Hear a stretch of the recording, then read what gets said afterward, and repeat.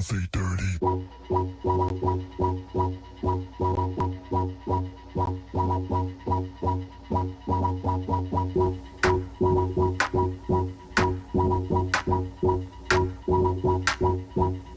Filthy dirty.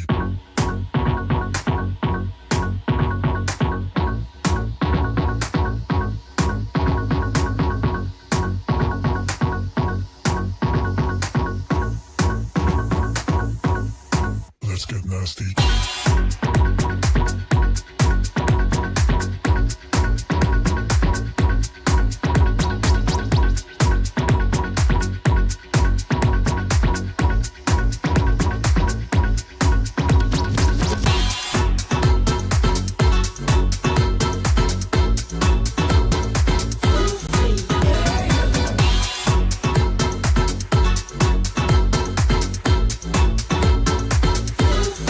Let's get nasty.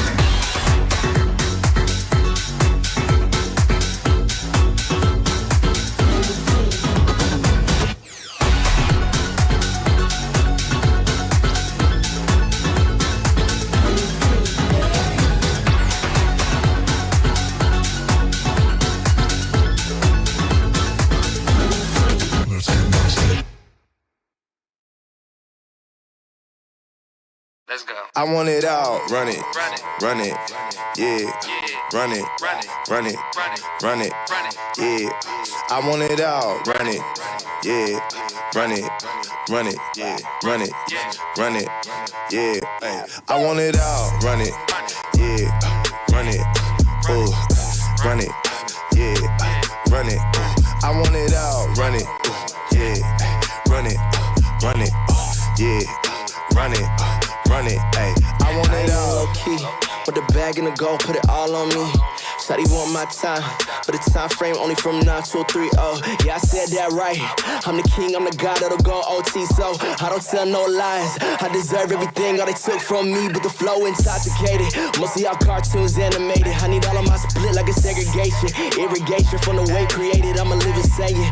Relocated, flights and chases while I'm out of state. You know I catch a check, so you should see the statement. I'm the bank, but I'ma need the payment, so I want it. I want it all, run it, run it, yeah.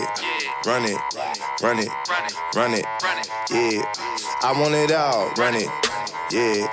Run it, run it, yeah. Run it, run it, yeah. I want it all, run it, yeah. Run it, ooh, run it, yeah. Run it, I want it all, run it, yeah. Run it, yeah. Run it, I want it all. Send me the play. I want the smoke hit the track like a train. I just want all of it, not just a part of it. I got no time for beginners and starter kids. I don't do drama, I got no time for arguments. Either you taking away a deposit, and either you leading by reading or following. Get back in line when I'm ready, I'll call you. And at some point, yeah, all this work gon' be off. I gotta get to this money, and that's for the family. I get on this off. Some of y'all just think I'm a new fella. She'll get up on this new level. They'll never give me two. Sell her my cool, she like that cool sweater. Yeah. I want it all, run it, run it, yeah. Run it, run it, run it, yeah. I want it all, run it, yeah. Run it, run it, run it, run it, yeah. I want it all, run it, yeah. Run it, ooh, run it, yeah. Run it, I want it all, run it, yeah. Run it, yeah. Run it, ayy. I want it all, run it.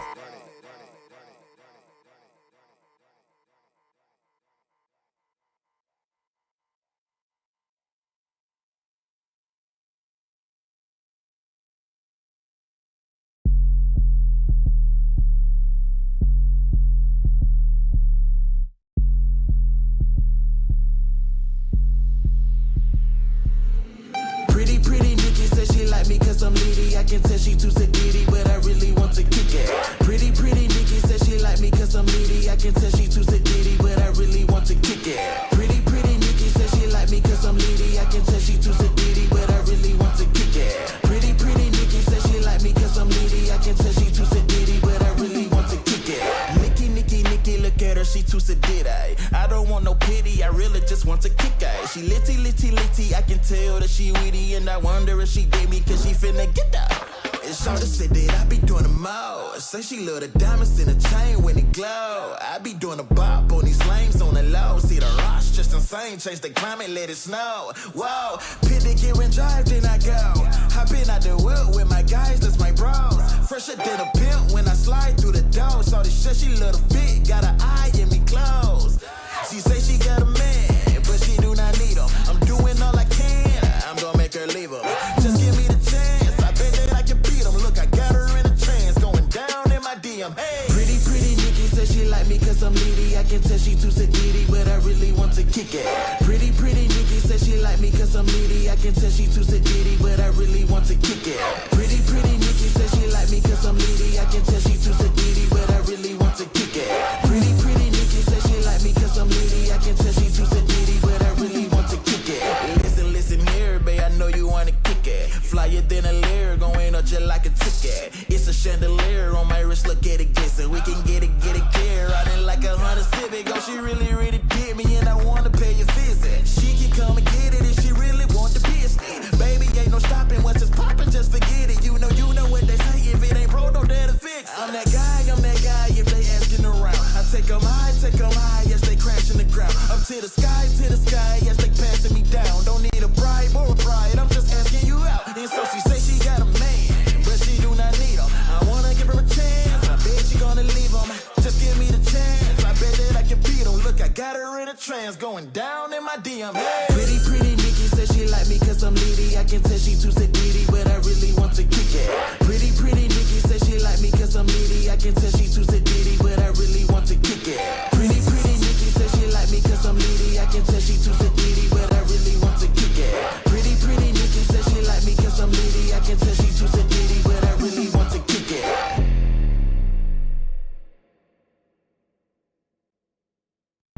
Dominate the game like we supposed to. Dodging all lanes like we supposed to. I just run the play like we supposed to. Gotta run it all like we supposed to. Hey, it's light work. Just looking at the wrist of the ice work. All this shit on me and it bust down. Shock him out the clutch and it bust down. She don't love me, she just want me for the team, I know. At the draw, I'm the pick, I'm that one lotto. Got that rocket and that power auto.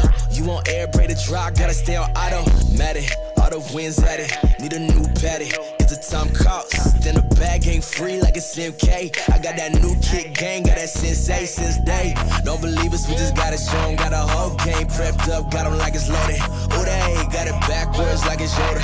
On track, got speed, it's a locomotive. Hey. Dominate the game like we supposed to. Dodging all lanes like we supposed to. I just run the play like we supposed to.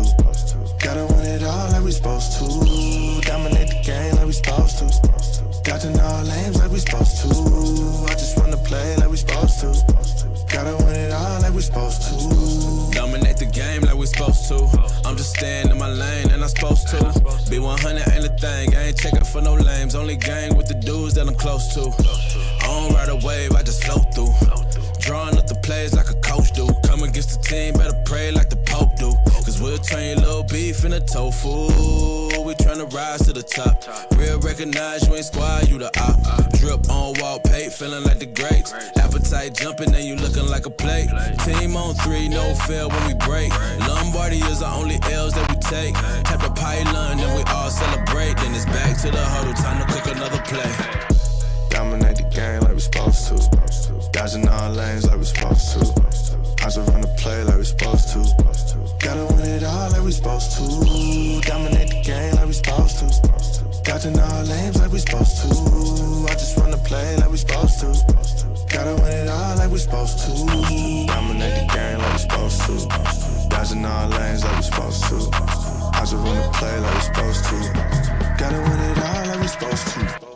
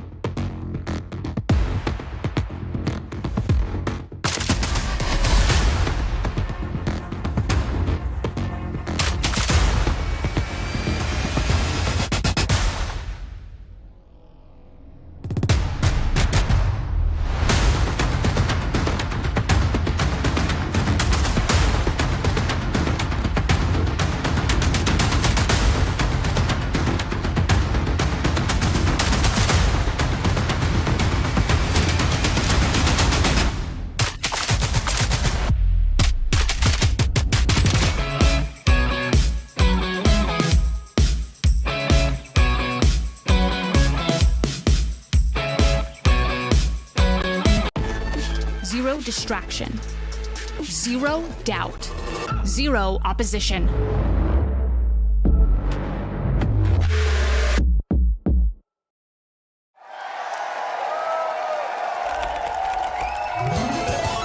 Red Bull gives you wings.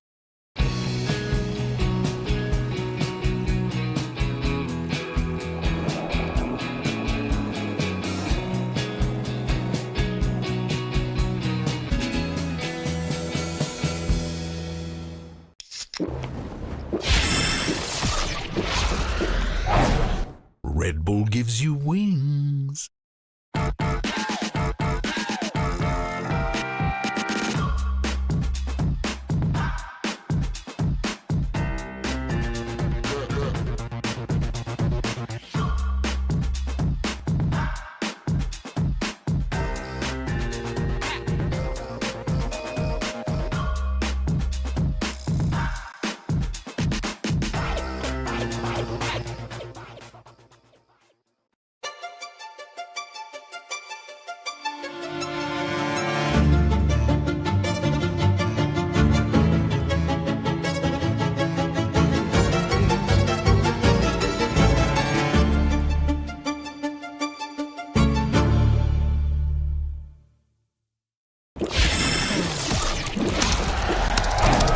Red Bull gives you wings.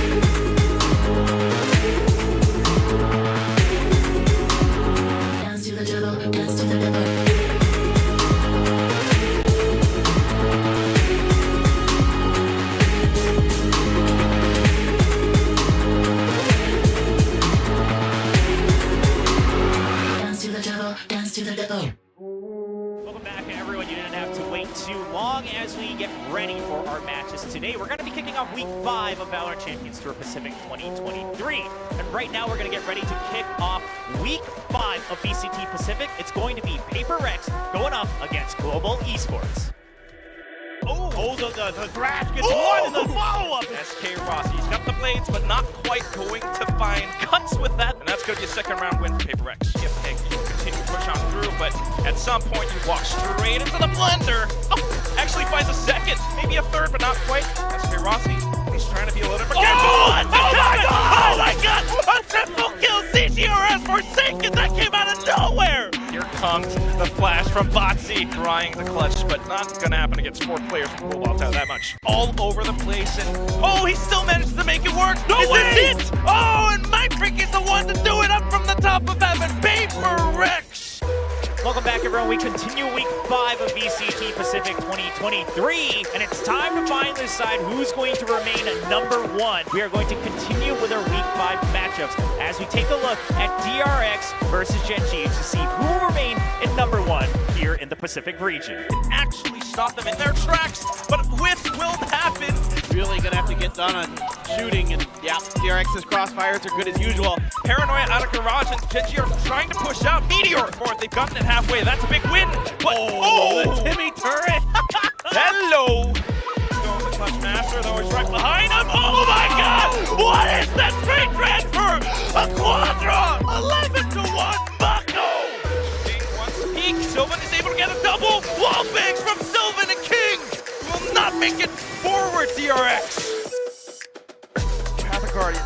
You have the best aim on your team. You have to make it happen for Buzz! What is that peek out of nowhere? It's just in time. It's a Cloudburst land.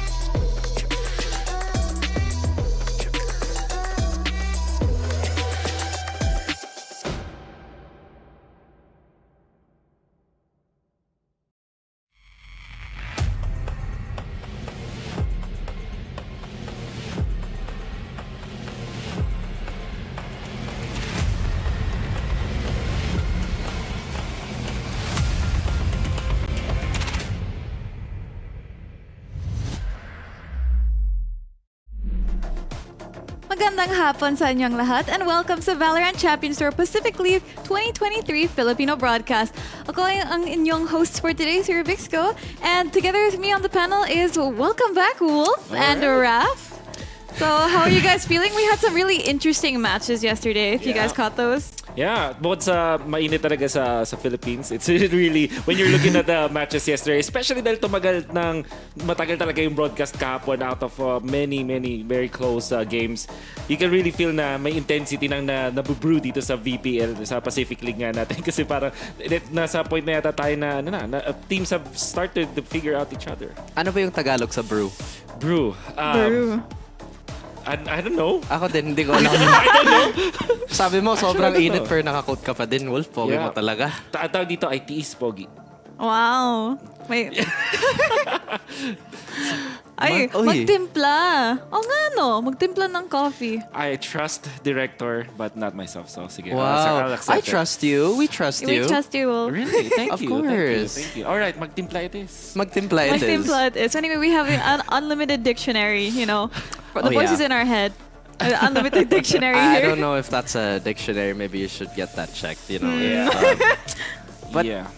you know, sorry for derailing the entire conversation. Yeah, yesterday was pretty brutal. That was 6 matches, and I still feel like despite how close it was for some of those games, it was still according to, well, most of us predicted, right? I mean, DRX and Genji, that was a very, very clear cut on why DRX is on top. Again, Genji was competitive for the most part, but DRX, ang ganda lang ng mga read nila. And syempre, yung local meta sa Korea, sobrang, what's the word here again? Well, sobrang, yeah, I'm just gonna say it in English. Defined, ganun? Defined, oo. Tagalog pala yung defined, Oo, Wolf. Tagalog. Starting today, ano ba, April 23, Tagalog na po ang defined. Sige. Sobrang Buko de defined. Wolf. Oo. Marami akong natutunan dito. But anyway, looking at our standings here, ayan, we still see Global Esports. They tried to claw their way from the bottom talaga yesterday. We saw that in their match against Paper X, and nung first match ng series nila, we really felt na may fighting spirit talaga with Global Esports. And we had an interesting, because again, Paper X and Global Esports, these two teams kasi, you don't know who's going to play. They have 7 players. They rotated. I think Global Esports used their entire roster here. We had subs every single game. And I think na-point out din ni Nomad yesterday na baka this is one of the reasons why this could have slowed down their momentum, because ang ganda ng performance nila in the first match, and then moving on to the next 2 matches, it seemed to have, died down. I think it's more about dun sa napili na maps. At least yung na-view ko doon, good Paper X. Kasi sobrang na-impress talaga ako doon sa performance nila doon sa pagdating doon sa Pearl. Lalo na nung kinalaban nila yung T1. And then na-carry over nila dito. Isa pang bagay din na related doon sa sinabi din ni Rebisco is the fact na ginamit yung ibang mga players nila. This time though, si Something ay ginamit sa 3 games. Hindi ako nagkamali. At nung una ginawa nila to, medyo naging shaky nung pinasok ulit si Benkay. Pero nung si Something yung ginagamit nila on that operator, sobrang na-activate nila. Saktong-sakto yun. Pag-uusapan natin dito si Something, ibang klase yung pinapakita niya sa defense on the Jet kapag operates niya. But at the same time, yung confidence niya kapag attackers din on the Jet, talaga pwede mo rin i-take note. Ang taas nung ACS niya, grabe. Lalo na dun sa Pearl map. Exactly. And ang dami niyang highlights yesterday, throughout the series. If you saw that really, really clean triple kill, I think it was trending all over Twitter right now because, it was a mid-air jump, jet knives, like, ang in-sync talaga. Sana nakita niyo yun, guys. Exactly. Like, ang memorable ng moment na yun. It was just so well-timed. I think macro-wise too was stylistically really difficult for Global Esports kasi isipin nyo yung previous match nila, di ba, Talon? And kahit oh my God, Talon. Kahit natalo yung Talon, sobrang systematic naman nila yung approach sa game. Despite their woes and whatnot. Now you throw in Paper X, who's notorious for just basically doing whatever they want. So it's kind of like going from a team that's hyper-structured to something that's a little more free-flowing. Especially the fact that Aaron's been piecing it together. We had that wonderful interview with him in their previous match. Pero yun nga, si Something super online, di napigilan ng Global Esports. But I think we had a pretty decent performance out of Monyet. I mean, that was the entire, I think, system we were talking about the other day. They're just really giving Monyet the space to work. He's been killing it on that third in. Sobrang lakas niya as a controller and as a playmaker. But like I said, despite that, Paper X, they really go against the grain and go against the wave per se. Exactly, and to highlight Monyet again, yesterday we took a look at the aces that we've been seeing over the past few weeks, and Monyet did a really nice one, the only ace in week 4. And again, I think the first ace that we saw here in week 5, the same agent, same site, and same map. So it was just like he was able to replicate that, the firepower that he can bring, and having this ability to replicate from Global Esports, this shows now maybe over the league they can develop some consistency, and maybe although nasa week 5 tayo, it's a very do or die situation for our teams to get into the playoffs. Global Esports still seems to be poised, to get that consistency going. Yeah, nakita naman natin na parang may kahit doon sa mga rounds na naitalo nila, even yung games in total na natalo nga sila yesterday, we saw na they are still employing yung mga set rotations nila. I think yun naman din yung nakapansin nun. Lalo na when you're playing up against teams na mabibilis, katulad ng Paper Rex, diba? Now, when we are looking at the other other teams, like DRX for example, sakto na mention yung something about consistency. Ito yung napansin ko kahapon with Buzz. I think siya yung nag-top frag nung game number 3, pero games 1 and 2, na dun din siya sa may gitna. So no matter what was the result was para sa DRX, lagi siyang nandun na maaasahan ng team nila. And maybe this is because of the veteran, or at least yung parang mataas na experience, mataas na reps. Kumbaga, if we're talking just about workouts, mataas yung reps niya. So nakikita natin talaga. Wow. Sakto yun, di ba? Sakto talaga. Bro science. Yeah, you know, the more reps you do, the bigger you get. But I really like that you pointed that out, Wolf. Kasi ang laki ng tiwala ng DRX on Buzz. Because, again, the dynamic between a Sentinel and a Duelist is that the Duelist will naturally try to lead the dance and take the tempo away from the opposing team. And again, Buzz is just so stubborn. He will just constantly say no. The way he adjusts is always so on point. And it doesn't take away from his ability to rotate to help the weak side. And that just makes DRX so dangerous. Other than that, we talked about last week being siguro yung evolution point dapat ng mga teams natin. Nakita natin nag-improve naman yung global esports. Talon, I don't know. But every other team, they've added other layers. Paper X, they also let CGRS play. Interesting name. And again, they did lose that first map, but once again, we see that trendsetter. At least that ability to try and set trends for Paper X.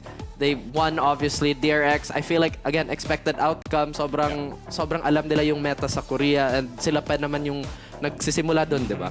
Exactly. And actually, you know, going back to our match yesterday, Gen G has been the only team to successfully take a map away from DRX. So, although DRX did get the win yesterday, ang devastated nila sa Twitter. I don't, like, if you've seen the tweets, we won, but at what cost? Because they wanted to really maintain that clean record. Like Villain Taylor said yesterday, you know, they have this reputation behind them and they want to keep that going. So, it's really good now. They're still striving to have that just, you know, having a pristine record talaga. Actually, that's interesting kasi si Godded is on that Gen G roster, if I'm not mistaken. And the complete roster, right? Fun fact, again, when they used to be Vision Strikers, they used to, I think this was like 82 or like 100 map streak. Yung Panira din sa streak nila is Godded's team. Wow. So it's kind of like a repeat. Despite them losing, it's like, man. Maybe kaya sila napa-tweet na gano'n or parang napa-react that way. Kasi alam mo yung parang mainis kayo, parang ano ba yun? Panalo na kayo ng malupit. You maintain the top record. Why you're still upset? But I guess it's a combination of that factor na shinare ni Raph. And also the part na nababasa ko si lately, iba pala yung culture talaga when it comes to that region. Perfection talaga or nothing. Right? Ganun talaga. It's either you're just destroying everyone or pag hindi mo nagawa yun, you're still mediocre. Parang ganun kalaki yung jump. And I think na in a way, medyo masakit at medyo borderline toxic yung gano'n. But it's how they operate. It's toxic. I mean, it's about the principle. It's principle and it's pride, you know? DRX wanted to prove that they are the best from Korea, and they've proven it. It's just, again, it's a matter of principle. They wanted to take that win super, super clean. But as you mentioned, Genji, I think that was a great step in the direction that I guess they wanted to achieve. But other than that, we are going to have to look forward instead of looking backwards. Exactly. So, you know, moving on from Saturday, we have our games for today. So, match 23 is going to be between RRQ and T1. And our second match is going to be Detonation Focusme versus Team Secret. And of course, we have our match for tomorrow. I think we're going to be looking forward to this one. Maybe a redemption match for Talon against Zeta Division. So, looks like it's a very action-filled week talaga. And I think, like, we had some really, really highlight matches yesterday. Ngayon, yung matches natin is going to be kind of moving a lot. Our standings kasi most of these teams are hovering around the middle. So, ito talaga yung parang pivoting point of who's poised or safe for the playoffs and who needs to try a little bit harder. But you know what you don't need to try really hard about is how to get your food. Because we have Grab, our sponsor for VCT Pacific. So, narinig nyo na ba ang Grab Unlimited? Kung hindi pa, Grab Unlimited is offering free delivery every day from every single store. And you can try it for 1 month absolutely free. And if you're still hungry for more Valorant action, don't worry because we still have more challenges coming up ahead. So, ano pang hinihintay nyo? Iscan nyo yung QR code to get in on the action because Grab Unlimited has you covered. And remember to share the stream on Facebook, mga kaibigan. YouTube and Twitch, available din tayo to support VCT Pacific and your favorite teams. It's Valorant_PH and Valorant Esports PH on Facebook and YouTube. Yeah. Oh, sobrang excited now. It's okay. Special thanks to our sponsors, Logitech, Red Bull, Polo by Ralph Lauren, Grab Unlimited, of course, HP Victus, and Zowie for making VCT Pacific League possible. So again, big thank you to everybody, and big thank you to Wolf for giving me that surge of energy. We pass the energy. Ganun tayo ka-close. Syempre. I'm actually taking you away from Master Rai. That's my goal this Pacific. Oh, really? Whoa! So there's a Step bit one of a done. love triangle. Step one done. What was step one?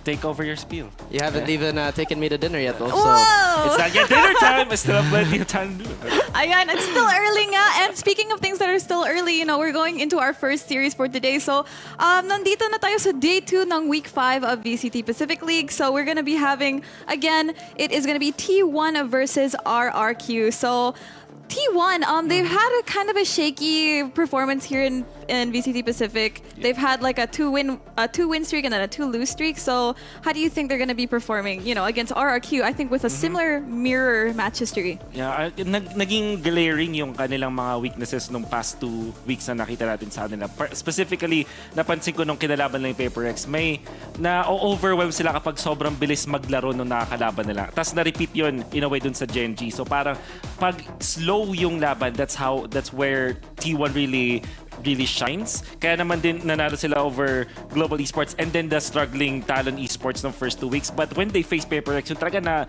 nabuksan eh. Parang when they were playing against T1, kahit nung katapat nila either si Something na bago or si Benkai na luma na supposedly basado na nila, which, Di ba ikaw yun si Benkai?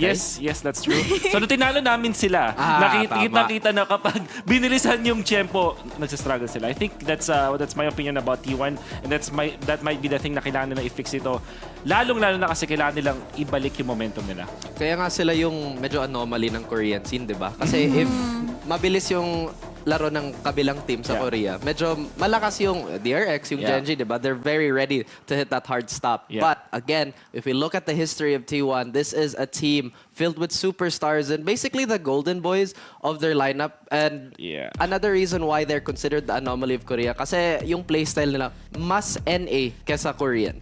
Again, they have that super contact heavy style where they will try to 5-man a site instead of going for those lower defaults and trying to inch away the map control. It's been super apparent, and that's why they were losing against teams like Genji, like DRX, that are super measured when it comes to control. Exactly. And fun fact, both RRQ and T1 both lost to Genji 0-2. So this is going to be another, again, I think a lot of people have their opinions on these teams as a very 50-50. This is a very 50-50 matchup, just based on their performance. So this is going to kind of be a benchmark point, I guess, for these two teams moving forward dito sa VCT Pacific. But going on to RRQ, I want to highlight a certain player first because, I think that we've seen their momentum here growing as VCT Pacific goes on, but we're also seeing players like Elmi Moore and, we also saw MN play last week. So this is the first time that we're actually seeing RRQ do a lot of things, even their first appearance on Icebox. Yeah, nung una na nakita natin RRQ nung first week,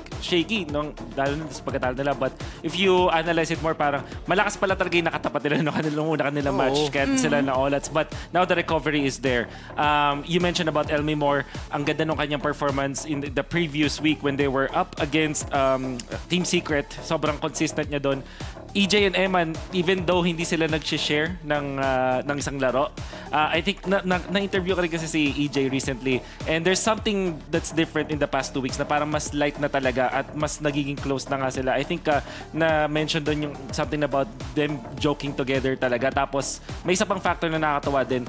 Even when they are essentially enemies with Team Secret, meron pa rin sharing of knowledge doon, and nakikita niya talaga si Jesse Vash and the entirety of Team Secret as their mentors. I mean, that's the beauty of competition, right? We all take away something from our opposing teams, but, just to go away from the intangibles, I actually think that lineup that we saw, that starting 5 should be the starting lineup they'll go into this matchup, because the dynamic here is that T1 is always going to try and bully their way into RRQ. So it's really up to the support staff in terms of Elmi Moore, in terms of Xfero, and Tuget to kind of hold it down. Kasi may tendency naman si Eman at EJ to heat check a lot. Yeah. And it does kind of lead into a bit of an overheat. And again, with the matchup we have here, we are going to be looking at both the Sentinels. I feel like despite the similarity in stats, their approach to the game is super, super different because Munchkin is, I feel like, that much greedier when it comes to map control. Palagi siyang nakalurk. Yung mga flank niya sobrang aggressive, whereas Elmimore is kind of like a control tower. The team is gonna be relying on him, and the defensive rotations always start with him first. Exactly, and I think, you know, speaking of the rotations, he's also pretty known for a lot of his really good lurks that we've seen him do over his recent matches actually. And I remember this guy was the one who knifed Jesse Vash. Yes. Oh yeah. So he's definitely got some reputation going for him. And you know, going off of Munchkin, he's very reliable. I think we've also seen him clutch quite a few times for T1 here, so it's not going to be surprising if we see more from him in this matchup. But these two Sentinels have definitely kind of leveled up their Killjoy play, and I think one of them, I believe it was Elmimore, he's gotten a few kills where he just does some really lucky, or I wouldn't say calculated. There's no such thing as luck. Yes, calculated nano swarms where I think he was just playing off of maybe IGLing or his teammates' calls where he would just activate a nano swarm and get a kill, and everyone would just be like, how did that happen? Yeah. I think yung napapansin natin na nagagawa niya T1 eventually, and I think RQ din naman, if you think about it, is maraming mga space makers, or at least yung playmakers in a way na parang sa kabilang part. Parang more, they force out information, parang something like that. Iba yung playmaking style nila eh. Kasi yung playmaking sa T1, it's super contact heavy. Kasi yun nga, kaya si Saya player pa, Yeah, diba? exactly, Has the tendency to kind of 1v3 out of nowhere. Whereas the way RQ would playmake is to really play with their utility and try to dominate space with pressure. Yeah, that's why ito, spoiler alert, parang mas RQ ako po dyan. Saktong-sakto na mention mo to kasi sobrang contact reliant ng T1 to the point na pag napanood mo yung mga times na nagtatry sila mag-utility, sobrang off naman na nakikita natin. Even when they were, still can recall yung ginawa nila versus versus Paper Rex, kung saan pag gamit nila ng flash, hindi sila nakakapatay afterwards, sila pa yung napapasama. So what I'm trying to say here is, sobrang reliant nila dun sa contact plays nila. They're good at it, but nakakalimutan nila yung tamang executes because of that. Pwede ka na mag-coach. Kasi yun yung mga... Again, guys, this is something that we've talked about in analyst circles too, that contact, no matter how consistent you are at it, you will always have an off day. And there are times where the shot is just not for you. Whereas, again, reliable set play, reliable defaults are a bit better, you know, on the long run. That's right. And speaking of things that were, you know, if it's your day or not, let's see whose day you think it's going to be, because we're going to be going into our predictions now. So I think this looks like an RRQ day. I agree. I already nag-spoiler na kanina. I think no matter what the result was, bago pa ako natanong today, I think Arcade will be 2-1 for sure. Kasi T1, they are put in a corner now, and I think hindi silang kwatal. Being the players they are from that specific region that we're talking about, like the competitiveness, right? Hindi sila mapapayag na hindi sila makaka-recover, so I think that they will find a way, but I think RQ still will take the series. I mean, I've agreed with you. I think RQ would take the series, but their win conditions are very, very specific. It's really to avoid giving T1 the space that allows them to heat up, and again, that's super general, right? But to put it in a more concrete manner, I mentioned Eman and EJ have the tendency to really go for those straight fights. They have to play this as slow as they can. They really have to, because it's going to be reliant on Xfero, it's going to be reliant on Elmimore, and possibly even Tuge. Again, it's that backline that will really decide the fate of the series. Exactly, and I guess we'll just have to see how well T1 responds to this. But don't go anywhere, because we're going to be throwing it to a short break, and then we'll be back with our series number 1, RRQ and T1. IGL이라고 하는 것 때문에 사실 압박감까지 느끼는 건 없고요. 하지만 책임감이라는 거는 확실히 존재하기 때문에 제 스스로도 IGL로서 책임감을 많이 느끼고 있고, 형으로서는 그냥 동생들 기분 잘 다독여주고 재밌게 만들어주고 긴장 풀어주고 저도 트롤링 좀 하고 그렇게 지내는 것 같습니다.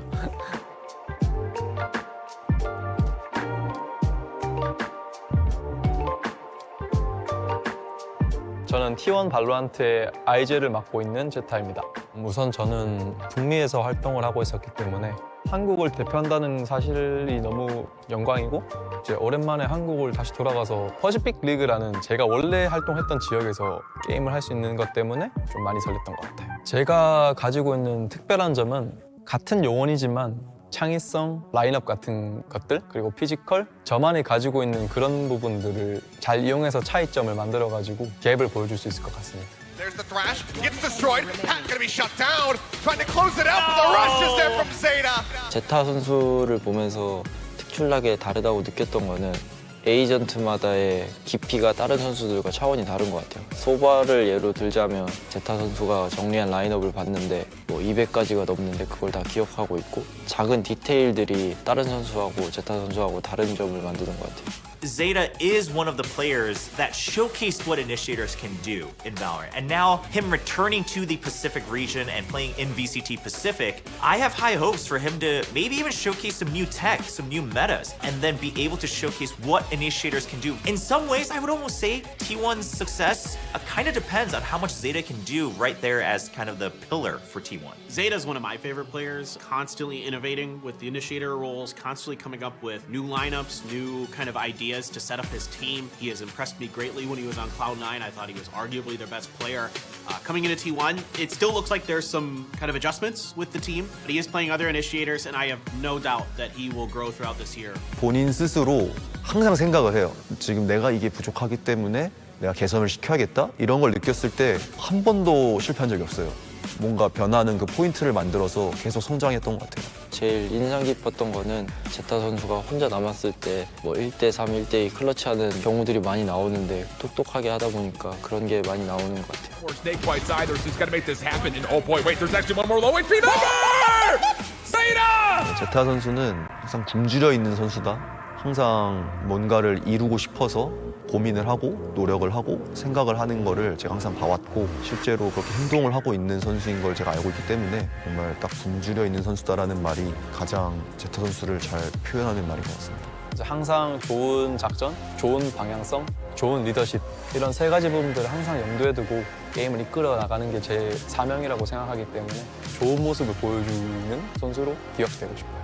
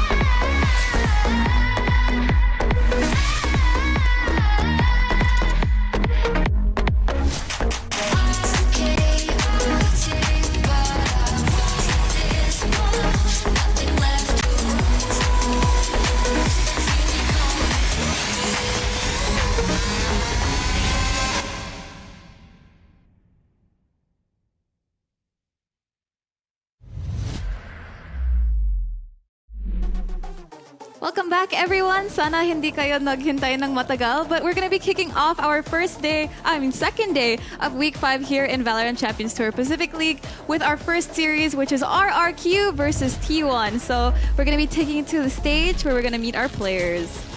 Paul, yung barkada mo. Yeah. Si EJ, Tropa Peeps. Pero binabati ko ulit, I never miss this. Binabati ko si Kingmaker. Si Mr. Land Regates, one of my closest ones. Nakakatuwa lang kasi may time na papunta silang Indonesia, sakto lang na nasabayan ko lang sila dun sa airport. Wow! Yun nga, actually when I was in Indonesia too, I tried the RQ jacket. Sobrang ganda yung golden. Oo nga eh. Sobrang bagay sa akin, no? Sobrang bagay sa'yo din. Sobrang bagay ni Rebe. Kahit mainit, kahit gaano kainit, susuotin ko yun. Oo. Pang points talaga. Pero kung may tropa ka doon, may tropa din ako, syempre si Tugi. Oo, di ba? Ikaw, Remy, kumusta yung mga tropa mo doon? Hindi, kayo yung nag-interview kay Tuge. Yung Cebuana interview, naalala ko ba yun? Oh, syempre, honest interview, di ba? Ano yung translation ulit? Anong sinabi ni Tuge? Ba't sila nalalo? Kasi malakas si Tuge. 1v1 million. Kahit kasama pa si Ye, si Tens. Mga classic ng joke lang guys. He was very, very humble, honestly, and very well-spoken in that interview. And he's always given credit to his team and everybody around him. So, you know, it's a really wonderful thing, despite how, I guess, cutthroat and brutal competition can be. I mean, I think we've been seeing that din sa mga ibang interviews natin. You know, they really hype up the rest of their team so much.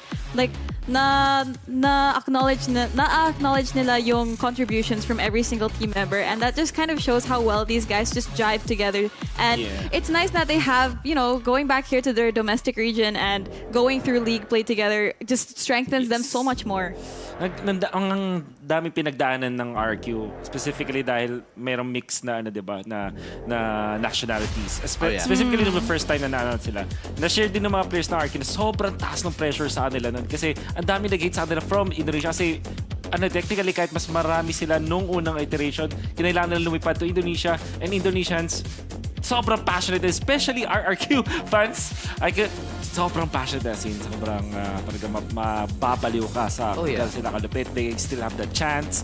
They have drums when meron silang mga songs about it. Ganun sila ka-hardcore doon. So, that alone, ang laki na nung kinailangan nilang ipunan na dun sa roster. So, ngayon, nasabi naman nila na buti lang daw yung management ng RQ and even yung mga players na kasama nila na Indonesian. Sobrang welcoming naman.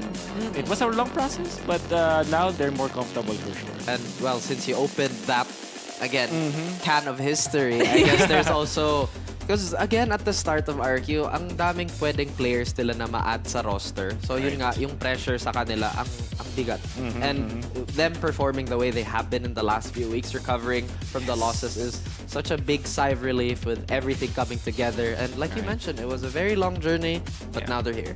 Exactly. And you know, makikita din natin dito sa group huddle nila that they've definitely gotten, you know, everything is mixing well. Pero going here to the side of T1, you know, everyone seems very calm, composed here. And I think this really means for both of these teams kasi they have a very similar score sila sa standings. So this is also going to be, again, another point where one maybe is one step closer to securing a spot in the playoffs and the other one has to fight just a little bit harder.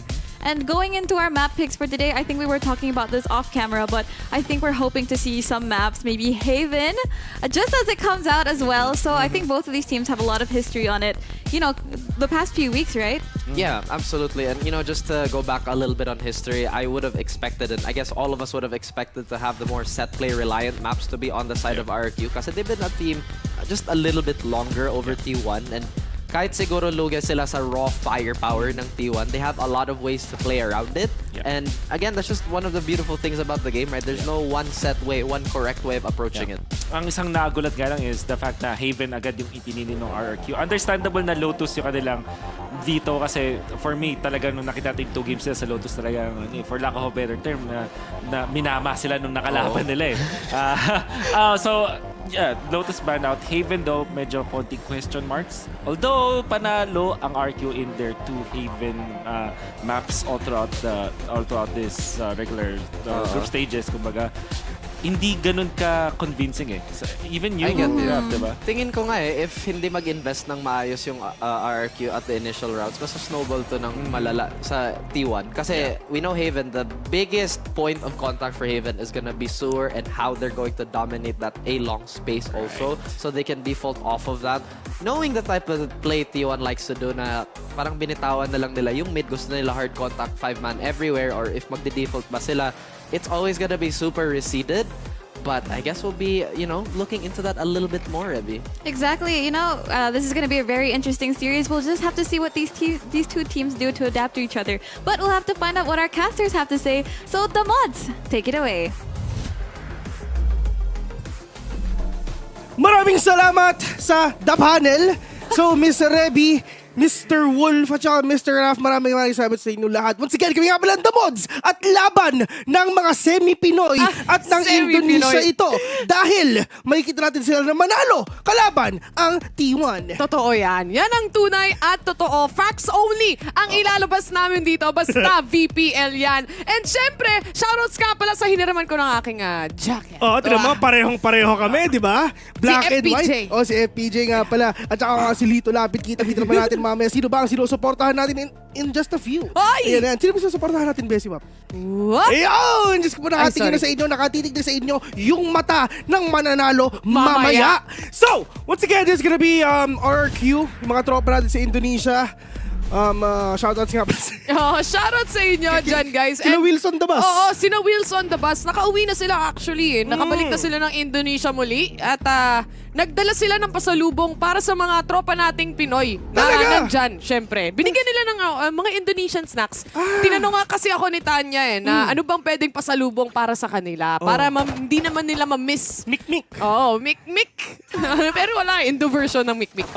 Yun ang nabigay. Hindi ba delikado yun? Hindi. Hindi naman. Okay. Pero, here in Haven, tama nga Haven. Diba? Haven nga yung mapa. Makikita natin ngayon yung mga players nga na maglalaban-laban dito sa mapa ng Pinoy. At alam naman natin na malakas ang RRQ dito sa mapa na to. Indonesia versus Korea. We're gonna get to see when it was gonna be the very best like no one ever was. Sabi nga nila sa Pokemon. And para naman dito sa side ng T1, so far kasi, as a Korean team isa sila sa mga nahihirapan, no? And knowing na yung Genji tsaka yung laban ng kanina or kahapon ng DRX, medyo maganda. Nakakatakot para sa kanila. Pero hindi tinamaan nga ng shock dart. Yun ang tunay na agimat, men. Let's go. Tamaan yun. Pero ewan ko ba kung ba't hindi nangyari yun. So yung mga players nga ng T1 isa na silang nakakapatay ngayon. Machi for the 2K already. Tuge all the way from the Philippines. Isa na. Carp will catch one as well. Tuge, the only man remaining. 1v4. Falta will not gonna connect kasi nga pinasok sa may backside pero saya player. Nice try, Tuge. Nice try na lang masasabi dito ng RRQ muna as T1 secures the first round here o yung pistol round nga na meron tayo. And moving forward, syempre makakabili sila ng kanilang mga barrel. But again, pag-usapan natin ng isang pakapyaw mabilisan itong naging round nga natin. Inikutan din naman kasi ng RRQ talaga. And once they try to go into B-Link, dun na nagkatapos dahil nga napakaliit na choke point when you go to B-side. Yeah, so parang nakita ginawa nga ng T1 dito is inunahan nila yung pag-rotation nga na ginawa ng RRQ. Well, big shoutouts nga pala kay Faker. Na semi-may-ari na rin ng T1. Natuluga? Grabe siya, naman. Man. Pag-donation na Diba? pala si Faker ngayon. Pero in Tagalog, di ba? Si Faker. Pero yun na nga. Players of a T1 at least, they have the momentum already. First round momentum nga na pinapakita natin yung advantage as well because of the firepower that they have. But RRQ, nakita na natin to, napanood na natin yung kalaban nilang TS. And makikita natin to if makakaisa pa ba sila. Saya player, ganito verticality, catching someone off guard. Din lang sa may likod pero mukha walang ata. Uy, muntik na. Oy, muntikan lang matamaan si Xfero dito. Pero ligtas pa rin naman siya. It's still a 5-man retake. Bound to happen mula sa side ng RRQ. Kailangan nga lang nila i-clear out yung mga nasa labas. And Monkin already getting a kill here towards Xfero. At yung iba naman, kumbaga firing squad ang tinatapat sa kanila. They're really confident na talaga lumabas sila ng site right after that plant. Kasi nga in terms naman sa post plant dito, ano yung saya player for him to spray that Marshall. Si Zeta, may shock dart, may Aldron, may Recon lahat na, paranoia, may nade si Munchkin, tapos si Karpa with all the utilities that he has. Talagang kompleto yung pang post plant nila at tugi na naman mag-isa 1v4 baka. And at least Carp, Kudiko, sige okay na yan. Pero kung napapansin mo, di ba, yung difference sa game mo, sa round 1 and round number 2, round number 1, okay, inunahan nila yung mga kalaban nila dun lang sa may B-leg. Right after sa round 2, nagmamba out na sila. So at least they have the variations nga. Tsaka nandun yung consistency lang eh. Basta dito muna tayo mag-focus sa objective and then magpo-post plan tayo. Let's make sure that we actually get the value of the round na nakakalamang nga tayo. And that's exactly what T1 did. Makikita mo naman, RRQ, hindi sila nakabuelo at all, even trying to get a kill outside B site. Yeah, yun nga eh. And ginawa sana nito yung trabaho niya. Nag-smoke ko lang tong entrance ng B, then bahala na tayo kung kaya ba natin i-defuse, pero hindi talaga kaya yun. Jumpy coming in from Tuge. He knows already na meron dalawang tao nga dito sa may silong. Zeta, together with the players of T1, trying na talaga mag-connect lahat ng utilities na meron sila. Simulan muna nila with a Sova drone and a stun. Pero ang RRQ, nagsasetup din sila ng kanilang mga utilities dito. The movements coming in from T1, it seems like mag-iiba ang desisyon at mag-iiba ang ihip ng hangin mula sa kanila. Dahil we are seeing a little bit of a rotation onto mid and we might be seeing them as well trying to go A. Kasi at this point, nagpe-play for picks pa lang naman tong T1 kasi nga buy round na ng RRQ. Xfero, maganda yung position niya. May alarm board din dito sa may entrance nga ng B. But EJ, look at that! Pinoy yan! Taking down the two players of T1. Ganyan talaga kalakas ang Pinoy! Sim! Diba yung first round na baka sakaling makuha ng RRQ? Eh, syempre si EJ ang nag-open up ng first 2 kills na yan. Saya player set at Munchkin though. Magkakasama sila dito on 1 garage, 2B, on 2C long. And I think it's quite clear for them to take. Kasi nga yung players ng RRQ, gusto nila 5-man retake eh. 5-man retake. And this is discipline na meron sila. Munchkin trying to cut off the rotations nga ginagawa dito ng T1. Zeta, will catch one. Pero ito na sila. Oh, Munchkin! Nakapitas pa lang isa. But EJ with a 3K already. Putting it on 3v2. Pwede bang manalo dito ang T1. Pero let's see if ever magkakaroon pa lahat ng utilities nila. Saya player, nakaisa na. Right click onto the face of AJ. It's on to Xfero. 1v2. Bulldog and a Marshall for a dream side nga ng T1 dito, miss. Oh my God, winnable pa nga. Doon naging domino effect. I mean, they had the upper hand kahit dun sa mga swing na ginawa ng T1. Pero nagsimula yun after the Marshall kill na nakita natin from T1 way back in Silong, if I'm not mistaken. And the fact na sila na yung may advantage, sinusubukan nila itong 5-man push on to C. Hindi na naman sila nagsabay-sabay eh. Yeah, kung napansin mo, halos wala na talagang lumabas na utilities nga, di ba?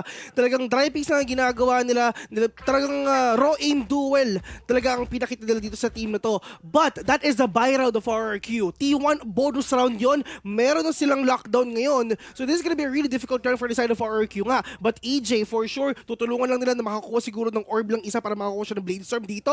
And for the side naman ng T1, at least yung slow push nila, yung discipline, yun nga, yung pagkakaroon nila ng discipline sa C is hindi nila pinusuan yun. Ooh. Umikot pa talaga sila. Nag-tech pause, Bessie. Simula pa lang natin. Baka kaya natala tayo sa round 3. Siguro. Sinisi sa tech pause eh, no? But while we are on a technical pause rin naman, that round wasn't supposed to go that way kasi. Yun talaga yun, man. Hindi naman dapat mananalo yung T1 dun sa round na yun, pero nagawa nilang manalo eh. Ang okay na yung ginawa ni EJ, naka-3K na siya eh. Napitas niya yung smoker, napitas niya yung nagfa-flash. I mean, nakapatay yung nandun sa window, pero isa lang naman yung napatay niya. Tapos si ano pa doon, yung Sova nga, di ba? Yung si Zeta nga. Na-recon din. Oo, na-recon. Na-right click pa yung yung nag-push, which is EJ nga. I think it's more of wag silang magmadali. Oo. Isa-isa silang lumabas din eh. Oo, kasi nga nakuha nila yung info eh. Nandun yung recon, na-detect nila yung Sova, nag-shock dart yung Sova. Screen time. Pero nga, you have to think na hindi ka pwedeng basta-bastang pumush in kahit na ang laki nung Grabe yung space sa ano, no? Para siyang lilipad eh. Sa PC, parang may flight. Buong lamesa ata para sa kanya lang. Para siyang lilipad, nakaganon siya. Mababang sensitivity. Siguro. But ito na, makakabawi na ba sila? RQ, they don't have any money, pero it's fine, thrifty, kaya pa yan, best. Kung nakaya, last time, nung mga nakaraang araw, kakayanin muli. Yun lang yun, guys. Eto na. A-main, ang mga players ng T1 dito, but like we usually see and very much a default play coming in from them is yung play for picks. And the thing is, nakakahuli at nakakapitas sila every single time. Pero ang problema, napitas na nga dito sila, may more sentinel for the side of RQ right now. Pero ito na nga yung kailangan nila. EJ at isa ko na siya isang base storm dito. Natamaan siya ng Aldrone, pero this is the discipline na meron dito ang T1. Kahit na-tag si EJ, hindi sila nag-swing kasi alam nila na naka-blade storm siya. Sobrang ganda ng sobrang solid ng discipline, man. Disiplina lang talaga ang kailangan when it comes to those play for picks na meron tayo. And Munchkin already coming into the side, syempre with the help of the Paranoia, at sinusubukan nilang iset up dito yung C. And quite so, wala namang tao dyan at all. Kaya naman libreng-libre for them to take. Ito yung magandang read coming in from T1. Kaya na-outplay nila yung RQ kahit 4v5 or kaya 3v5 eh. Talagang ginagamit nila yung rotation. Yung A to C, Oo. B to A. Alam mo yun, talagang ino-own nila yung buong mapa. They have the full map control already na pinapakita nila. For the players of RQ, it's on its way for them to get that retake. Tamaan na nga na alarm bot mga kaibigan. EJ popping over the killer run. Isa yung player, wala siya magagawa kundi mag-spray and pray na din talaga. They need to defuse the spike. Flip jitter, aftershock, all of these players, but it's not gonna tag anyone. Pwede kita 4v3. Kailangan nila ng pressure, kailangan nila ng magpupush. Ito na nga, Tuge was able to punish Mon, pero isa lang ang makukuha niya dito as Zeta still managed to pick out 2 players from RRQ side. 4-0 ang magiging scoreline natin dito, best. But eco round eh. Eco round, grabe naman talaga mga eco fraggers. Pero yun nga, di ba? I mean, the position of Ban actually, sobrang cheeky. Doon lang din sa taas ng crate with the off angle, take it down 1, which is si Lemmy Moore nga. Kasi alam naman na rin, yes, merong killjoy dito ngayon sa C, pero medyo umasim eh. Umasim si Lemmy. Tira mo, 0-4. Pinush niya eh. Pinush nga niya. Pinush niya eh. But good read kay Ban. I would say that RRQ, if you try it around anyway, yung pag-push nga ng Killjoy dito, they could have gotten a better pick-off or a better angle. Kaso nga lang, ganito maglaro yung T1 eh. Play for picks kasi. Yeah. Ang ganda ng ginawa dito na Flip, sa nilaruan niya yung smoke na ginawa ni Ban dun nga sa may sewers. Hindi nila-expect yun ang side ng T1 for sure. But the players of T1, hindi sila nag-pick, hindi na sila nag-trade dito kasi wala silang idea kung ilan ba yung tao doon. But dito nga sa B, crossfire na malala. Dapat lang manalo sila. Dinurog nila kami sa rank eh. T1! Munchkin yet again to get a kill here onto Elbemore. Pero si Expero mahuhuli niya yung nagti-TP out. Nagpaplanta sila ng spike dito and it's B side again.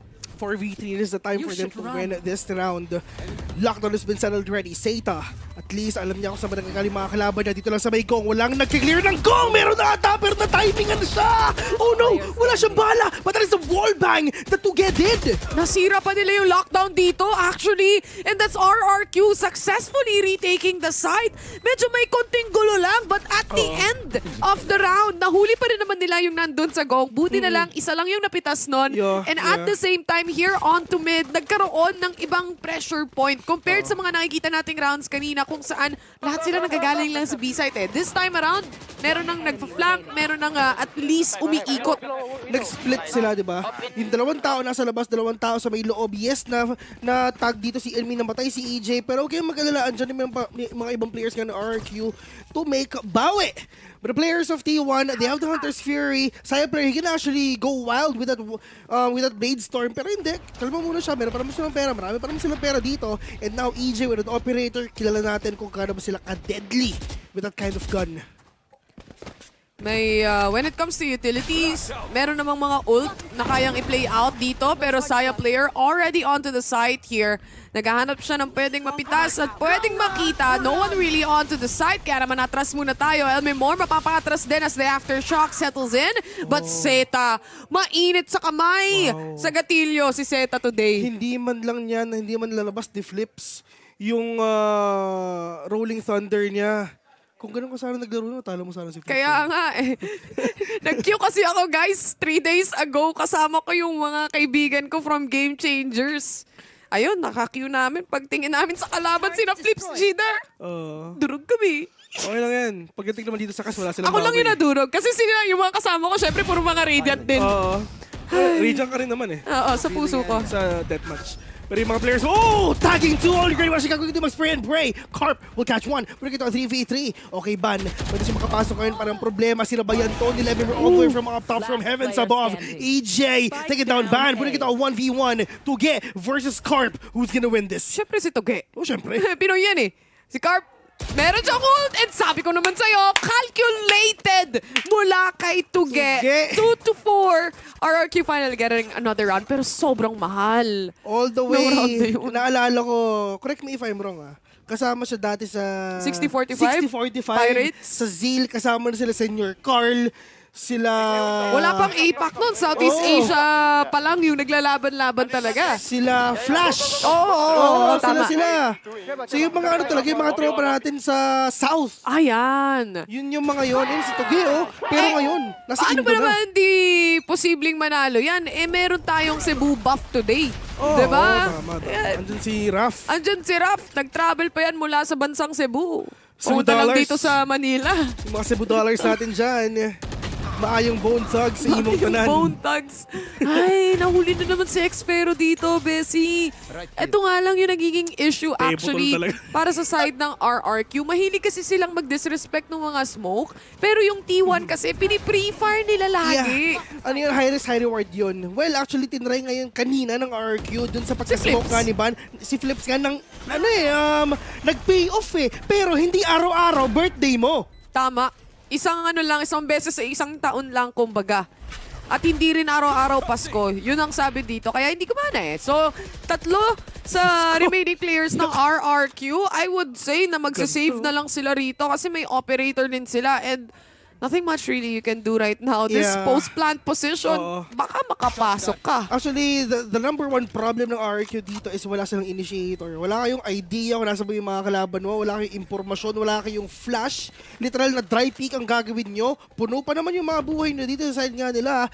And wala talaga kayong choice kundi mag-mamba out na. And sa totoo lang, ang ganda ng pwesto ni Ban. Dun sa may hell, nakaready siya ng paranoia. So whenever na din talaga meron sila nakitang isa, kahit pixel lang yan, paranoia agad sa mukha at wala na silang magagawa.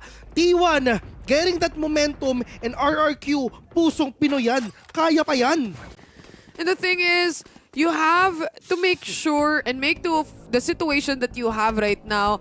And yung operator nga kasi, nawawalan na ng value once na maging retake situation siya. Not fully mawawala yung value, but obviously, mas mahihirapan ka to make a retake happen and mas mabagal nga for them.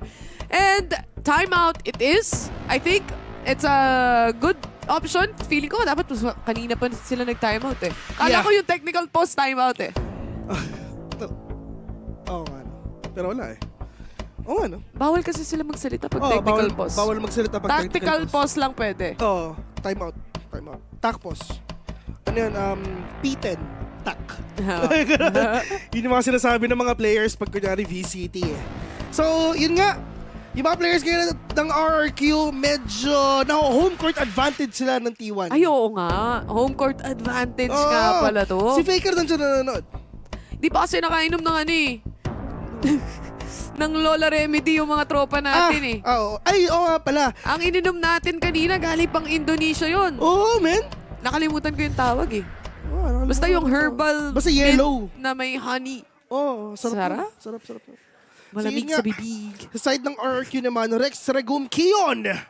needs to win this round knowing na nag-buy na naman sila dito. EJ, yung value ng operator niya, kailangan mag-make count at baka mangyari yun ngayon kasi nga baka mag-A din yung ibang players dito ng T1 pero mag-A nga ba? Oh no, mukhang hindi ata. Kaya nga sila nag-save ng 3 para makasabay yung dalawa eh. Kaya pipilitin talaga nilang makuha tong round na to right now. Pero nga, if you can see, aggressive positioning. Ang pinagkaiba nito, Bes, may kasama na. Kanina nakikita mo solo push yung mga players ng RRQ. Dalawa na sila. So, mangyayari dito. Dalawa na silang mamamatay. So, first contact si EJ, then biglang babawi si Philips dito with the utility or anything na gusto nyo gamitin ngayon. Seira! Pasok nga and the players of T1. Kinakabahan na nga sila kasi wala silang idea kung meron ba dito. Nga, EJ, Diyos Christ, tugi! Men, natunaw! Natunaw sila sa Nano Swarm ni Munchkin dito. And T1 successfully taking a side yet again. Pero nga lang hindi papayagan ni Xfero dahil yung mga lineups na yan, pagdating sa shock dart, tatama at tatama pa rin. Yun nga, tinamaan din si Saya player dito kahit pa super low in HP pero ang problema, 4 pa sila. And the players of T1, oh no! Flip jitter! Hindi may kalalagyan ka! Pero panalo ka! Ay naku! Rolling Thunder, Bessie! Tatama ba? Ay, paranoia! Nakapag-paranoia dito pero Xfero, he has to put pressure! Nabulag yung dalawa pero ito na naman, Flips going for another try here, finding and trying to look for a ban. It's a hunt and he gets the kill! May oras ba? Meron Mahaba ang oras niya. At least, diba, yung aggression na pinakita na dun sa A, yes, hindi nag-work. Talaga sinave niya yung Rolling Thunder niya para dun nga sa postman that he needs. And syempre, buti na lang, meron pa siyang 2 flashes for him to flash their opponents. Papunta nga sa may silong. And buti lang din talaga tumama siya. At sa totoo lang, kung saan siya panalo, dun sa window. Kung hindi dahil dun sa hindi tumama, si Ban. Totoo. Ay, si Ban ba yun? Si Zeta.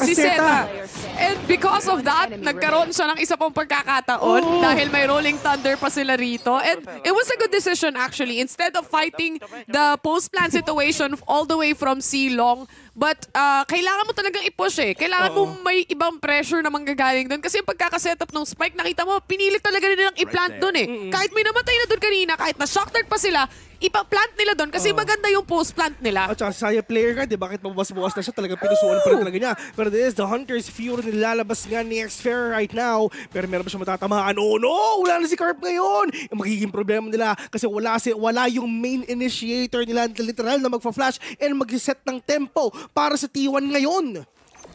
Still a 4v5. Tamang setup lang muna at basag ng mga traps. Ganun pala yun. Eh, tutunan na naman bago.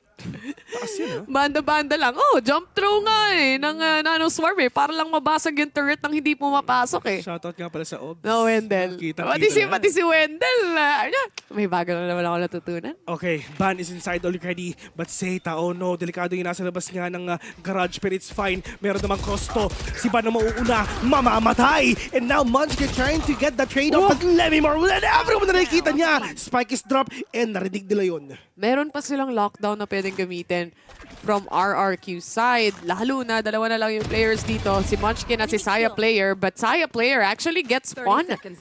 Ang mahirap nga lang dito, lurked out si Saya player. Magulo yung rotations ng RRQ kasi wala silang idea. But it's only 1 man remaining and that Saya player, mahanap at mahanap din ng RRQ. Kung paanong ginawa ng T1 na kinontrol nila ang buong site from A to C, ginagawa nila ng paraan, yun din ang ginawa ng RRQ. They have the full map control because of that Astra, talagang mas pinalawak pa nila yung kanilang distansya, ginamit nila yung advantage na meron sila because of that operator that they have. And Lemmy Moore, buti lang din talaga on point and in terms of timing, nauhuli niya.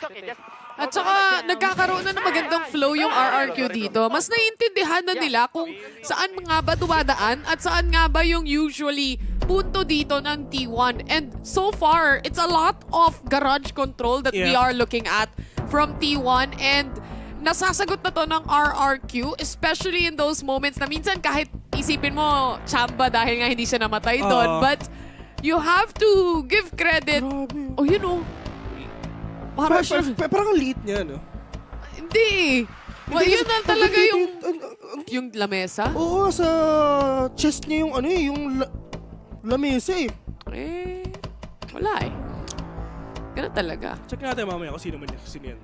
Si Wolbata yan.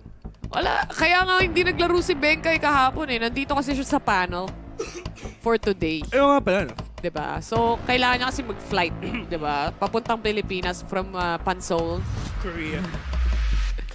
So, kalmado pa lang kami ni Taylor ngayon, guys. Mamaya pa kami magwawala. Oo nga eh. May sakit kami, guys eh. May sakit kami, guys. At nasasaktan din ako eh kasi... Nasasaktan din si Philip. Banshee. Di ko alam ka? Zak ko, man. 14 years of my life's work. Gone! Sabi ni Facebook, delete ko kaya to for today, no? It's a prank! It's a prank! Ban ka muna at diyan ka muna sa side. Lungkot ki. Harap ng camera, masaya tayo, di ba? Oo naman. Oo, sa panalo ng Pinoy. Kahit mawala Facebook mo sa panalo. For sa half buy para sa T1 at unti-unting bumabangon ang api. Sa RRQ. Oo naman. 4-0 tayo kanina eh. At buti na lang talaga na-convert nga sa win. Yung timeout nila kanina, yung pinaka-interview natin doon. But the players of T1 is inside the B already. Saya player leading the way, catching someone off court. Pero nga sa harapan niya. Pero Lemmy Moore will get that kill instead. X-Pharaoh catching that initiator as well. Munchkin dire-diretso lang. Pero Spectre na mga gamit niya. Makakapit sa siya pero mukhang hindi na. He's super low on HP. Pwede kita 3v4. Winnable pa sa side ng RRQ. Ito na yung lockdown. Na-initiate na rin mula sa side ng RRQ. Kailangan na respeto at least for the time being ng T1 rin to. And Flips, nasa may labas sila ng B-main actually. This is the post plant being set upon. Kaso nga lang si Elme Moore, feeling ko nakatingin sa minimap yun. Oo. Siya pa yung nahudol. Di siya nakareact agad eh. 2v1. Flips ang mag-isa. Tinag yung spike mga kaibigan. Recon bot has been set pero mukhang... hindi siya natamaan! Flash! Tatamaan yung dalawa! But Munchkin, pre-fire lang ang kailangan niyang gawin kasi alam na niya yung gagawin niya pag ganun ang nangyari sa kanya. Alam din nilang low na eh, yung mga players dito ng RRQ. But this half-buy worked out in the favor of T1. 6-4 yung magiging score natin dito. Huwag ka mag-alala, Bessie, kasi maaga pa naman eh. Tsaka 2 rounds lang yung difference. Hindi naman ganun kalaki. Kaya ako nag-yun lang. Kasi may lockdown si Munchkin pero walang pang-deny si X-Pharaoh. Okay lang. Give space, respect. Sabi nga nila sa Indo, double respect. Saan? Sa Indonesia. Ganun sila Wilson. Dawas? Diba? Respect. Double respect. Uy! EJ muntik na matamaan dito ng aftershock but he needs to go in. Kailangan maging worth it tong aggression na pinapakita niya. Palong-palo na siya kanina pero mas kailangan niya maging palo ngayon.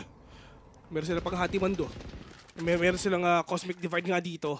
The players of T1, at least they have the discipline not to overreact and wag sila mag-overextend as well. Kailangan muna bumalik ni X-Pharaoh dahil nga na-detect rin naman siya rito ng recon. And mapapansin nga natin, no, ang daming traps pagdating sa C-long kung sakali man.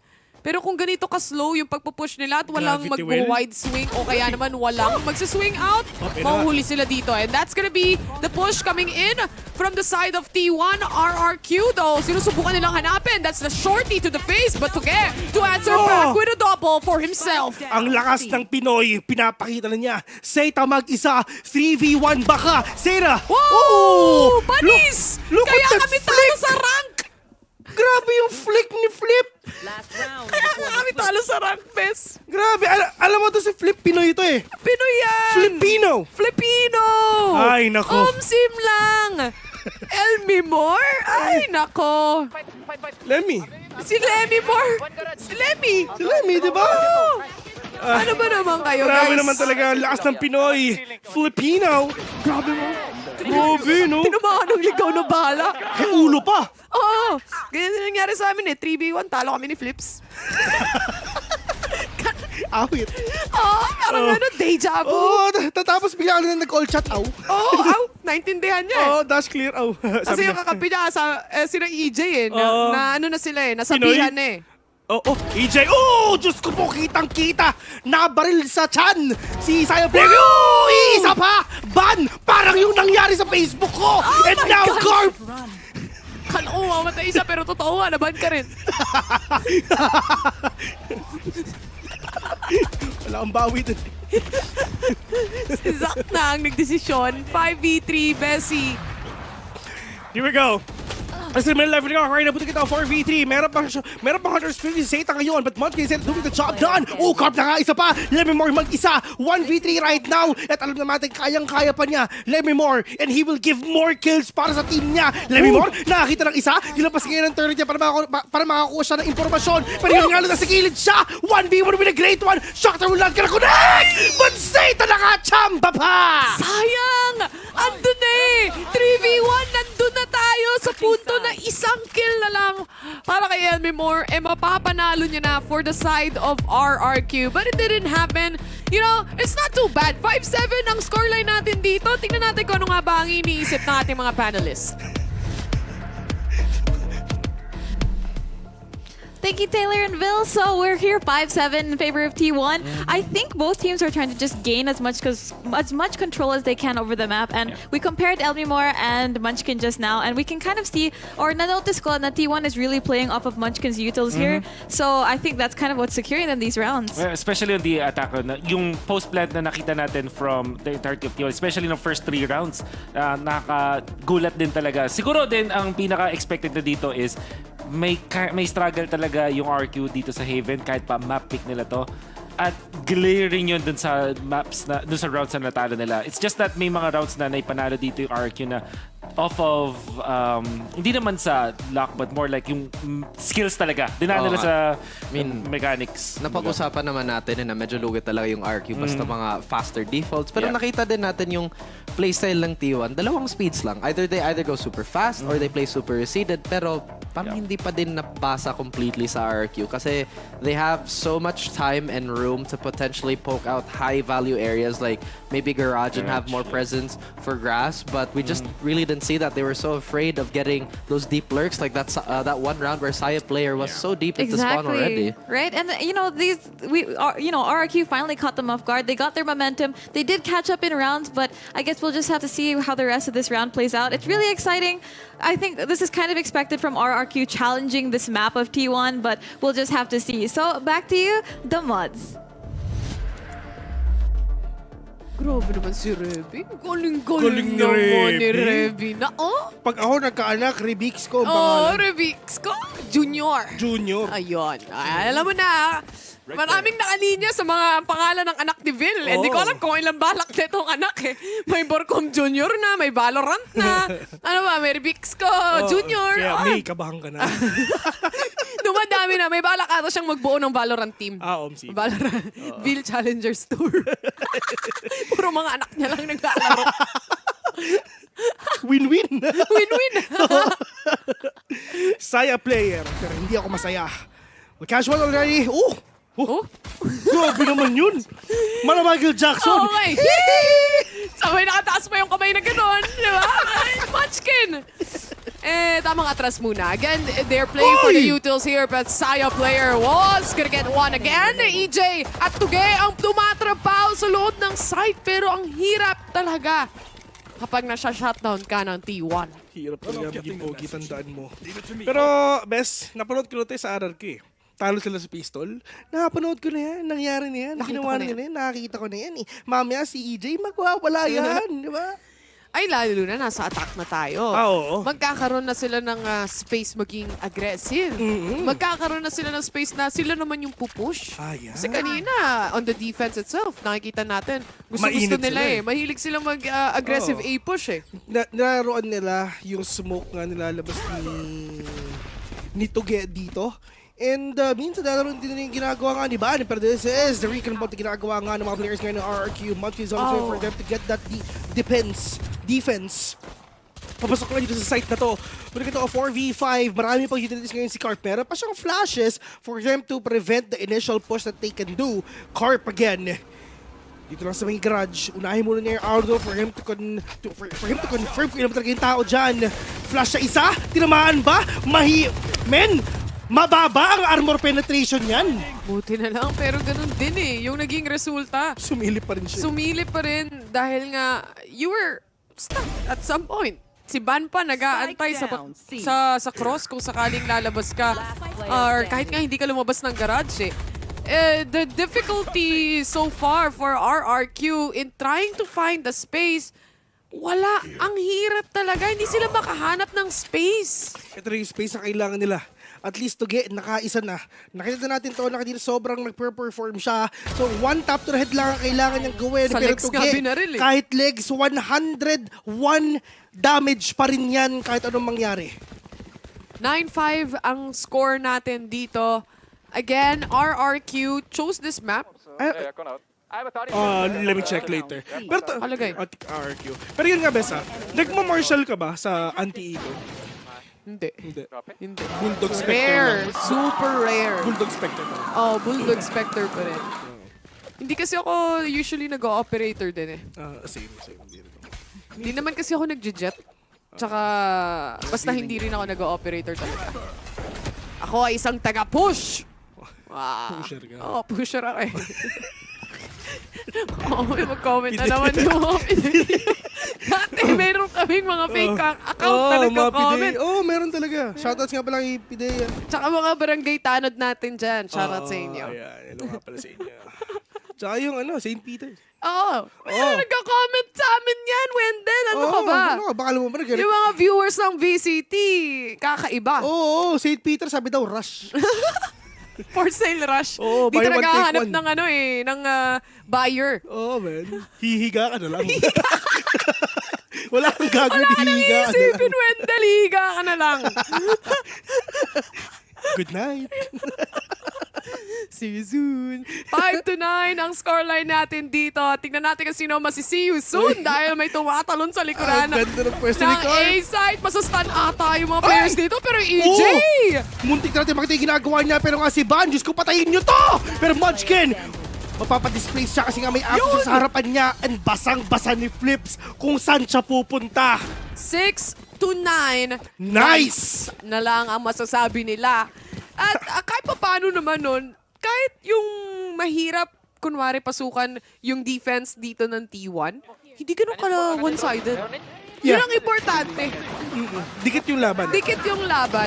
Sobrang dikit nga actually. So ito yung talagang time para sa side nga ng RRQ para makabawi for them to get that 9-9 scoreline. Well, nagsimula tayo sa 5-7. Well, yun nga, naman yung T1 sa pesto na anti-eco. But dito naman sa RRQ, at least, default play lang ang gagawin nila. Uy, that paranoia connecting perfectly and madedetect pa nga ng Recon. Nice. Yun yung gustong laruin ng T1 eh. Yung mga smoke, tsaka yung pre-fire na meron sila. Kasi nga, once na may madetect ng Recon sa side ng RRQ dito, easy kill from them without even seeing. Zeta, we'll catch one already. We'll catch two. Xfer and Lemmy mo natitira. Ang natitira ngayon, andito ngayon si Flips and Tuge. Let's see if ever kaya pa nila. They have the Cosmic Divide. 3v2. Munchkin will catch one. Tuge is another one right now. But Munchkin again and again, all the way sa city. Alam niya kung nasan siya. Well, actually, like what you've said, pareho nilang ginagawa na nila, laruan nila yung smoke ng mga kalaban nila and smoke nila. And good sana. Pero, ginagamit din yun ng kalaban nila in order for them to catch these players off guard. Kasi yun at yun lang din yung ginagawa nila. Ibig sabihin, basang-basa nilang isa't isa yung ginagawa nila. Lalo na nahuli pa yung mga nasa labas ng double doors. Once na mangyari kasi yun, mawawala yung yung pressure point mo on garage. And it makes it easier for the retake to happen dahil mawawala ng isang spot kung saan merong nagbabantay na RRQ. And the fact na dalawa pa nga yung napitas doon, talagang magka-crumble yung post-plant positions dito ng RRQ because of that man disadvantage. Again, they have to be really careful and really be skeptic around smokes na nakikita natin dito. But not only that, importante din na kahit pa paano kasi may jet sila mabilis makapag-react at least on that recon to either shoot it or smoke it off. Yeah, pero syempre nasa isip dito, if ever may recon dyan, we need to catch these players off guard. And ang nangyayari kasi dito nga sa side ng RRQ and T1, dumarating sa punto na hindi nila talaga nababaril yung recon, di ba? Like 90% or 80% of the time, laban na tayo. Talagang if ever may recon dyan, yung maganda, hindi na nakikita nasan yung recon kasi nga may smoke pa. So ang hirap din talaga makita ng recon pag may smoke din. Tapos lumabas sila, huli na. Huli na. Masyado nang late kumbaga. So, ang naka-phantom pa yung solusyon pala sa problema, patayin si Zeta. Altab. Right there. Huwag sila mag-push. Hindi. Ang solusyon dito una, mapunish mo yung operator na to. Kasi si Saya, kanina pa siya. Mainit din ang kamay sa gatilyo. Hindi mo lang napapansin. Pero kasi hindi rin napupunta ng A masyado itong RRQ. Yeah. Kinondisyon nila sa BN silang, which is yun din naman ginagawa ng T1 kanina. And the players of RRQ probably gonna go here and see. Pero ang problema nila, itong si Seita playing close nga pero at least meron naman siyang cosmic divide dito para lang syempre hindi maging ganon ka valuable ng recon niya. Wide open ang C for the taking, but this was a space given by T1 anyway. Play for retake ang gagawin nila dito. Again, importante yung hinahawakan at tina-anchor dito ni Elmemore. At si EJ naman on the backside with the help of flips. Let's see kung ano nga ba magiging resulta nitong post plant kasi base sa posisyon, maganda naman positioning nila so far. Maganda yung posisyon ng Xfero, magre-recon siya, papasok nga dito lang sa may city para malaman niya kung saan ba pupunta. Pero sobrang safe play ng T1, mag-out na lang sila. Wala, ang ganda ng position sana nito ng Xfero Maganda nga yung positioning ng RRQ And I think nakaramdam yung T1 na masyado nang nakaposisyon yung players dahil masyado nating nabigyan ng space. And I think na hindi mas magiging worth it pula sa kanila na mag-save na lang at hindi bigyan ng pagkakataon makapatay. Nangyari yan dahil nga doon sa Cosmic Divide ni Tuge. Di man lang nagamit yung Blade Storm. Oo nga. Walang nakita. Pinindot ni EJ yung X niya pero walang nagawa. So dito lang. So doon nga sa side nga ng RRQ, di ba? At least kitang-kita natin yung value ng Cosmic Divide na nirespeto ng T1. Mababait naman pala yung T1 except si Ban. Yan ang mga dapat nating iwasan. Kaso naban ka Kailangan pa maging malungkot ako sa broadcast? Hindi. Di ba? Mamaya na lang pag-uwi. Maya na lang talaga pagtapos, pag break time, sabi nga nila. Tahimik lang ako pag wala. Parang si Mark. Oy, akala ko kalaban. Pero hindi pala. Kakampi pala yun. Kakampi pala. Tigil mo yung kakakapi mo, ha? Kinakabahan ako Laro ako kagabi, unrated Oo nga Pagod na pagod ako Hindi na gumagalaw yung kamay ko, kaya nag-unrated lang ako. I-invite nga sana kita, pero 0-0, unrated 0-0. Kakastart lang. Sayang. Sana mamaya.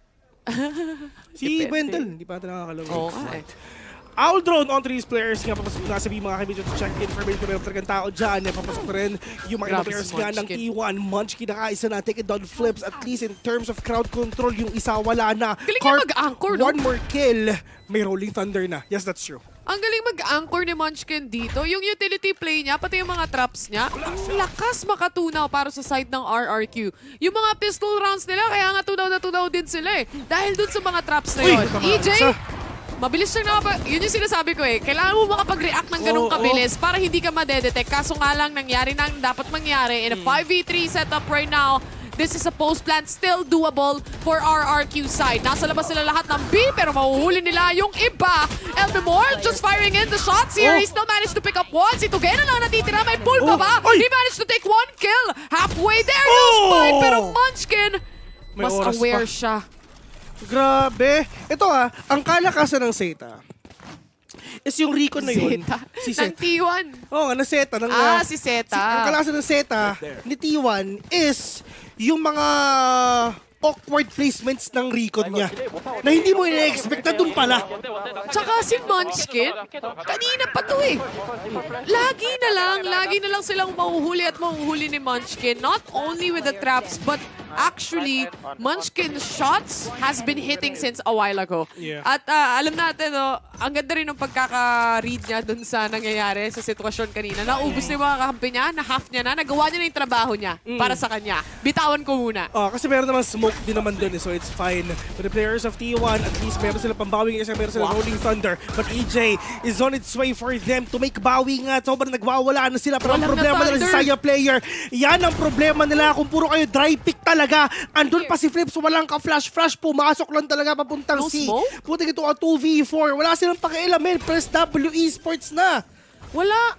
Ang problema dito, pumasok sila ng C ng gano'n. Nung wala silang smoke, wala rin silang binatong nano swarm. May nano swarm dun Nakapagpato sila pero late na. Elmemore though, with a triple kill. Natunaw pa.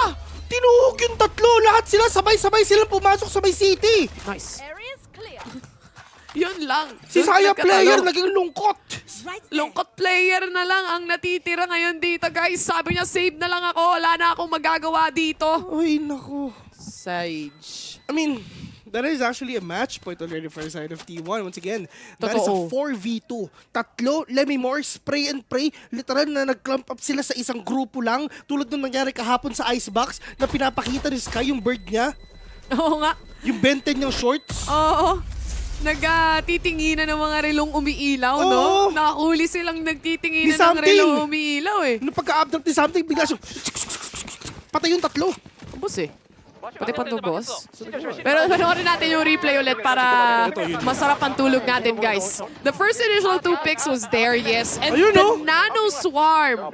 Yung kanina ko, actually natin ko yung Nano Swarm na yun sa specific reason na makapasok sila nung C kanina. Na-delay lang ng kaunti, but it still worked out again in their favor. Malak-calculated yung datingan kasi napilitan yung tatlong magdikit-dikit eh. Oo, lockdown ni Lemmy yun. Gusto na lang i-deny yung lockdown nga niya. Pero Cyber trying to be really aggressive right now. Pero ang problema niya kasi yung mga players ng R-Click na nasa harapan pa na. Pero nice paranoia, hindi din talaga tumama. Right-click will connect as well. Makakakuha ng barel. And at least may smoke na siya para hindi na makapush yung RRQ dito nga sa may A-main. Binato ba ni Saya player paalis yung baril na yun? Parang may binato siyang baril. May kinuha siyang baril eh. May kinuha siyang baril pero may binato siya paalis. Pero anyway, Munchkin nga on that operator, nagpalit na ang mga players natin dito. Mukhang napunta kay Munchkin yung pagiging anchor on that op. But bad. Nakakatakot talaga yan. Oh yeah, nice kill by EJ. 2v3. Lamang ang RRQ in terms of firepower, pero T1 trying to play close because of that frenzy na meron si Seita and si Munchkin may operator pa. Sayang din talaga si Saya player, hindi tumama lahat yung Blaze Storm niya, pero may right click naman siya, okay lang yan, may pambawi pa rin naman Pero siya. napatay niya pa rin si Flips doon, ah. Oo, yun nga. Pero yung baril sa ano eh. Ano naman sa baril, hindi natin alam. EJ going in. Wala pa naman tao dyan, yung mga player nga ng T1, pero kailangan nilang bumawi kasi kaya naman nila kasi 3v2 to. Hindi pa rin nila pinaplat yung spike, pero eto na. Munchkin, ang ganda ng position niya, will actually... Oh, yeah, nice, EJ. Yeah, it's not gonna go down into the hands of EJ nga. 2v2. EJ Tuge, dalawang Pinoy ang natitira. They can save the op. 2v2. Walang operator sa kamay nila right now. Pero pistols ang meron sila rito. Minamama na. Oh my Inangkro na yung op! Tuge, huling-huli ka. Pero doon naman sa kabila, si Seita. Pang-debate ata, eh, no? Iniwan sa labas, eh, no? Kala mo naman, pupulutin namin. Hindi mangyayari yan. Seto na lang. Ang natitira dito for the side of T1 is also low on HP. Sees Tuge, pero he doesn't have any clue kung nasan nga ba si EJ dito. And it's gonna be done and over with round mula sa side ng RQ. Good. Yeah. Good round sa side nga ng ginawa din ng RRQ. At least, lalo na sa T1 din. At least, patay din yung tatlong players nga ng RRQ dito. Pero syempre, malakas lang din talaga mga Pinoy. And for the side of RRQ naman, ano eh, yung operator na yan, inaantay lang din talaga nila na baka kunin nga ng T1 kasi nandun lang din naman sa ano eh, sa bungad nga sa pinto ng A. And pagdating naman dito sa round na to, wala silang no choice kung hindi mag-rifles na lang talaga. They have the lockdown, they have the Hunter's Fury, pero dito naman sa kabila, si Xfero, one orb away for them to deny that lockdown na meron si Munchkin. Tsaka may Rolling Thunder pa dito ang RRQ actually na pwede nilang gamitin. Knowing T1 though, base sa mga rounds na nakikita natin dito, they don't like playing much on the close aside from these kinds of players. Kagaya nilang ni Saya na naka-double kill na nga. Pero nasagot naman siya ni Elmi Moore. Kaya naman papaatras ang ibang mga players dito na T1 as the Rolling Thunder is settled in. Andito na rin yung Longa Dog. Pero may matatamaan ba? May mamamatay ba? Elmi Moore still managed to survive. He's super low for HP. Literal na 5 HP lang dito sa kanya. Hunter's Fury. On to match. Delikado to. Pero yung kailangan nila pumasok. Mas Cosmic Divide pa. Oh no. Kailangan nila mag-mamba out. Pero pwede dun sa may gilid nga ng A-main. Pwede sana siyang mag-debate dun eh. Kasi low on HP na sana siya dun. Pero anyway, nilabanan nila. This is RRQ right now trying to get a pull in. Flips, alam niya na may mga tao onto A-main. Pero mas spray down din siya. It's all up to Tuge right now. He knows. Alam na nila exactly kung nasan siya nagtatago dito. And this round goes to T1 again. Yeah. A little too obvious na mapupunta sa kanila. That's a 2v4 actually. And Tuge still using his Cosmic Divide kahit ganun talaga. They're... Band-aid solution eh. Parang... And also, ayun nga eh, pinush. Awkward placement lang talaga ni Saya player. Then hindi na-expect na meron tao na super close na nag-hug sa wall pero meron pa siyang vision. They have to be really careful yung mga close encounters na ganito. O kaya kung magwa-wide swing sila ng ganun. Kasi walang utility play na nakikita mula dun eh. Well, yung flash na napapansin natin is going towards the site itself. Nothing really na pronta dito sa mga gustong maging advantageous in positionings. But now, Flips. Kailangan nila makapasok but Lemmy Moore again catching these players off guard. Yung Saya player, dire-diretso akala nyo mag-full A kami, ha? Wala kayong idea na mayroon pang tao sa likod ngayon. But say it all the way from up top. That is AJ hopping off, catching one. But Flips Jenner will fall down as well. 4v3. Meron pang Hunter's Fury sa Xfero. Rotate muna. Especially, may mga traps naman silang na-set up dito but not quite sure kung hanggang saan at gaano kalalim nga ba ang T1 dito. Kaya kinokonti-konti lang ng RRQ. Once na makatawid sila after that alarm bot, at least hawak-hawak na rin ng traps na yan yung magiging flank na meron sila. But this is gonna be the Alderon first para lang tignan, spatan kung may tao ba sa loob ng site. Again, may Hunter's Fury pa kung sakali man.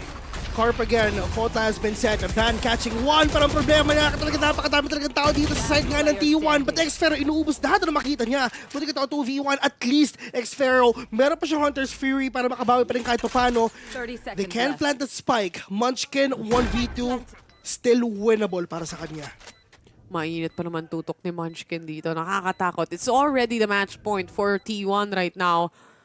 And once he swings out, may turret siyang pwedeng gamitin kung sakali man. Pero siya nga yung unang i-clear. And that's gonna be Tuge going down. Tapos na yung laban in RRQ. In a 2v1 situation. Natalo pa sila ng T1 dito. What a play coming in from Munchkin, Bessie. Yeah, actually, yung gusto sanang gawin ng T1 doon, hindi crossfire yun, Bess eh. Hindi crossfire yung nangyari. Bait and switch asa, yun din yung gusto ata nilang gawin. Pero, pagka-swing ay pagkapatay niya dun sa bridge sa may taas, bigla siya nagmambaot paback. Andun eh. Pero, nawala pa eh. And again, this is a map pick made by RRQ and it seems like hindi nila mahanap o talagang ma-figure out at mabasa exactly kung ano nga bang gustong gawin ng T1. And because of this, actually, tsaka nila na-outplay itong RRQ. If you think about it, there are so many moments here in this game itself na kung saan you think na RRQ yung makakalamang sa positioning. But then, sasagutin sila ni Saya player, ni Zeta, ni Munchkin by just using those utilities, recon, and then getting all those kills. Actually, dun sa nakita ko nga na ginawa nga ni Flips Jitter na nag-rolling thunder dun sa A, actually maganda rin yung positioning ng mga ibang players, talagang lalo si Munchkin. Kasi meron pa silang time para makapag-mamba out eh. Hindi talaga sila na-lock dun sa A. Hindi sila pumunta dun sa point of no return nga. Dito naman ngayon sa T1, at least, they're gonna win here in this map, which is yung next map nga, yun na yung map na pinili nila. So this will be really scary for the side of RRQ. But this kills coming in, yung mga clutch moments natin, kagaya na lang ng pagsasetup dito ng utility ni Elmemore. And nag-work out kahit pa paano sa ibang mga rounds na nakita nga natin dito. But Vil, at the end of the day, again, for RRQ, you could definitely see it was a little bit more messy. Yeah. Hindi pa ganun ka-synergize dito sa round na to dito specifically kasi hindi naman to everyday nangyayari sa RRQ eh. Pero this time, it wasn't that much of a synergy when it comes to those utility plays na inaasahan natin. Yeah. Kitang-kita natin kung gaano pa rin talaga ka-concise yung mga decisions na ginagawa dito, lalong-lalo sila Munchkin, sila Zeta, sobrang solid talaga yung pinapakita niya. Pero, yeah, we're just gonna head out to a very, very short break. Kami nga pala ang The Mods. Game number 2, Pinoy na ang panalo. See you later.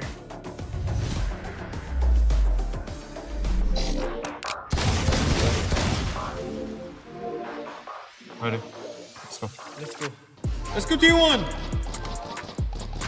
Okay. You got aim. Focus! You got aim, bro. You got aim. 10 seconds! 좀 도움 안 되는데, 형님.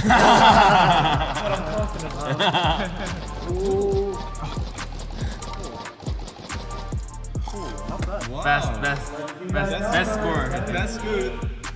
I'm ready.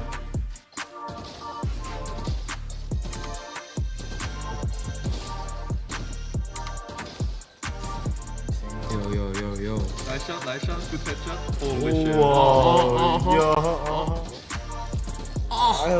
Oh, relax. Nice.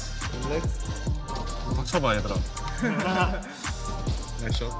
Okay. Nice. Okay.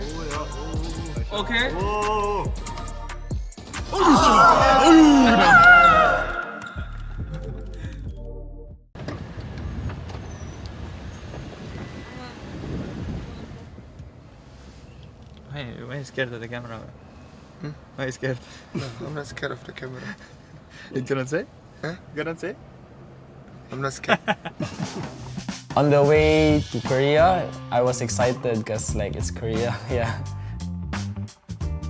Yeah, I think it's my first time living in South Korea, even visiting South Korea. 안녕하세요 and 사랑해요. I think I'm in another world.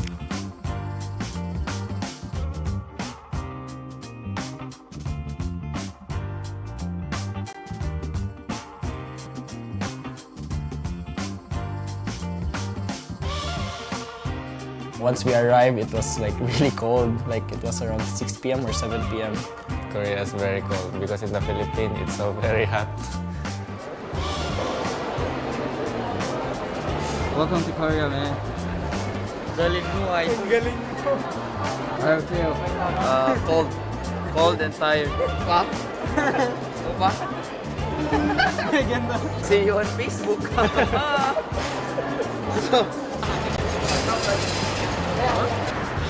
Going here was really really exciting. The exciting part for me. Hey, don't your shoes, guys. Yeah, the storeroom. My reaction for the team house is it's like big and wow, it's so nice and clean here. And The team house is really good, especially the RRQ logo in the practice room. It's really good. The logo is so big. It's shining. It's in my face every time I play.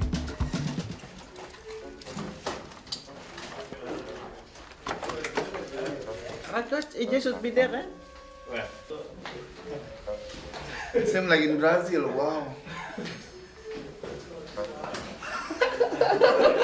The poop.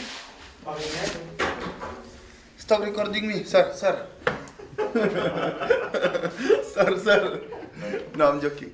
To start probably with the biggest thing that I have in my mind is we underperformed on the big stage.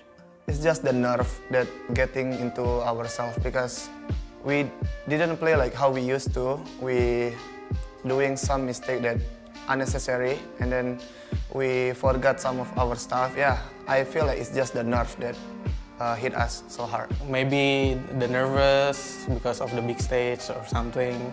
I don't know, but it's not. It's really far from what we've trained. We have an opportunity where there's 30 partner teams plus the 2 Chinese teams, and we can scrim all of them. Like there's no other place in the world where you can go and practice against all of these teams. So in that sense, the Brazil is really good for practice, but an official, we needed to show more. Yeah, that's depending on how hard they're playing. Especially you guys.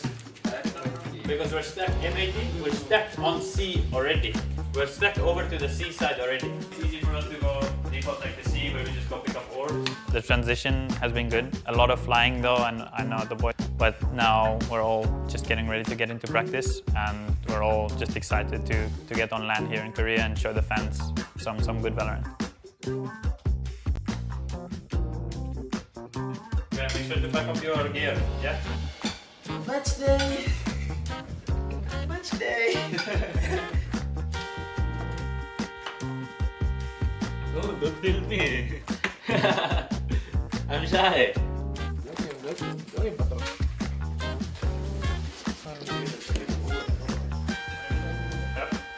Saran. Yes!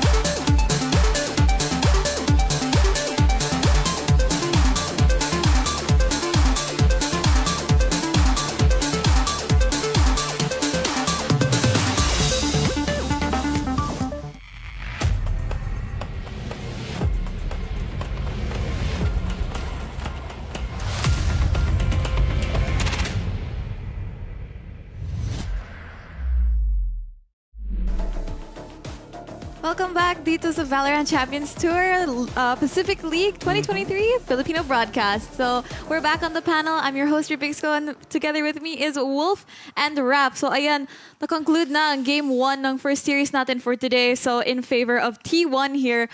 Raf, going into this map, you said this was T1's map here. Expected and outcome. yeah, RQ kind of essentially challenged them on this one. But going into our standings here for our teams, what can you say about our MVPs? Well, it is to no surprise. I think Munchkin was on our head-to-head, so him popping off and, as I mentioned, right, really avoiding T1 losing that control that they're so good at capitalizing has really snowballed into success. Again, siguro yung win code ng RQ kanina is to really not let go of those early rounds para sila yung magdidictate ng pace. But like I mentioned, they did kind of let that go. Yeah. Nakita natin na maganda yung pag-anchor ni Munchkin on several sectors of the map. But yung pinaka, I would say, focus was yung garage, how well they held it.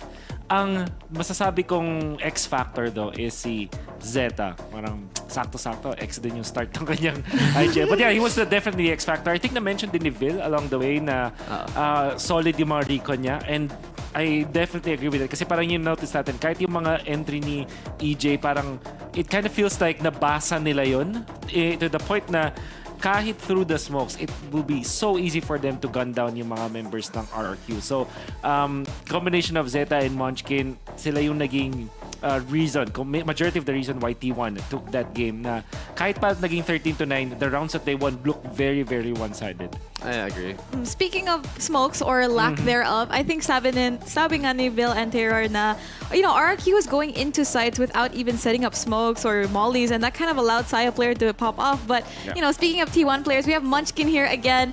Such a he had so much, he had a really, really strong impact here. I think he's really just our resident killjoy that we've, between these two teams. Although, Elmi Moore is definitely performing well, but Munchkin is just, his lurks have rewarded the team with so much value each round. And again, just how they can hold down, what you would call it? Spawn. Yeah. They kind of denied RRQ from trying to go on the offensive. We did see them try to change the tempo by going a little bit on the offensive, but I think thanks to Munchkin just keeping it locked down, even all the way in the back, really just denied any of RRQ's advances. Yung crucial dun, lalo yung last round na nakita natin na, last round, surely, it was a 2v1 situation, isolate niya angles. It's a combination of RQ's misjudgment kung nasan siya, and of course Munchkin just being so good at what he's doing. At nakakatawa doon, ay nakagulat doon is parang contact play na nga lang yun. Not much utilities that we know of na malupit si Munchkin. Apart from that, space creation in a way na nakakaangat siya dun sa certain parts of the map just because of his timed aggression. Yan. I like that. Timed aggression. Pero refresh my memory, nag-double ini naman yung RRQ, di ba? Yeah. Nag-breach Sova sila. Yes. So, yun nga, parang yung tanong, bakit hindi sila nag-confirm ng info first before committing into a site? Lalo na yung composition is geared to play slow. Every time you have an Astra, you are gearing yourself to have a very careful approach, and I thought that they would have that edge and refinement over T1, but as we said, Haven was a really questionable pick. Again, it just really plays into the strengths of T1 and how they control space, whether it be brute force or just poking with utility first. Yung sobrang weird nga kasi yung Fracture, mas bagay siya sa RRQ. Pero yung T1 pa nag-pick. So maybe we're really going the distance here, Wolf? Yeah. Well, to be fair, yung map number 1, sasabihin natin na T1 map siya, but RQ picked it, so maybe that's the case. But then, my agreement. You pick my map, I pick your map. Psychohin natin yung mga viewers natin. But yeah, Fracture, there was a time na nag-struggle dito yung T1. It was, if I'm not mistaken, against Paper Rex then, but they quickly recovered. Siguro ito yung reason ba't nila pinili to. I would say though, hindi na pwedeng ulitin ng RQ yung hindi ganun kagandang executions with their utilities in this particular map.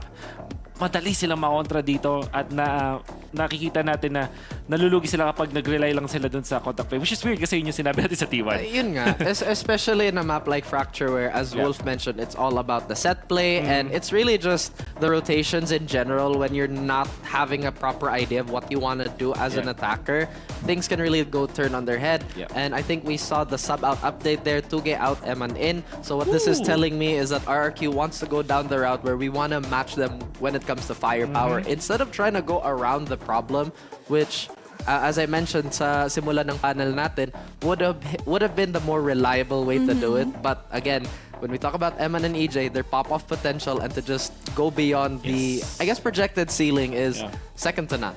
But speaking, of their pop-off power and maybe setting the tempo here, I feel like, the RRQ would want to do that, especially with these two players. But then looking at, although this is T1's pick, on Fracture, but RRQ actually picked a defense first. So how do you think that's going to be playing into the first half? Well, as I mentioned earlier, this is a map where you can't necessarily default, despite it being attacker-sided.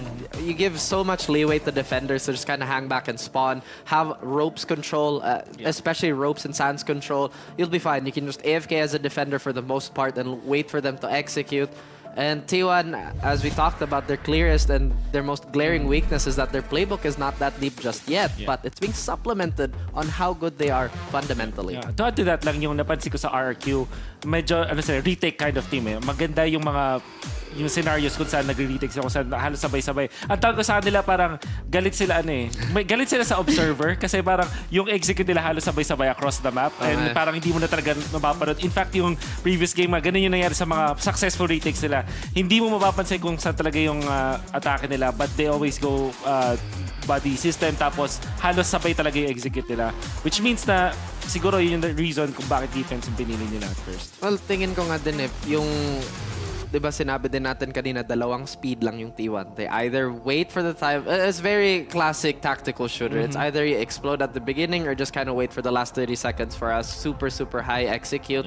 But again, that's also giving so much time and again, pressure away from RRQ to sit back and reassess their situation. I wouldn't be surprised if they kept Tuge, they would have gone for potentially a double controller setup just to avoid all those open fights.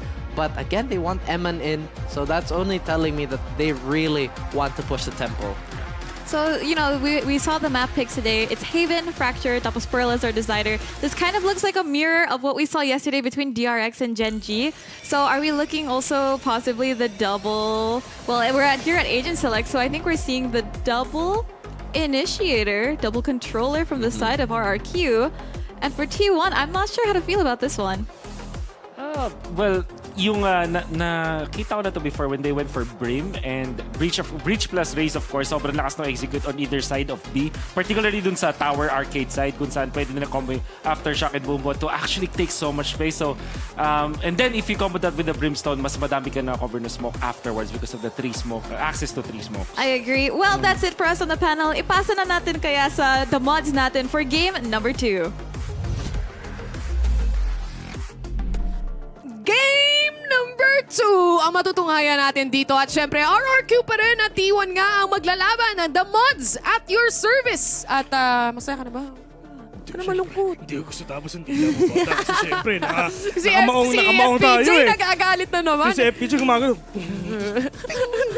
Si Lito Lapid, action star eh. Oo, si Lito Lapid. Pag Kailangan bumaril, kasi dalawa tatamaan. action star dito talaga pagdating sa laban na to. Kasi nga yung game number 1 natin kanina napunta sa T1 and for RRQ, nakita mo ba? Eman in na. Eman in na. Kilalang naman si Eman. Galit na yan, di ba? Syempre naman. So yung mga players ngayon ng RRQ is here just to make havoc para magwala dito nga sa side ng T1. It's time for them na mapunta to sa 1-1 scoreline for us to see a game number 3 para dito sa first series natin para sa araw na ito. And syempre, ito na ba ang upset sa mga Koreano? Ay, kasi nga naman, no? Ang ganda ng Actually, ang Korean teams natin right now, ang isa sa may mga magagandang runs pagdating currently sa ating tournament dito sa VPL.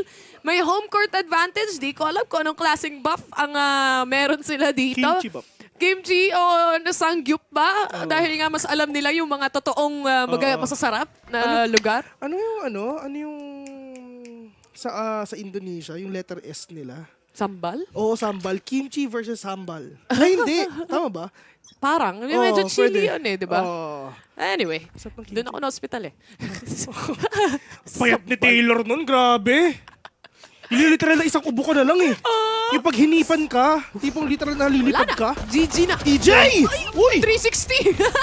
May kasamang tricks ha! Tricks muna, men! Tricks muna bago pumatay. Si Flips. Wala silang idea dito pa si Flips. Oh, makakapatay pa! Diyos ko, nakapatay na nga. Pero Corpus is right there for him to get that trade. 3-3. Buti na lang nakuha pa ni EJ. Yun, nakatalikod siya, no? Pero ito, T1, papasok ko sila ng site. Hindi makapag-setup ng smoke, Bessie. Malinis. Malinis. Hindi nakapag-setup ng smoke eh. Hindi nakabuelo eh.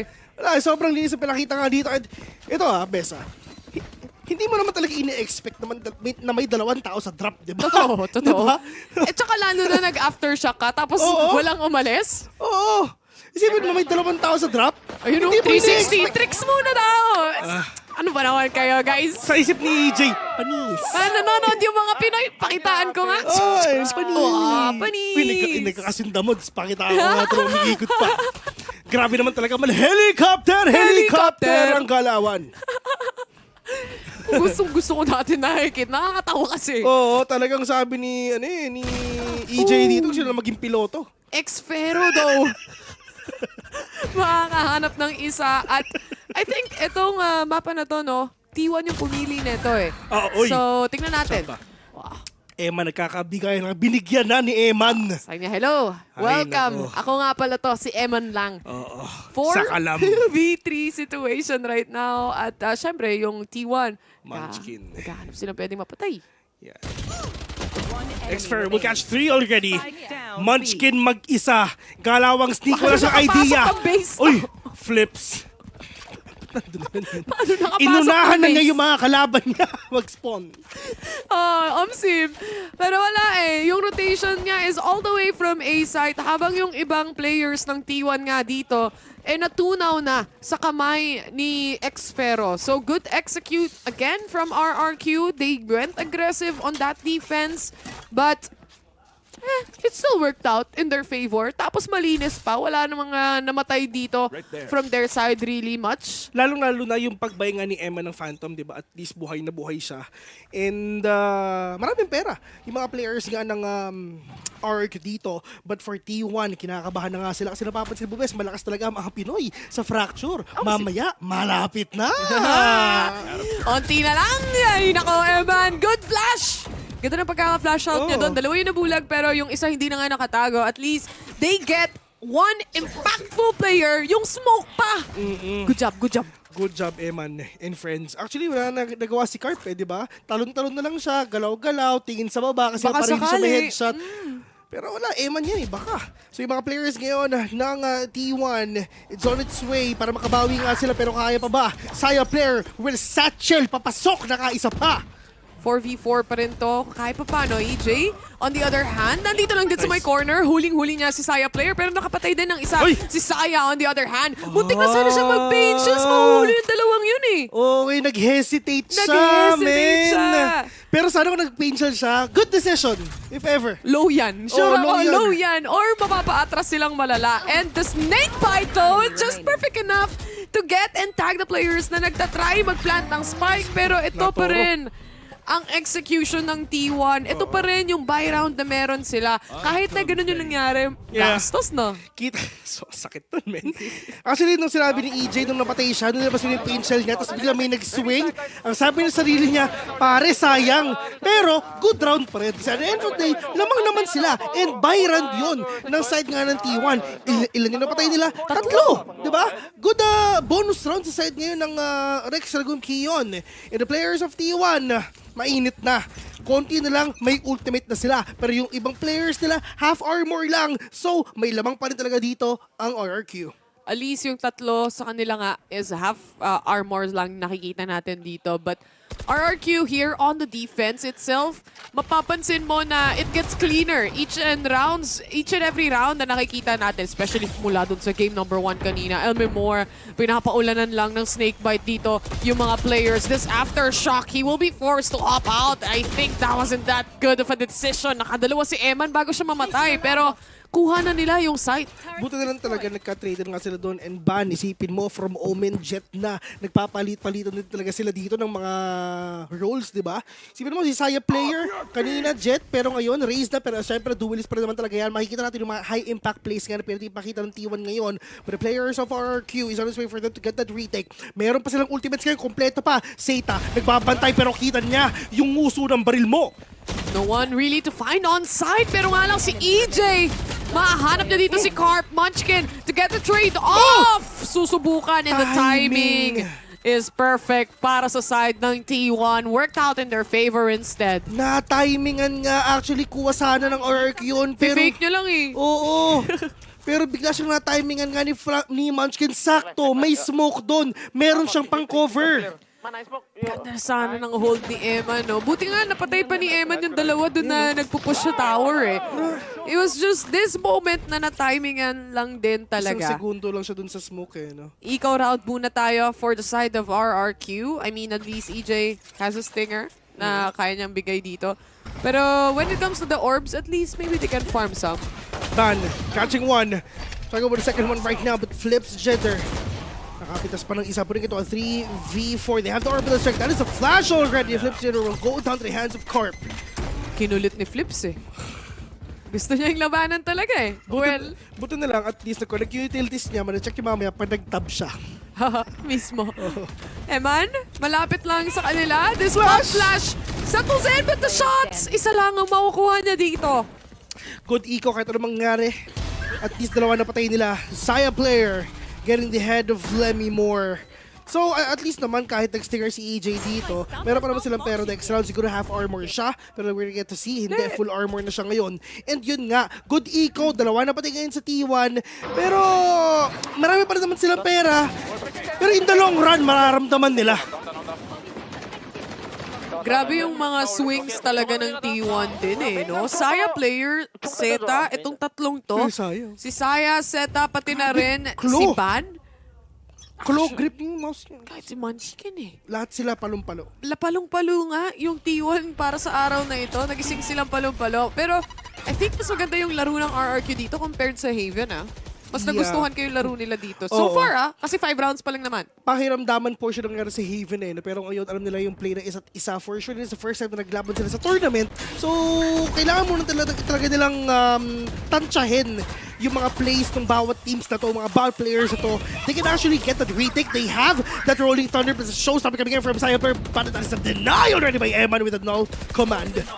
Good deny coming in from Eman, especially And for T1, ito na yung oras para mag-plant sila ng spike. Hindi na nahabol yung nagpa-plant ng spike o ma-cancel out yan. Pero nayanig ang mundo ng T1. Eman to start off with a kill but set up for the trade. And Memor naman makakapatay din ng isa but this ult or orbital strike will kill one as well. It's all down to Flips Jitter and hindi na nga sapat. Kahit na-deny yung showstopper ni Saya player dito, is kuhang-kuha naman nila with that orbital strike na meron nga si Corp ngayon. At least, yung mga nawala sa kanila, madali nilang natakpan ng panibagong kapalit agad-agad. Hindi mo nakapatay pa siya ng isa. Corp with a 3K? That's huge! Hindi, 4 napatay niya. Kanina pa daw kasi nagsho-show off yung 4 niyang kakampi. Siya naman daw, kasi wala pa siyang mga multi-kills na ganito. 3 sa barrel, 1 sa orbital strike. 2-4. Mapapa-timeout RRQ. I think this is just the perfect moment actually for them to have this timeout as well. At pagdating naman kasi sa fracture, yung rotations yung importante dito eh. Not only that, but RRQ, maganda naman yung hold nila onto the sites. Oo. It's... Tinan mo yung coach ng T1. Ngiti-ngiti lang. Lamang eh. Easy. Easy lang kayo mga dudong. Di nagsasalita si coach, no? Kalmado lang siya eh. Kalmado lang siya. Syempre, game number 1 is ours, sabi niya. Oo. So, I mean, win or lose, game 3 tayo babawi. Game 3 tayo mag-all in. Mismo. Expected na natin ang lahat ng games today parang kahapon. Para lang hindi tayo masaktan. Oo. 3 games ko. 6 games in total. Magsasama-sama tayong lahat. Pero sa TS, 2-0 yan, sure win. Nakita na namin kung bakit Nakita na namin kung bakit mga kaibigan. Tandaan niyo, 1 + 1 is 2. At yun ang score ng TS mamaya. Ang RRQ din, 2-1. Ay! Oo, ng RRQ din. Bigyan naman tayo ng araw ng Pilipinas para sa araw na to, di ba? Baka naman. Sino ang panalo ngayon? Pinoy. Oo, baka naman. Bigyan nyo naman kami ng araw para sa Pilipinas. Kasi puro Korean yung nanalo. Diba? Pinoy naman, diba? Right there. Tandaan nyo, may jowa si Rizal na sa Korea. Tama. Uy! Eman catching one with a headshot with that Sheriff. Cypher gonna go in with a satchel. Pero ang problema niya, si Flipster nagbabatay nito talaga. Pero yun swing niya! Makakapit siya ng isa. Pero ang problema, pupunta sa kanya yung Roomba ngayon. Aftershock to delay yung aggression pinapakita ka ngayon ng T1. The top? Wow! It all worked out still! RRQ! 6 pero makakahanap na ng isa dito. Pero nga lang, inaabangan na sila ni Saya player. Finishing things off with the 4 kills here on this round. So, smooth lang. Smooth lang. Smooth lang pinapakita ng T1. Pero RRQ, okay sana yung ginawa nga ni Flip sa delay. And at least with the spray and pray, ginawa with the stinger na patayin niya yung isa. Inambahan ni Elmemor eh. Walang na susubukan sana or si Eman yung trade-off talaga doon. Nakuha niya naman yung trade pero isang trade lang. Again, it was an eco round for RRQ. Grabe yung Saya player. Claw grip, ang lawak ng sakop, taas na sensitivity. Parang si Wolf lang maglaro. Sim. Wala masyadong pinagkaiba. Pati yung mga kills. Kita ko na yan kay Wolf. Lasa si Wolf. Ito na, si Ban. Smoking off. Ganda yung grago mag-entry, no? Smoke mo taas. Yun ang literal smoke heaven na ginagawa ni Wolf. Tama. Klase si Wolf eh. Yung kunyari si Wolf to, ban. Uy, parang yung Facebook ko. Ban gonna push it already. Pero among alam na ata na mangyayari ngayon. EJ, parang galawang Wolf lang, napapatay siya. Pero puti ito, 5v4. EJ, may showstopper siya. Meron pang pandina yung mga players sa T1. Wala. Snake fight dun sa taas for him to displace these players with Jerry and Emma doing the job done. Pero meron pang dun sa may drop. Ano magagawin ito? Naglakas si already. Zeta, kailangan niya makapatay ng isa para may rolling thunder siya. Oh no. It's gonna be X pero na titiisin to kahit pa paano para lang makalahati. And it's already halfway there at least. And now, it's time for RRQ to defuse the spike. Etong round na to, nag-work out finally yung utility play nila. Yeah, like what you've said. It's halfway there. Living on a prayer.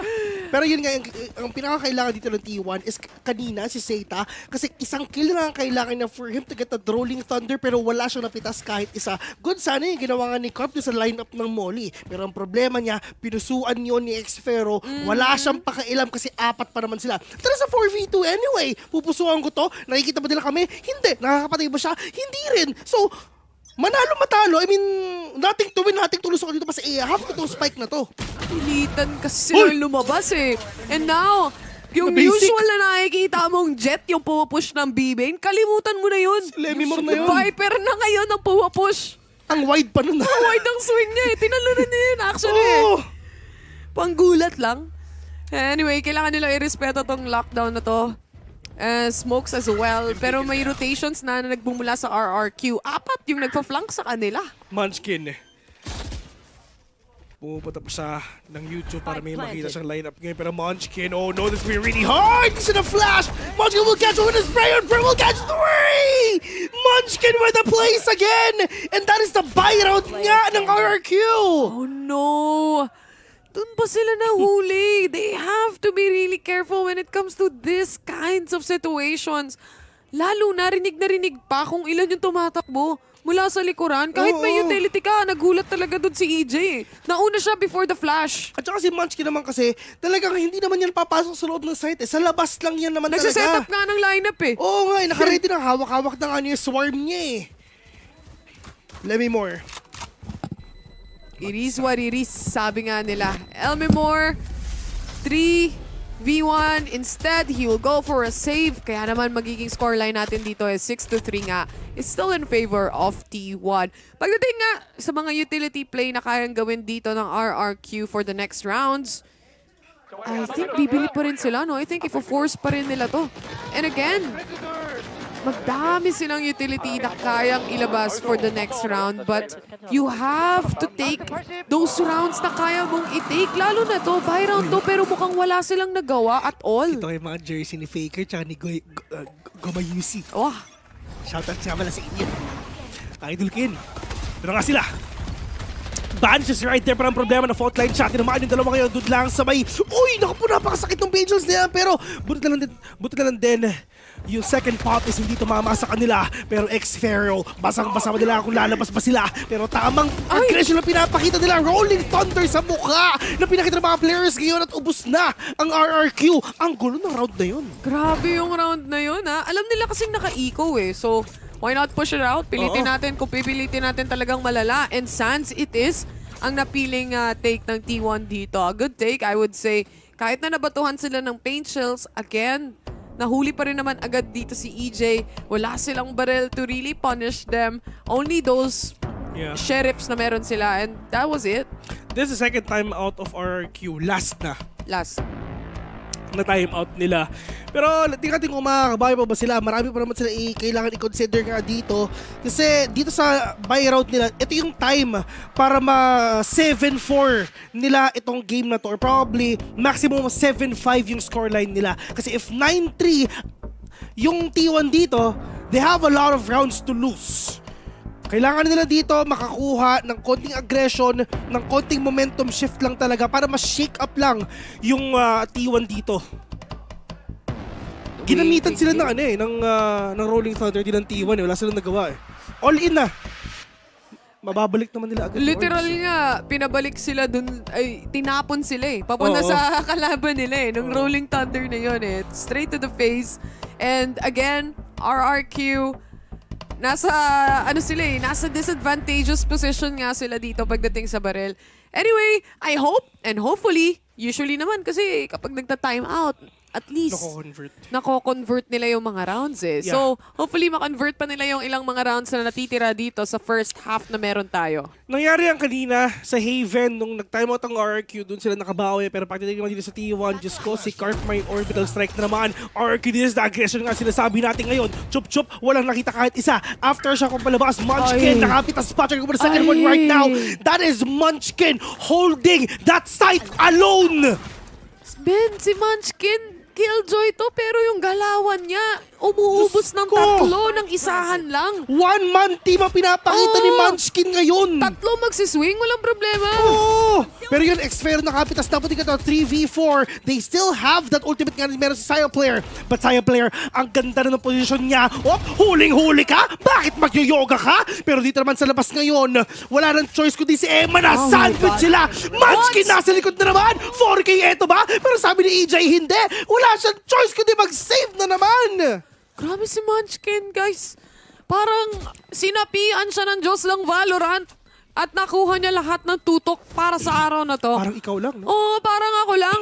Pero kabaliktaran. Oo, pero ganito yung ginawa ng T1 yung lahat ng players nga ng T1 is nasa arcade. Tapos si Munchkin lang ang nandito nga sa may A-main, dito nga sa may lobby ng Self-hold main. no? Self-love. So, narinig na ni Munchkin, sige pa rin, nagpupush sila sa A-main, tutuloy nyo lang yung arcade na yan.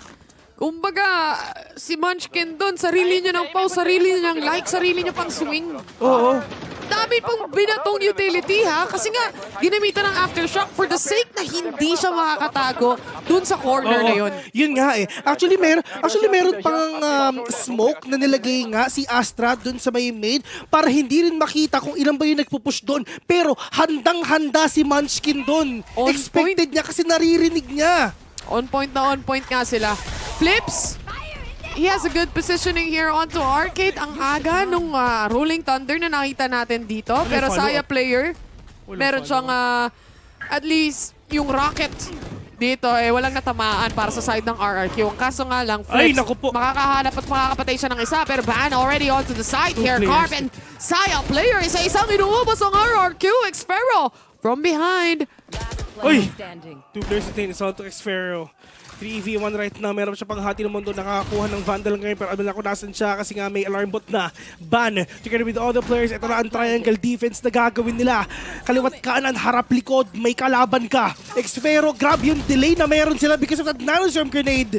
Placed perfectly dito sa area na to. With 1 HP as well from Munchkin, napatay niya pa si Xfero nagsuswing out. Alam mo, yung pagkakahawak kasi dito ni Xfero talagang mainit ang gatilyo. Pero tignan muna natin kung ano sasabihin ng ating mga panelists para sa ating first half. So, medyo expected, unexpected with the way that Fracture is going. I think naruruin talaga ni T1 ng lurks or cries for help ng RRQ because we see them executing these sites and RRQ is calling back up, but then we have Munchkin and Saya Player just completely, denying them with these really good lurks. Ang ganda ng pinapakita ni Munchkin. Hindi nga siya parang actual lurk na parang ano na lang he just feels himself. Parang nakita natin na nagpo-push out siya dun sa may aim-in, nakakuha siya ng dalawa afterwards. Hindi na umaabot sa point na kinailangan niya mag-lurk. That's what I'm trying to say here, na sobrang successful niya just by raw picking, contact play, being aggressive as the Killjoy, which is very bad news para sa RQ, unfortunately. I mean, I feel like the same conditions have to be met still in that RQ cannot allow T1 for them to bully them, right? But again, it was just completely absent. I thought that it was a bit of an issue too that we were seeing the backline for RRQ die first because then that's where they couldn't maximize the value of, again, having the Astra utility, the Viper utility, so on and so forth. The responses were there, but like I mentioned, they really need to capitalize off this double controller. But then again, Fracture is an attacker-sided map, so it is pretty fickle that way. Exactly. Maybe I do agree with you. The double controller, we're not seeing the full value of it being utilized here. But going to the second half, hopefully, it's still difficult to deal with a Viper on attack. And we have the KO here, kind of something that they can play. I'd say they can utilize more here in attacking because maybe they can use it a bit more reactively than, something to just, information scan. Because again, I think he's one of the more passive initiators here. Well, we talked about how negative that Flash can be, but I feel like the casters have a lot to say, right, Ravi? That's right. We're going to be going into our second half, so we'll be passing it back to our casters, the mods. Pwede naman na sila na yung mag-cast, diba? Hindi naman tayo, mabait naman tayo. Magkamukha naman kami ni Raf. Diba? Pwede naman. Mas pogi naman si Wolf sa akin. Ba't hindi? Diba? Sila na lang kaya. Pero ito, panibagong half ang meron tayo dito right now. And for RRQ, another pistol round. Maybe this time, dito nga yung magiging pacing na makakabawi sila dito. Maganda yung pacing nila, pero mas maganda kung meron tayo narinig. Munchkin already, mga kaibigan, is in a tough spot right now. But EJ with a kill. Muna ito 4v3. Seita. Oh no, kailangan na makabawi ngayong pop flash kontra players dun nga sa may towers. Alam na kung nasan sila. A minute left in the clock right now. Ayan na nagbabarilan na. Aftershock. Not gonna connect. Seita. Flash. Hindi kumuha ngayon. Right click onto the face na mga kalaban mo. Pero meanwhile, Corp nasa Gedli. Dito lang sa may arcade. And that is Eman denying the win of T1 dito sa game na to. Exactly what RRQ needs right now. Kailangan nila yung pistol round na yan. Dahil nga naman, pagdating sa second round dito, they have the advantage. Kung kanina, ang tingin ko ba sila kanina? Hindi ko na maalala eh. Pero I think it was a very difficult round kahit na sila yung may lamang dun sa round na yon sa barrel. Nakasave pa rin sila. Oo, nakasave pa rin sila kahit paano. But etong rounds na especially RRQ, yung nasa attack, at least they were able to get the pistol round. Tignan natin dito sa mga susunod pa. Makikita natin dito kung makakawaan T1 kasi alam naman natin ang RRQ lang talaga sa kalam kasi may Pinoy dyan. Plano na si Flips kasi Filipino ang tawag dyan. One tap, lang gonna connect. X-Fair will catch one. But that is a pop flash already and that is Munchkin and Carp doing the job. Dito nga sa may A. Libreng pa rin kay X-Fair. May Bulldog pa. 3v3. Dalawang Sheriff. Winnable sa side ng T1. Ooh, the delay is there mula kay Zeta. At yung dalawang players nag-rotate na rin from behind. Kaso nga lang mahuhuli si Ban. Alam nila or nakakaramdam sila na baka sakaling meron pang flank dito. Pero mukhang rotation, hyper-rotation ata. Hoy! Yun lang. Huli sila ni Munchkin. No way. Inabol talaga ni Munchkin ng ganun-ganun? Oo, hindi nila naririnig. Wala silang idea. Sinalisi lang ni Munchkin. Meron naman siyang idea. Libreng baril pa kay Zeta. Zeta, maraming baril dyan. Kuha ka. Hanap ka rin may skin.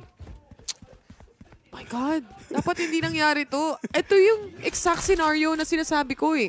Na nanalo na sila, may advantage sila, pero nawawala pa dahil nga ganito maglaro yung T1 sa mga anti-eco nila. Yeah, ang ginagawa lang nila is syempre literal na kinukuha lang nila yung buong mapa. Ino-own nila lahat. They have the full map control. Iniikot nila. Fault lang, not gonna connect onto this player. Zeta ang first contact ngayon. Si Flips meron pa namang stun. At Alam least may niya. baril siya dito. Fault line. Tumama. Will not connect though, pero tumama ba? Hindi. Alarm bot ang hirap nito. May turret na may alarm bot pa. Hindi, okay lang. Kakayanin ni Flips. Kailangan niya sumilip though. Hindi niya alam na halfway na. Yun na nga. Turret is gonna be there. Outplayed by T1. You know, if this happens, then T1 deserves to win that round. Kasi yung round na yun, lamang na sila. Maganda yung rotation na ginagawa nila. Pero nauhuli pa rin talaga sila ni Munchkin. Yun, yung unang kill ni Munchkin ngayon, tapos narinig nga yung mga players nga ng RRQ na dun lang sa may A main, then lumabas dun sa may sands, papaakyat dun sa may ropes, pumunta sa B, and nung alam na nila ng RRQ na wala ng tao dyan, dun biglang lumabas si Munchkin. Actually, sa totoo lang, it's gonna be a really different story if hindi nakapatay si Munchkin dun. Tsaka kung namatay rin si Munchkin, or at least nakita siya, di ba? Huli na ang lahat. Huli na. Nung nakapatay na silang dalawa. Huli na ang lahat. Nabaliktad na ang bagay-bagay. At again, Munchkin, kung siya makakatapat mo pagdating sa anchor. Oo, wag na. Alt-tab ka na lang. Bawi ka na lang next life. Sa BPL2 na lang. Anong score niya? Gusto ko makita yung KDA ni Munchkin mamaya. Grabe si Munchkin, man. Grabe. Makakamiss yung mga Munchkin. Choco butternut. Choco butternut. Fan ka nun? Butternut. Mas fan ako ng butternut kaysa sa choco butternut. Bavarian Field pa rin. Uy, Ban! Nainis ako sa'yo, Ban. Hindi ko sabihin yung pangalan. Again, nasa kanila yung ating advantage. And for T1, di naman nila kailangan gumalaw. They just need to wait onto the site and literally chill. At least si Xfero, nakagapang siya pa kantin. Nang walang nakakaalam, nang hindi siya nadedetect. Ginagawa lang ni Xfair yung ginagawa ni Munchkin ngayon. Sneaky Balboa technique ang trip niya. Zeta, low 1 HP, pero alam na nila. Oh no, flawless round from T1. This map was chosen by T1 anyway. So, alam natin ito yung comfortability nila. And supposedly nga, no, for RRQ, this is not the usually play. Yeah. And unfortunately, right now, nahihirapan talaga sila going up against the can players say- of T1. Not only the whole T1, Yeah. pero kay Munchkin pa lang nga, hindi sila makatawid eh. This is the RRQ that we used to know. Kung baga. Kasi na Oo. 2-0 na lang TS eh. So, ang sabi ng T1 ngayon, tambalan. Kailangan ng magandang reset eh. Kailangan lang nila ng magandang reset dito. Hindi pa tapos ang lahat hanggang hindi pa nagiging 13 yung scoreline natin. Kaya pa to. Si Flips, meron siyang Rolling Thunder. 7 rounds na hindi sila dapat nagkakamali. Pero mukhang gagawin naman ata nila kung anong ginawa ng RRQ kanina. Gagawin naman ng T1 ngayon. 2 tao sa drop. Pero tao dito. Sayang player. Diyos ko. Siya ang first contact. Papakita yung iba. Pero mukhang hindi ata. Drop pa makikita ko kung hindi dish. Which is A main. Lahat sila. EJ will catch one. Meron pa tao sa may taas. Pero nakita ata si Carp. Wala na siyang no choice. Pero Carp! Look at that! Molly onto the face! Natunaw yung isa! Flash will connect pero hindi pa sila! Vil, yung round na yon, di ko matanggap. Ginamit nila yung Rolling Thunder doon. Ginamit nila yung Rolling Thunder para makapasok sila ng site. At alam mo kung anong utility lang yung nagpapigil sa kanila? Molly. Isang molly. Oh. Isang molly. Because they all decided to go all A main and no one on to drop and no other pressure points along the map. Just A main and kahit Sans nga, di nila tinignan eh. Oh, default. Sobrang default pa yung ginawa nila. Actually, yung isa ka natunaw pa. Ginawang sisig. Ay, sarap. Sisig. May lockdown na ulit dito ang T1. Munchkin at si Carp meron na ding orbital strike. EJ hops out, doesn't get the kill. Masastun pa sila dito and that's gonna be Carp with a double onto an orbital strike. Diyos ko, tinunaw galing universe mga kaibigan. All the way from Mars yung orbital strike niya. 3v1, Lemmy Moore. Kaya pa ba? Carp, alam niya alam niya nandun pa. Lemmy Moore, malay mo, kaya pa, puso pa. 1v2, winnable to. Winnable talaga. Winnable yan. 1v2, nasa kanya yung spike, winnable pa. Tignan natin kung makakaikot. Kailangan niya makapitas ng isa eh. Kahit sino Kahit isa lang, actually. men. Oo, kahit sino sa dalawa, ma-open niya yung site. Pero naka-off angle yung dalawang Kaya players ngayon ng nga T1. nag-aantay, hindi yan magpaparamdam. Di ba baril yan at all. Mag-aantay yan na magpa-plant ng spike. Narinig sila. Nagbukas yung Suns. Reaction ni Killjoy. Okay, usog siya ng konti paharap. 30 seconds left. Elmer Moore. Scene. And that's gonna be it. Ban secures the kill and T1 secures the win. What a play. Yeah, what a play, man. Alam mo, honestly, para sa T1, malinis. Lahat malinis pagdating dito. From game number 1 up until game number 2, especially dito sa game 2, wala talagang sagot yung RRQ. Yeah, kasi kitang-kita naman natin kahit nag-Rolling Thunder sila, isipin mo, it cost them like siguro na napakadami kasi Rolling Thunder yun, plus 300 lang ang ginastos ni Brimstone para mapigilan yung Rolling Thunder na yun. Yun lang, wala nang iba, 300 pesos lang. And of course, yes, nakapatay si EJ nga ng isang showstopper pero hindi na din talaga nila nabawian na flash yung mga players dun sa may aiming pero walang nagawa. And dun sa last round naman, kitang-kita natin, okay na yung reaction nila eh. Pero what if yung si Killjoy dun sa Gedli, dun sa B, what if fake lang yun? The discipline, bumalik lang din. I just wanna say that T1 had the discipline here. They had the aim. And mapapansin mo rin naman kahit yung mga spray transfer rin nila dito. How can Munchkin get a triple kill from people who are trying to flash him already, stun him already, aftershock him already? All the utilities na pwede mong isipin. At the end of the day, siya pa rin yung mananalo sa engagement. Meron naman napapansin. Si Munchkin, lagi na lang naglalaro inside that, hindi naman inside, pero outside that smoke at biglaan na lang siya nakakapitas sa 3, 2 na hindi ina-expect ng kalaban nila. Grabe. Kung ganito lang mag-Killjoy talaga, baka manalo pa ako against Flips, no? Pero wala eh. Hindi talaga tayo pinalad muna ngayon at syempre, tamang fist bump muna from the players of T1 and RRQ. Despite na syempre natalo ang RRQ dito sa match-up na to, at least may bagong learning curve muli ang RRQ na pwede nilang pagtuunan ng pansin para ayusin. Dami nanonood. Pero ang importante talaga dito for RQ, honestly, is yung mas-synergize nila ng maayos. Kahit yung utility play nga man lang eh. At least to force out the enemy players. That's true. Kasi kanina, best, nauuna pa si Raze bago yung flash. So, yun ang din talaga kailangan nilang i-fix. It's all about the utility play. Well, lahat naman talaga sila may tutok. Tulad sila sabi mo, it's all about the execution. Yun yung kailangan nilang linisin, i-polish para sa mga susunod na game. Siyempre, tuloy-tuloy na yung panalo nila. But yeah, at the end of the day, talagang, of course, T1 from Korea, home court advantage. Nalo sila dito sa Series 1 na to. Pero next game, ladies and gentlemen, Team Secret versus DFM.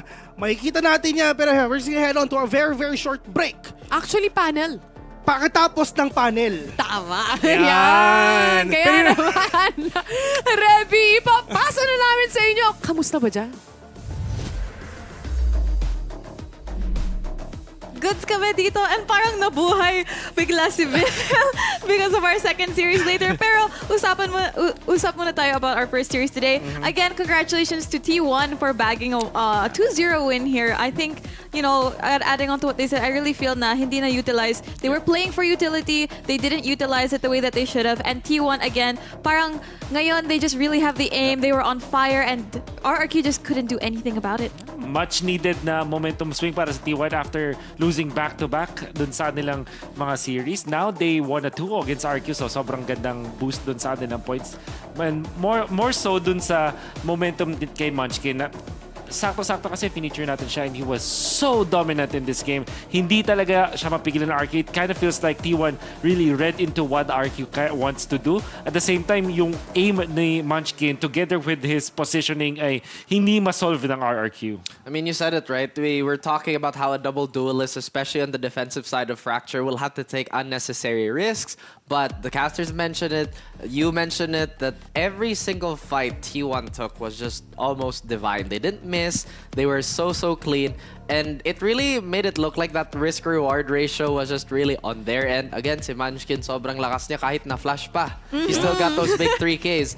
But again, I just want to look at this at a macro perspective. Again, we talked about how the double controller can isolate all these fights to specifically create nightmares designed for double duelists. But after all, at the end of the day, despite all the strategy, Valorant is still an FPS game where clicking people in the head can matter the most.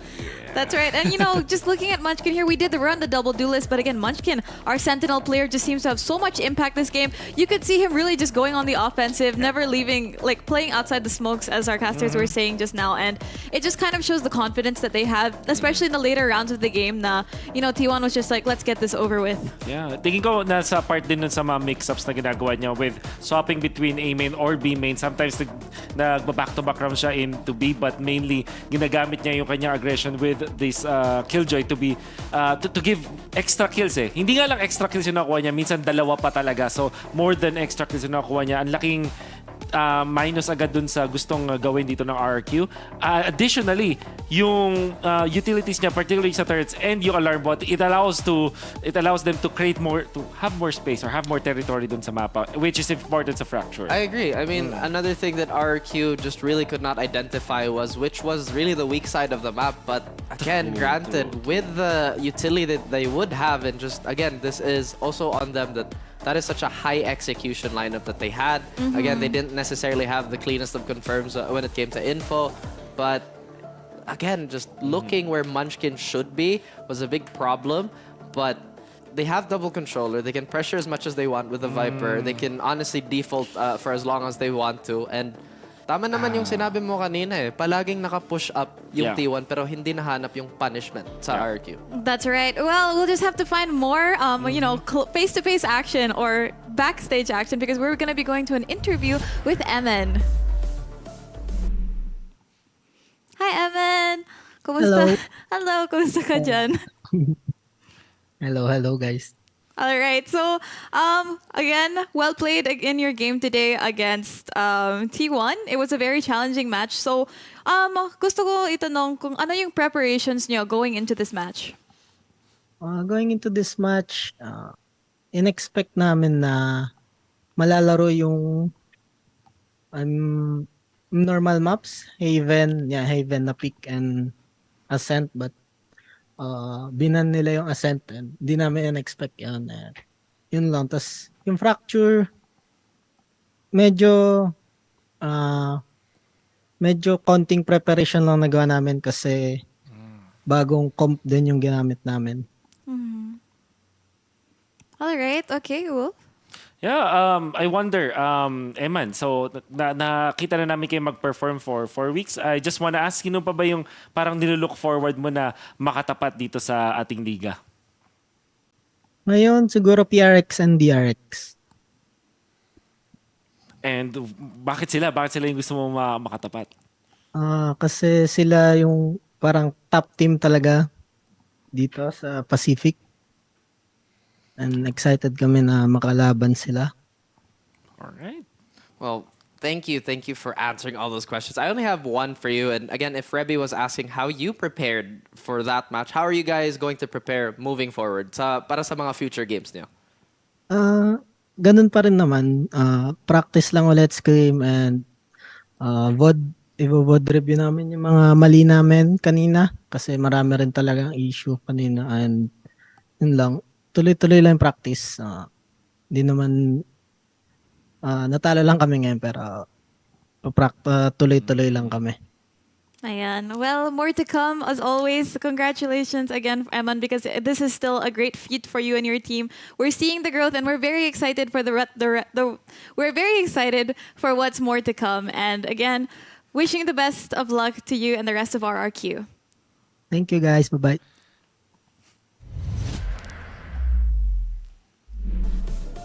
Well, ayun, this is kind of what Raph was going off about kanina. Yung they were expecting more conventional maps. They were expecting the Ascent pick.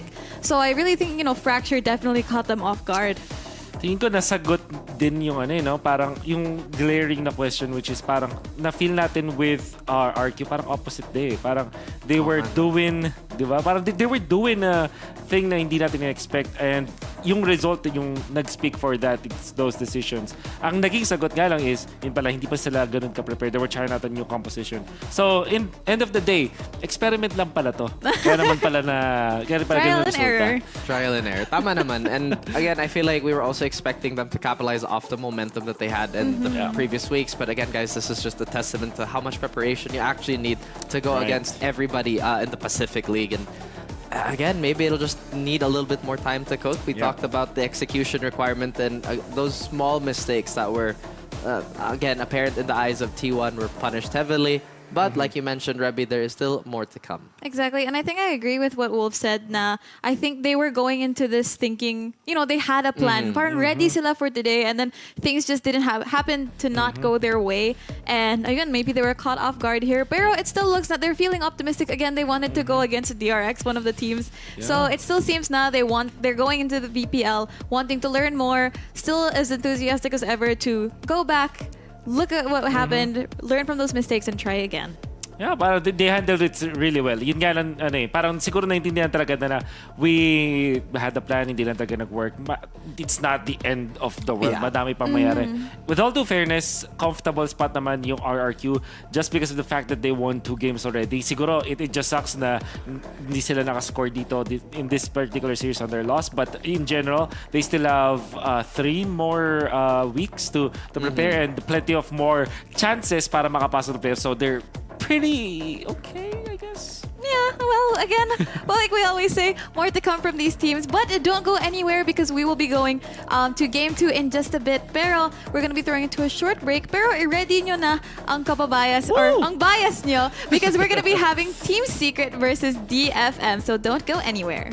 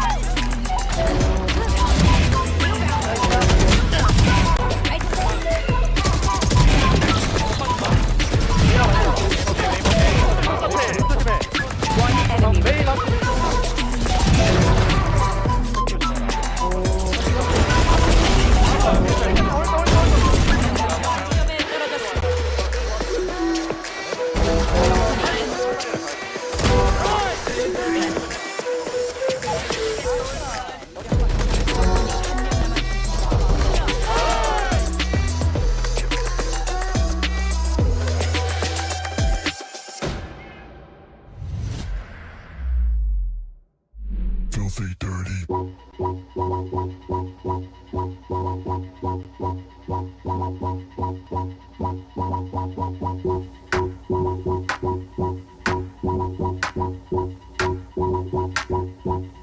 Filthy dirty.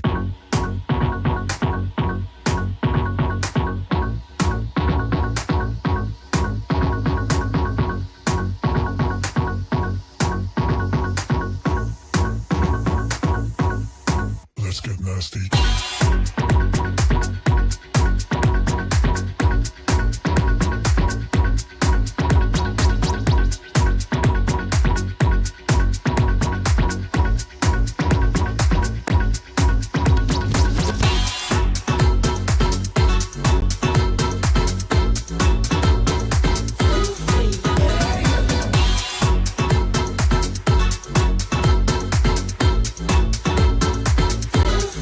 Let's get nasty.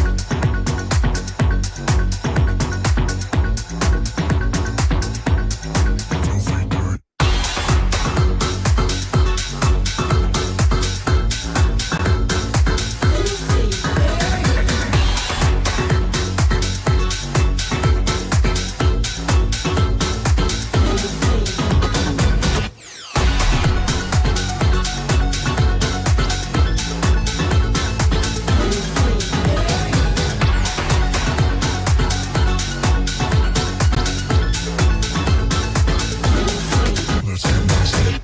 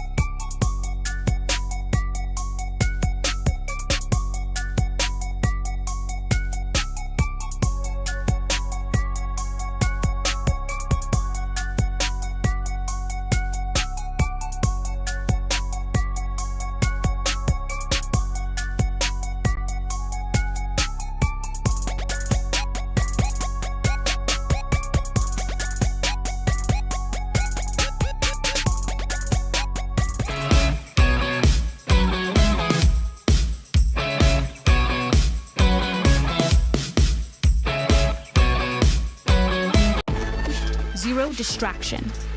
Zero doubt. Zero opposition.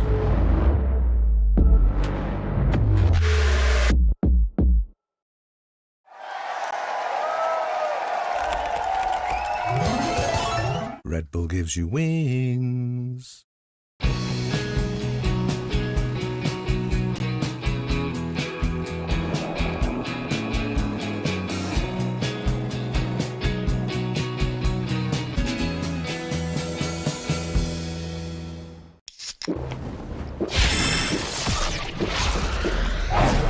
Red Bull gives you wings.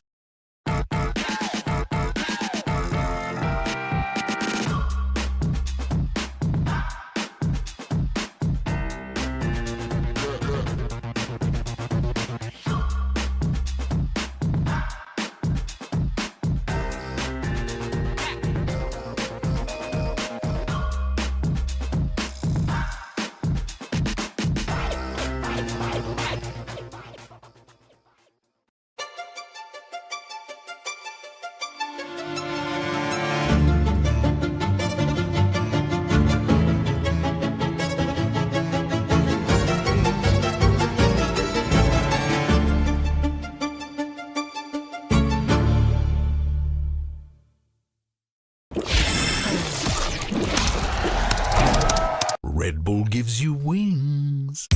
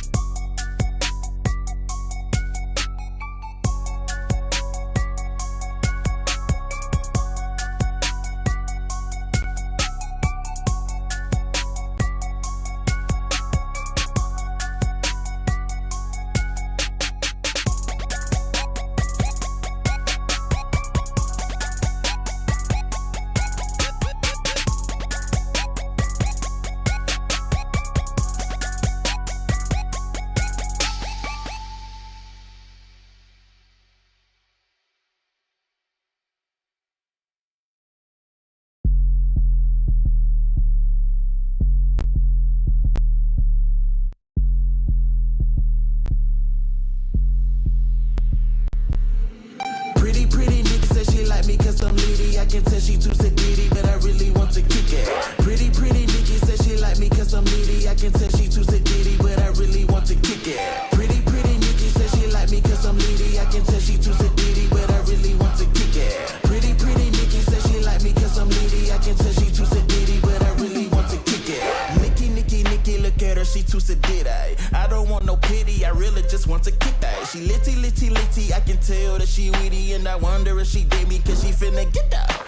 And Shawty said that I be doing the most. Say she love the diamonds in the chain when it glow. I be doing the bop on these lanes on the low. See the rush just insane, change the climate, let it snow. Whoa, pit the gear and drive, then I go. Hop in out the wheel with my guys, that's my bros. Fresher than a pimp when I slide through the door. Shawty said she love the fit, got her eye in me clothes. She say she got a man, but she do not need him. I'm doing all I can, I'm make her leave him.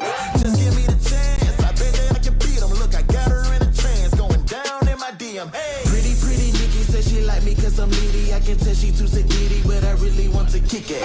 Pretty Nikki says she like me cause I'm needy. I can tell she too sedity, but I really want to kick it. Pretty Nikki says she like me cause I'm needy. I can tell she too sedity, but I really want to kick it. Pretty Nikki says she like me cause I'm needy. I can tell she too sedity, but I really want to kick it.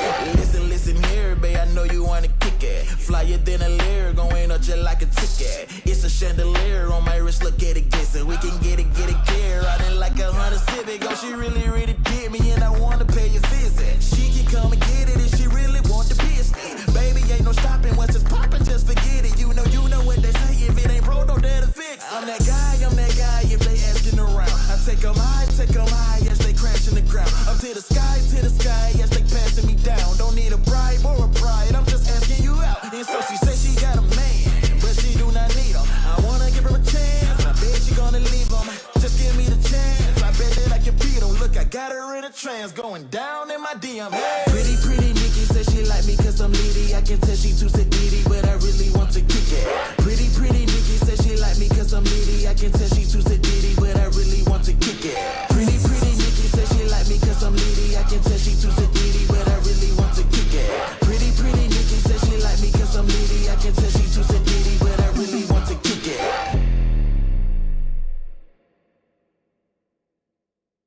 Let's go. I want it all. Run it. Yeah. Run it. Yeah. I want it all. Run it. Yeah. Run it. Yeah. Run it. Yeah. Ay. I want it all. Run it. Yeah. Run it. Ooh. Run it. Yeah. Run it. I want it all. Run it. Yeah. Run it. Yeah. Run it. Ay. I want it all. Low key, with the bag and the gold, put it all on me. Shawty want my time, but the time frame only from 9 to 3. Oh, yeah, I said that right. I'm the king, I'm the god that'll go OT, so I don't tell no lies. I deserve everything all they took from me, but the flow intoxicated. Most of y'all cartoons animated. I need all of my split like a segregation. Irrigation from the way created. I'ma live and say it. Relocated, flights and chases while I'm at it stating. No, I catch a check, so you should see the statement. I'm the bank, but I'ma need the payment, so I want it. I want it all. Run it. Yeah. Run it. Yeah. I want it all. Run it. Yeah. Run it. Yeah. Run it. Yeah. Ay. I want it all. Run it. Yeah. Run it. Ooh. Run it. Yeah. Run it. I want it all. Run it. Yeah. Run it. Yeah. Run it. Ay. I want it all. Send me the play. I want the smoke, hit the track like a train. I just want all of it, not just a part of it. I got no time for beginners and starter kits. I don't do drama, I got no time for arguments. Either you taking away a deposit, and either you leading by reading or following. Get back in line when I'm ready, I'll call you. And at some point, yeah, all this work gon' pay off. I gotta get to this money, and that's for the family. I get on days off. Some of y'all just think I'm a new fella. She'll get up on this new level. They'll never give me two solid. I'm a cool, she like that cool sweater. Yeah. I want it all. Run it. Yeah. Run it. Yeah. I want it all. Run it. Yeah. Run it. Yeah. Run it. Yeah. Ay. I want it all. Run it. Yeah. Run it. Ooh. Run it. Yeah. Run it. Ooh. I want it all. Run it. Yeah. Run it. Yeah. Run it. Ay. I want it all. Run it.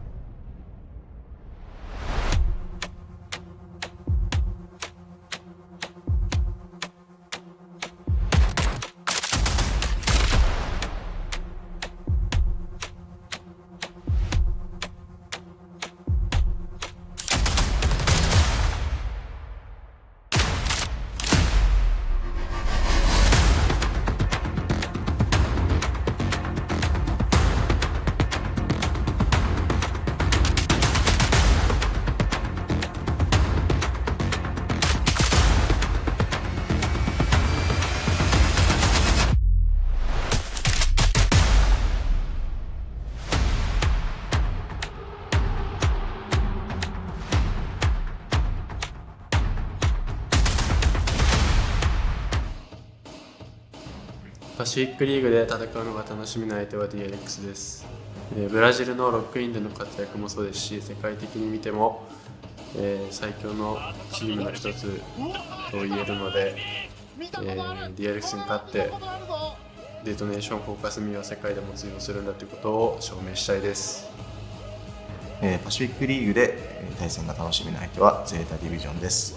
もともといたチームなので、元チームメンバーだったりと対戦するのが楽しみです。パシフィックリーグっていう舞台で対戦させていただけるということで楽しみにしてます。去年いたチームでは、あと2個のところまで追い詰めるところまで行ったんですけど、負けてしまったので、今デトネーションフォーカスミというチームでまた戦ってリベンジしたいと思ってます。パシフィックリーグで戦いのチームは T1 です。T1 は韓国で一番有名だと思ってますし、そしてサヤプレイヤーで NA 大会で結構なかなか強かったのデュエリスト Z だから、パシフィックリーグでデュエリスト対決してみたいです。戦いたい相手はゼータディビジョンですね。理由はいっぱいあるんですけど、なんだかんだボコボコにするって言って勝ててないんで、今回こそは余裕で勝って、打ち上げで3秒オフされてもかわせてあげようか、ゼータに。イケメン集団なんでボコボコにしたいですね、とりあえず。パシフィックリーグで戦うのが楽しみなチームはグローバル e スポーツです。理由は僕の友達タクチャー選手がいるから、それが楽しみです。でも勝つのは僕たちです。パシフィックリーグで対戦が楽しみなチームは GNG です。なぜなら元チームメイトのメテオとバイルさんがいるからです。このような大舞台で戦えることは、すごいことだと思うし、本当にワクワクしています。待ってろよメテオ。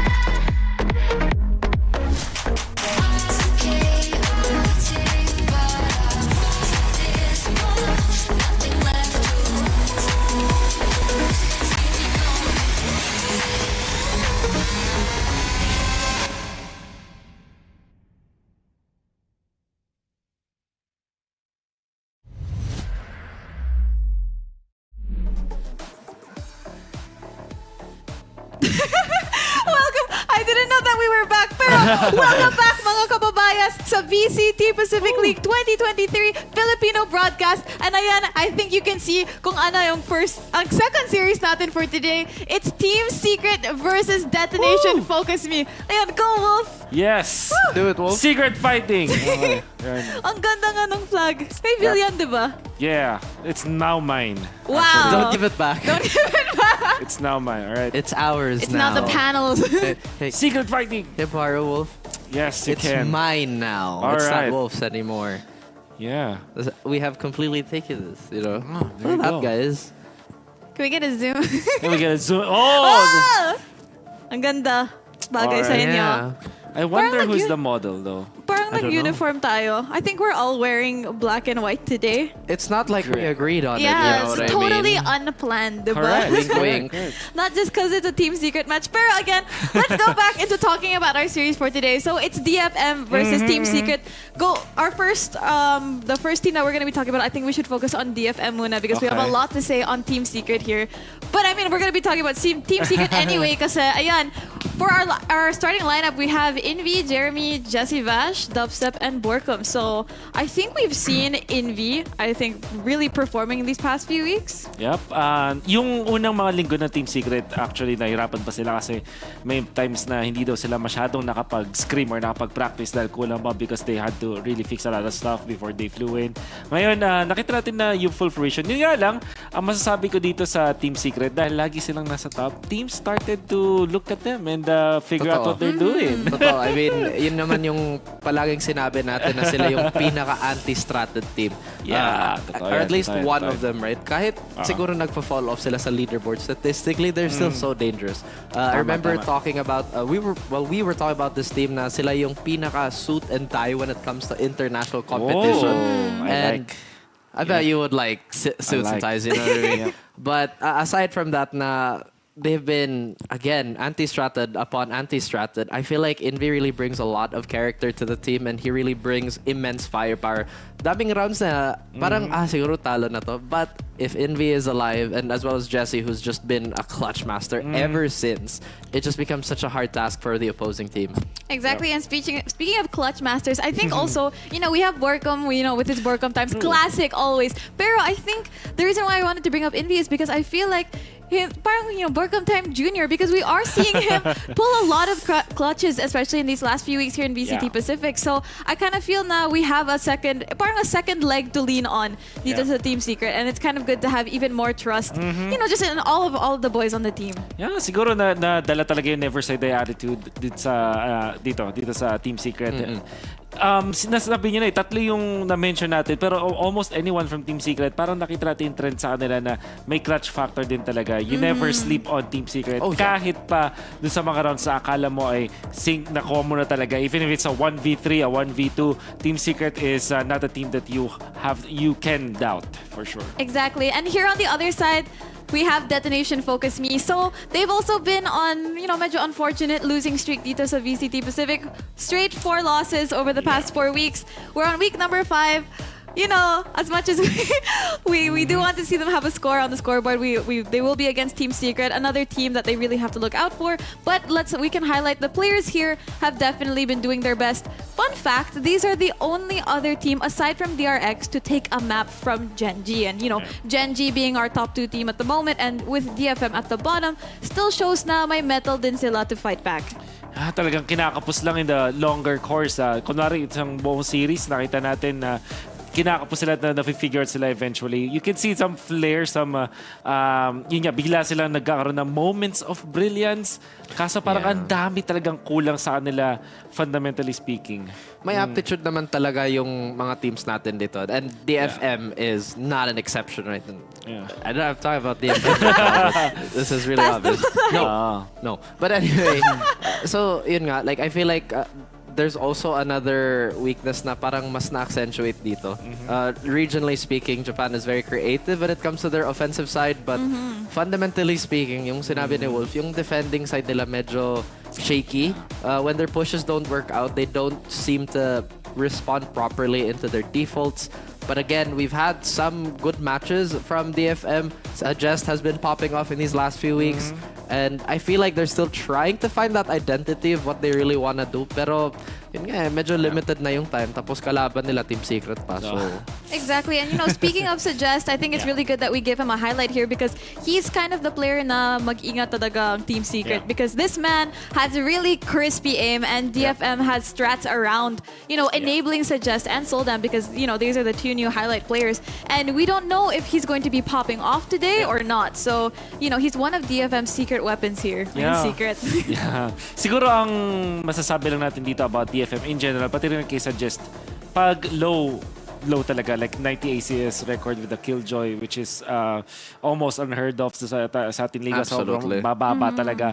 At yung highs nila, hindi rin naman gano'n kataas. So I think hindi pa talaga na-harness ng DFM yung strength ng mga players nila. And unfortunately, liga na to eh. Dapat before pa ng actual na league na unleash mo na yun, but hindi pa nila naabot yung gano'n level. I agree. I mean, yun naman talaga din eh. Sa Pacific League, we also see a lot of evolution. Pero they're still trying to piece together what really works out for them the best. I mean, we talk about individual capacity and individual impact. But so far, we haven't necessarily seen it gel completely. Kasi yung playstyle nila, diba? They super funnel a lot of resources into Soldam, so on and so forth. But has that translated to wins? I don't think so. Exactly, and I mean, we'll just have to see with what they can do into this week, because again, brand new week, and of course, a brand new set of predictions. So just now, we kind of got 0-3 in RRQ versus T1. So I think I don't need to ask this, but I will ask for formality's sake kung ano yung predictions niyo for this game. Yeah, tingin ko no bias talaga. I know that you've heard that so many times. Alam ko maraming beses nyo na narinig yun. Dito sa laban sa DFM, this is a team na hirap talagang manalo. Tingin ko naman nasa tama naman yata kami na magsabi dito na yun ang aming prediction. It is going to be Team Secret. I think I can speak for the rest of us dito sa panel na Team Secret talaga kaming lahat dito. So it's gonna be a 3-0 for Team Secret here. And I really feel like this is gonna be a really big game because DFM needs to pick up the pace dito because we are halfway through our league play. But also Team Secret has really prepared for this kasi na-heartbreak talaga ang country last week because we lost against, fellow brethren natin sa RRQ. But again, Team Secret, nag-prepare talaga sila for this week for the comeback, right?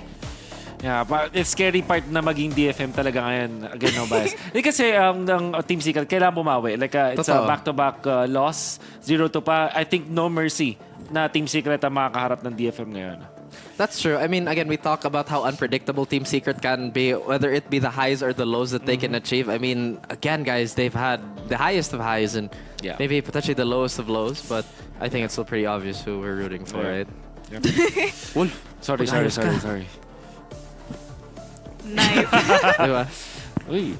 May apat na yung members dito sa panel. What do we call him? Oo nga, what do you call I actually don't know too. I mean, secret. We don't know his name. It's a secret. It's a secret nga. Maybe his name is a secret. Talino talaga ni Revy. Ay, nako. Yeah, you belong in this panel already. Well, I mean, going into this match, we did go for Team Secret here. Is there anything we're expecting from these two teams? Okay, number one, sasabihin ko sana, gusto ko makita yung Reita versus Jessie Vash kasi para sila yung mga respective na OTITs per country. But Reita, parang sobrang same. Actually, week 1 pa lang, gusto ko na magharap si Jessie Vash at saka si Reita. Unfortunately, hindi natin siya makikita for at least game number 1. So second siguro na pwede natin expect is Envy. Ayan, na-feature din natin kanina. Gonna be a frag powerhouse for sure. I think I agree with all those talking points na si Jesse, he never flounders in international competition, right? Like, he's always so strong when the team needs him to be.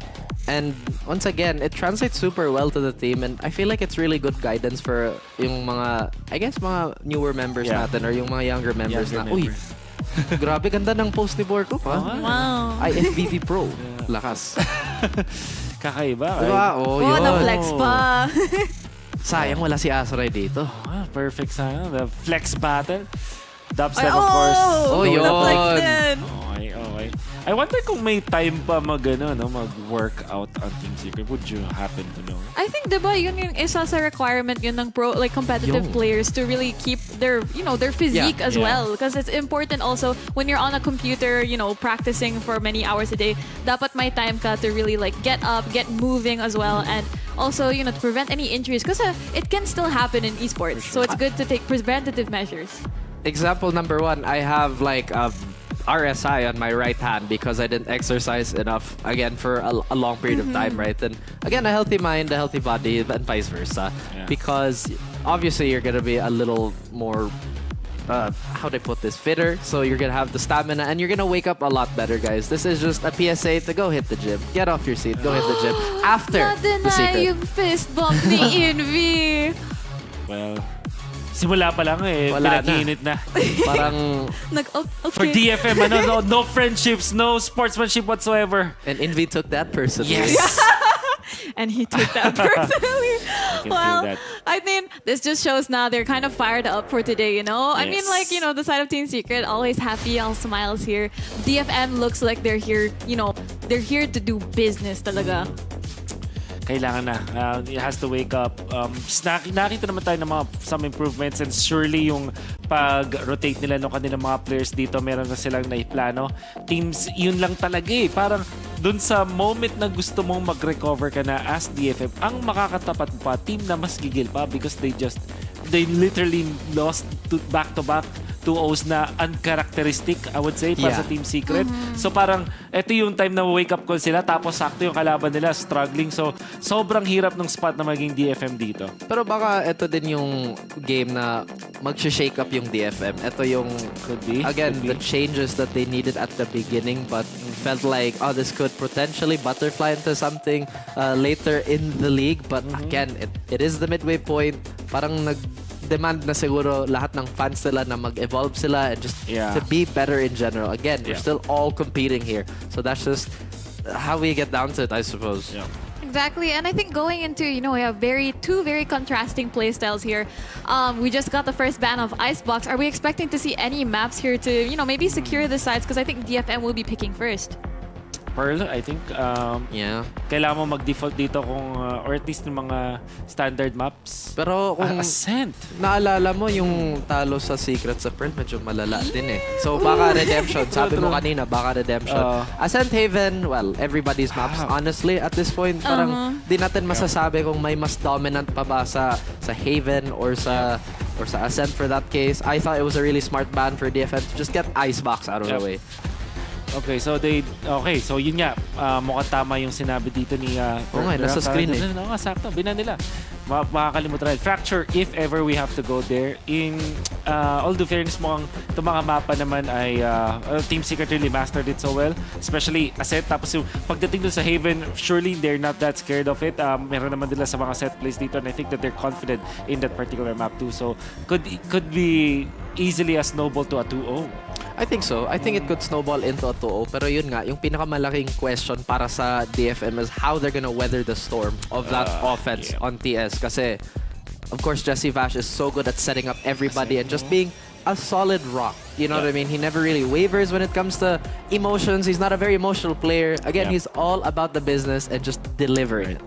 That's right. And I mean, looking here at the Agents, it looks like we have a mirror matchup going here onto Ascent. So this not hoping for a Game 3, but Game 3 does, Fracture map does look like something a little bit more Team Secret favored here. But we'll just have to see with how it goes. Sana 2-0, we won't know who. But that's it from us from the panel. So ipasa na natin kay the Mods for series number 2.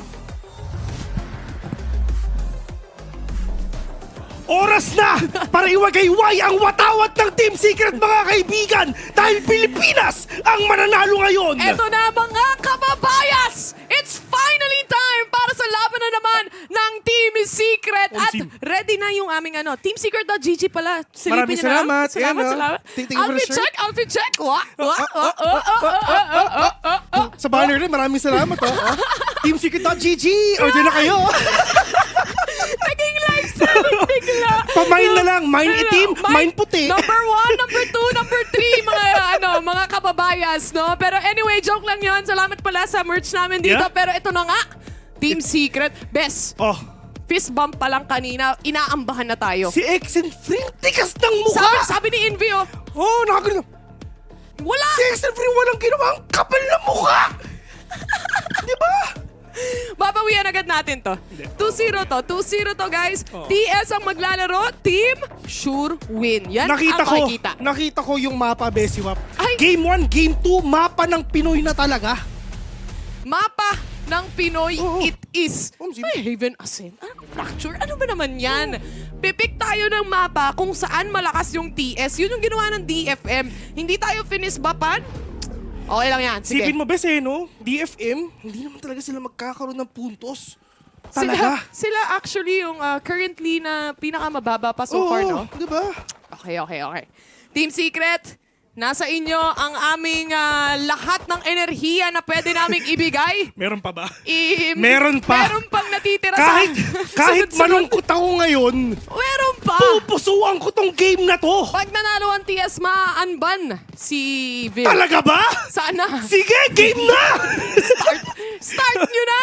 Ano ba naman yan, casters? Start the game. Pero ito, TS, sila magsisimula pagdating sa attacker side at pistol round na nga tayo. Pistolan na mga kaibigan talaga, ito na sila, galit na yung mga players ng TS, sa mga ng TD, sa mga players ng DFM ngayon. Umpisa muna natin dito with Recon Bolt na ilalabas nga ni Jesse Vash, pero ang tanong kung makakayanan pa ba nila?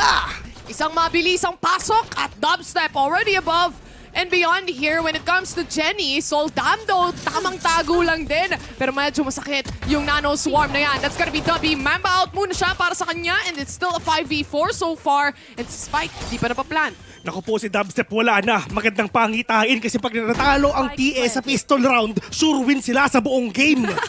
Mismo lang, no? Pero ito, smoked off. Soldam, jumping down. Pero mamamatay din siya sa kamay ni Jeremy. That's gonna be NB securing 1 kill here. Jesse Vash na lang ang natitira. At sabi mo nga, pag natalo sa pistol, sure win na sa game. Best, ito mapa ng Pinoy ang Ascent, di ba? Hospitable lang yung mga players ng Team Secret. Si Borcom pinanganak sa bilong yan. Oo, si NB, sa hell yan. Diba? Oh my God! Ganun lang ka-basic, no? Pero eto nga, hindi napansin kasi si Dubby, ang tagal niya sa taas ng Jenny. Nawala na yung smoke and everything else. Pero para sa DFM, hindi talaga nila nilabas. Inantay nila yung rotation na meron yung mga kakampi nila. Pero ang importante, guys, pistol round, unang round pa lang naman to. Pero sa totoo lang, hindi talaga rin maganda yung journey ng mga players ng DFM dito nga sa VPL. Kasi nga, hindi pa nahirapan talaga sila makakuha ng points. Sobrang hirap na talaga sila knowing na TS pa katapat nila, di kung ako sa kanila. Kaya nga sobrang hospitable ng TS, binigay muna nila yung pistol round. Oo nga Japan. Japan. Para na, di ba? Versus Manila, Philippines. Philippines. Mayon versus Mount Fuji.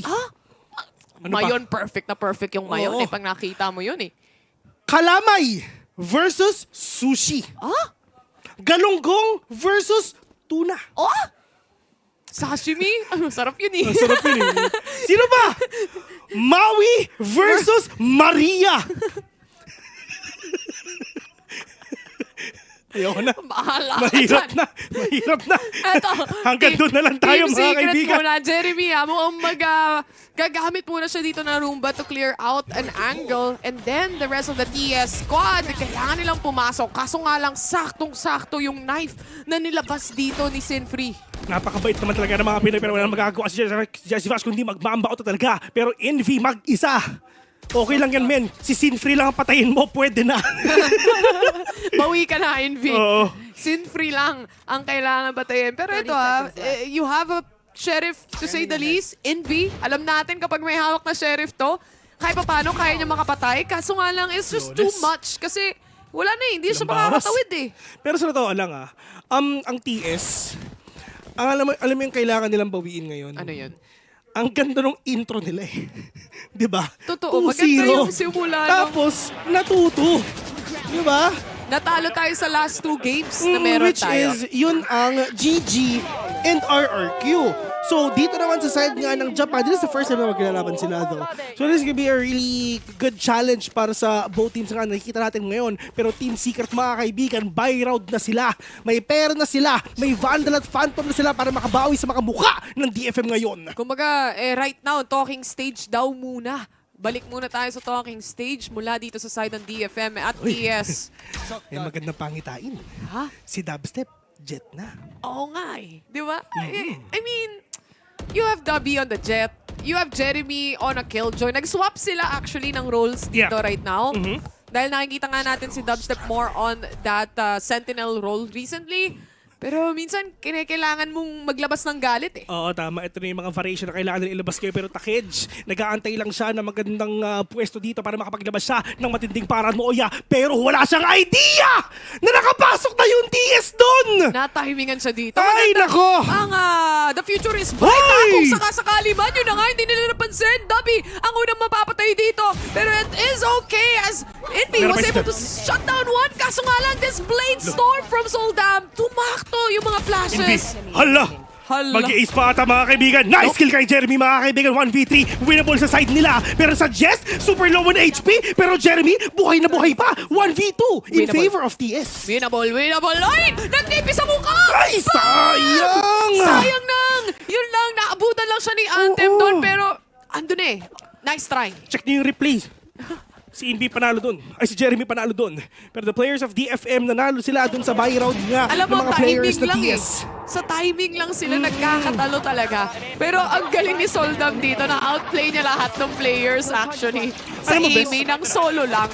Pantay lang sila eh. Kasi na-timingan nila dubstep si Omen ng Paranoia. Pero tinimingan din ng DFM ang TS. So pantay lang sila. Pero in terms sa score, medyo malayo na. Yun na nga eh, na-convert pa nila yung bonus round na meron sila kanina. So, Team Secret, kala-half buy muna tayo guys. Ito muna ang puhunan natin para sa araw na ito. Kailangan nilang umatras ng kaunti. Siyempre, na-detect sila ng recon dito. That's info given away. Medyo mahirap to knowing na napakadaming traps ngayon si Suggest dyan sa A. Pero this is actually a really good decision na probably go here and B instead. Kasi they can hear it eh. Doon pa lang sa A main, rinig nila, hala, andito yung Killjoy. Doon tayo sa safer side and mas madaling side nga kundi sa B. Pero ang problema nila, si Anthem okay lang yan kasi wala naman siyang Odin dito. Magkakaroon siya ng recon in a few seconds though.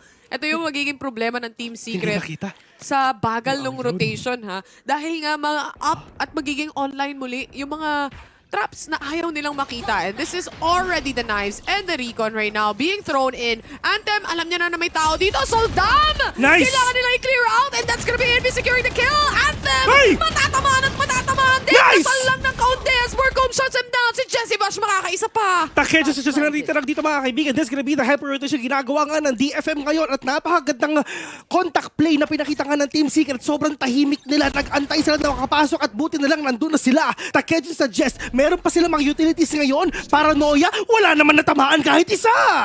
TP in mula kay Takej pero no one really Nice! spot on B main dahil nandito si Jesse Vash sa kabilang gilid lang. So Jess, mukhang mapapasave na lang talaga. Yeah, kasi yun na lang ang magagawa niya. Kung makakaligtas siya sa kamay ni Jesse Vash. Hindi! Nice one. Nice one. Galing ang timing mo ah. Akala niya makakaligtas siya? Kala mo lang yun. Kala mo lang yun. 350. Kahit wala silang pera, 350. Sila pa rin ang panalo doon. Tira mo, one tap ni Envy. Kapeng! Kailangan lang nila basahin kung nasan yung traps, no? Wala. So, ang sagot sa ang solusyon pala, lakasan yung volume ng headphones nila. Oo, iwasan natin si Killjoy. Oo, iwasan si Killjoy. Ay, may tumutunog na traps. At shoutout nga pala kay parang Darwell tsaka kay Maring Ling na nasa watch party. Ay, oo nga. Nasa watch party nga pala sila. Shoutout nga pala. Si Patty ata nandyan eh. Hello nga pala sa inyong tatlo. Hello sa inyong lahat dyan na nasa Team Secret watch party natin ngayon. Sana ay masaya kayo dyan at masarap ang kain nyo. Malabone tags. Malabone tags? Sa imong tanan. Attacker Killjoy, TS. Naglapag na ng kanilang lockdown. Anthem naman, nire-ready lang nila actually yung utilities dito for the side of DFM para ma-delay itong players ng TS. Oh, sakit noon, muntik nang matunaw si Suggest doon. But the players of TS inside already. They need to fortify this site. Pero lumalabas pa yung mga utilities nga nilalabas pa ng DFM ngayon. Pero wala naman talaga natatamaan na iba. And market play ang iniisip nila. Ganda ng coverage ng TS dito especially si Jesse Vash nasa mid at si Envy naman ang nasa B main. This will catch everyone off guard just in case pero pop flash muna coming in from Envy. Natamaan nata si Soldam dito. Maraming nadedetect. Kailangan niya tulungan with a pop flash yet again. This can secure some of the kills. Nice! And that's gonna be Soldam going down na nga. 2v5 situation. Ay! Jeremy to get the kill on this one-way smoke pero si Sinfree Pinatay si Envy. Yun nga, 1v4, walang malakas sa apat, baby boy! 3-2 is the score. TS, isa na lang, pantay na. Pantay na, pinalamang lang, gusto pang manalo! Isiyan nyo lang, DFM. Ay, naku, napanood ko na to. Nakakita ko na, replay to eh. Ayan o, replay Panis. Pero, gaya nga ng sabi ko, no, yung positioning kasi nila dito, maganda eh. Hindi mo usually makikita nga na ito usually nasa B main na. Yun yung post plant eh. Pero si Jesse Vash kasi nagli-lurk pa siya sa mid, tapos si Envy pa yung nasa B main. So you just have so much coverage. Meron kang 3 players sa loob ng site. You just have the coverage. At saka talaga ina-expect naman talaga nila na kasama ng mga nung stock ng TS. Siyempre si Dubstep kasi nga siya yung talaga mag-i-entry doon. Pero wala silang idea with his mobility. Nakaubos na! Sinfree will kill onto Dubstep para si Envy nakabawi na! Dalawa.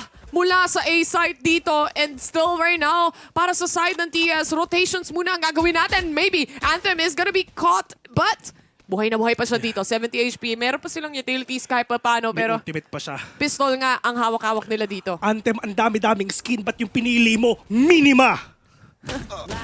Si Jessie pa siya yung susi.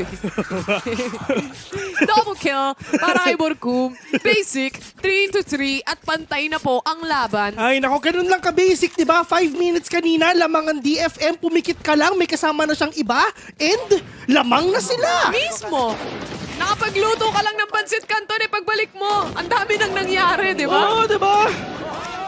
And now, Borkum ending Unti this na game nilang with a win. nababasa eh. Ito, Bessie Wapa, ito ang kailangan ng TS. Kasi nung first 2 games, masyado silang mabait ngayon. Pero ngayon, galit na sila ngayon. Alam mo sabi ng DFM? Ano sabi? Nani? Ngayon ako nakakita ng cast na naglalakad-lakad, may hawak na cobra habang nag-cast ng DS. Kaya pala, hype na hype si Kuya Bubil.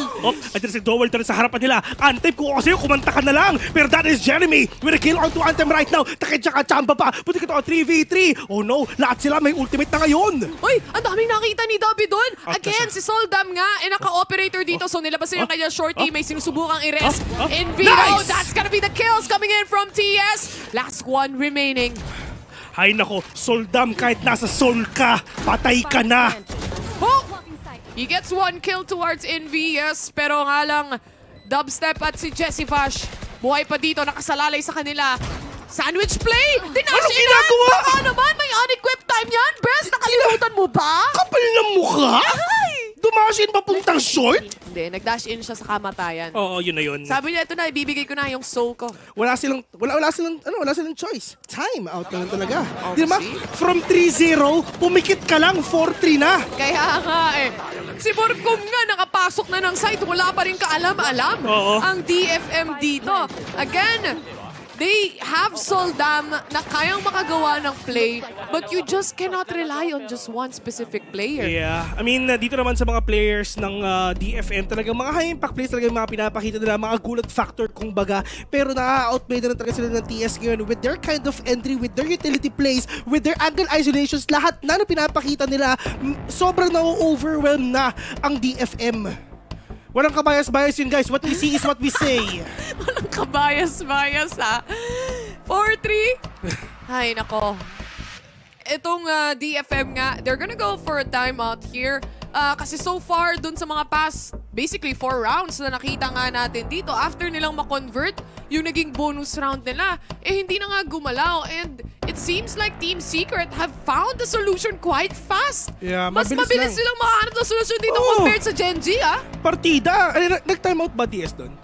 Hindi pa. Hindi pa, di ba? Partida, wala pang timeout yan. Timeout yan. Ano ba't kami magta-timeout? Sa isip lang. Ay, nako. Alam mo ang tawag doon? Connection. Telepathy. Ang tawag yun. Telepathy. Telekinesis. Telekinesis. Yan lang yan, men. Telepathy. Uy, salamat sa shoutout, sabi ni Mr. Darwell Llerena. Shoutout ulit sa'yo. Ayan, magsasalamat ulit mamaya yan. Baka magtampo ka. Tapos it's a cycle. Oo. Paulit-ulit lang. Paikot-ikot lang tulad ng ginagawa ng TS sa kalaban nila. Sim, one-way smoke sa may harapan ni na Borkum. And itong drone na to, napakataas ng lipad. Oo. Kitang-kita yung nasa city. May tumatawid dun, ha? Oo nga. Kitang-kita yung nasa syudad. Umuwi na kayo sa Japan, yan ang sabi nila. Takej. Patipi-tipi pa. Ito kasi Goku. Instant teleportation technique. Teleport lang. Ano? Na-trash talk May Kami wave ka pa? Nananahimik yung taong nagtitipi. Kahit mag-super saiyan ka, walang-wala ka. Inaantay Sa nila Chrono mawala Universe. yung smoke na to eh. Iniiba ng pacing ng TS na naman ang mga rounds natin. Kung kanina mabilis, this time around, pinapahula nila ang DFM kung nasan nga ba sila. Dobby though, siya muna ang manguhula ngayon. No one really detected on the recon. Maliban dun sa nasa loob ng site na napatay na ni Envy. There's still one onto the back ends. Alam nila na nandito sa Jess. Nice. And that's gonna be the kill. There's gonna be the kills na ginagawa nga ni Anthem ngayon, but Jesse Vash with a trade-off right now. Sinfree mag-isa. Anong magagawa ng sheriff mo, kapatid? Kumuha ka na lang ng fan mo kasi wala ka namang pera. Pero 1v1 with a great one. Borkum, kailangan mo siyang mapatay. 10 seconds in, mga kaibigan. Saikuha na talaga. Ito na yung swing! And Borkum gets the kill!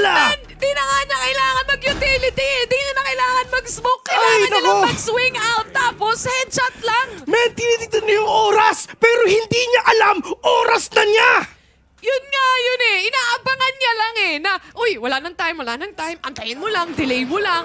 Pero wala. Oras na nga talaga niya ang nakita niya dito. No? Literal, puting ilaw. Yung bago ko mamatay. Yun na lang yung nakita niya. Uy, nag-shoutout si Ling, 2X, tsaka si Patty. Hello nga pala sa inyo. Sabi ni Ling, hello P. Sabi ni Patty, hello Pose. Ayo. Ayan, shoutouts nga pala sa inyo. Like and share. 5-3 is the score right now. Lamang tayo para sa side ng TS. Ngayon, si Soldam, puhunan niya. Blades lang. Ay nako, DFM, ito ang tunay na intro boys, mga kaibigan. Pero oh no, nauubos sila. Pero sabi ni Envy, joke lang yon. Pero dubstep all the way from up top. Nakapatay pa ng isa. Literal si Anthem, dinalang heaven siya ngayon. Davido, makakita pa ng isa. Tumama yung knife. Chamba. Grabe Sa yung RNG. isang knife, tumama pa. RNG gods talaga. 3v2. Oh, Jesse Bash. Napanood ko na to, miss. Kasi nga replay to. Replay na to. Nakita ko na to. May- 1v2. Swinging. Hindi nakita. Alam na kung nasan. Pero alam niya kung nasan siya. Alam niya kung nasan. Wallbang. Sige, labas. Sige, magpakita ka dyan. Suggest, promise, may kalalagyan ka. Kailangan niya mapatay! Ay! Namatay nga si Jesse Bash doon. Oo, Pero alam mo ang tawag doon? Mercy. Mercy. Kasi sabi nila, Yamete could stop daw ang sabi nila. Could stop? My God! Wala eh. Ang dami kasing nabulag actually sa mga players ng TS. Kung tutuusin, paano namatay si Envy? Nabulag siya. Paano namatay yung ibang mga players ng TS? Nabulag din sila. So, the flashes coming in from DFM, they also have to take care about that. Sa paranoia, pati na rin dun sa mga pop flash ni Sinfree. Wala silang choice kundi talagang bumawi ito, mga kaibigan. Sobrang dikit ng laban. Isipin nyo, from 3-0 all the way from 5-4, napakabilis talaga ng laban. Oo nga eh. Parang kailan lang tayo nagsimula. Time check! Borkum time talaga. Kasi Soldam, mamamatay na! Ay! That's gonna be Soldam going down. Kaso nga lang nasagot din ni Suggest yan. May isang smoke pa. Pwede gamitin si Borkum dito. Pero sinubukan niya sana patayin si Sinfree. It's all skirmish on to mid. Jeremy still alive and kicking. Dalawa ang kailangan niya pitasin dito. That's the paranoia settling in. Tatama sa kanya. Alam nila lahat kung nasan siya. Op! Swerte sila. Alam nila kung nasan siya. Oh, wala eh. Wala silang magagawa. Arigato kadiha. Kasi sinubukan niya sana eh na i-angle isolate muna eh. Unahin muna yung isa eh. Pero 28 HP, hindi nga lang niya nakuha yung headshot na yon. Again, TS, ito na yung first time out. Stretching na sila. Oo, eh. Yun naman. Ano yan? Japan versus TS, Pilipinas? team stretching muna. Team stretching yan. Mamaya team sure win ulit tayo. Team sure win na yan. Kalmado lang sila.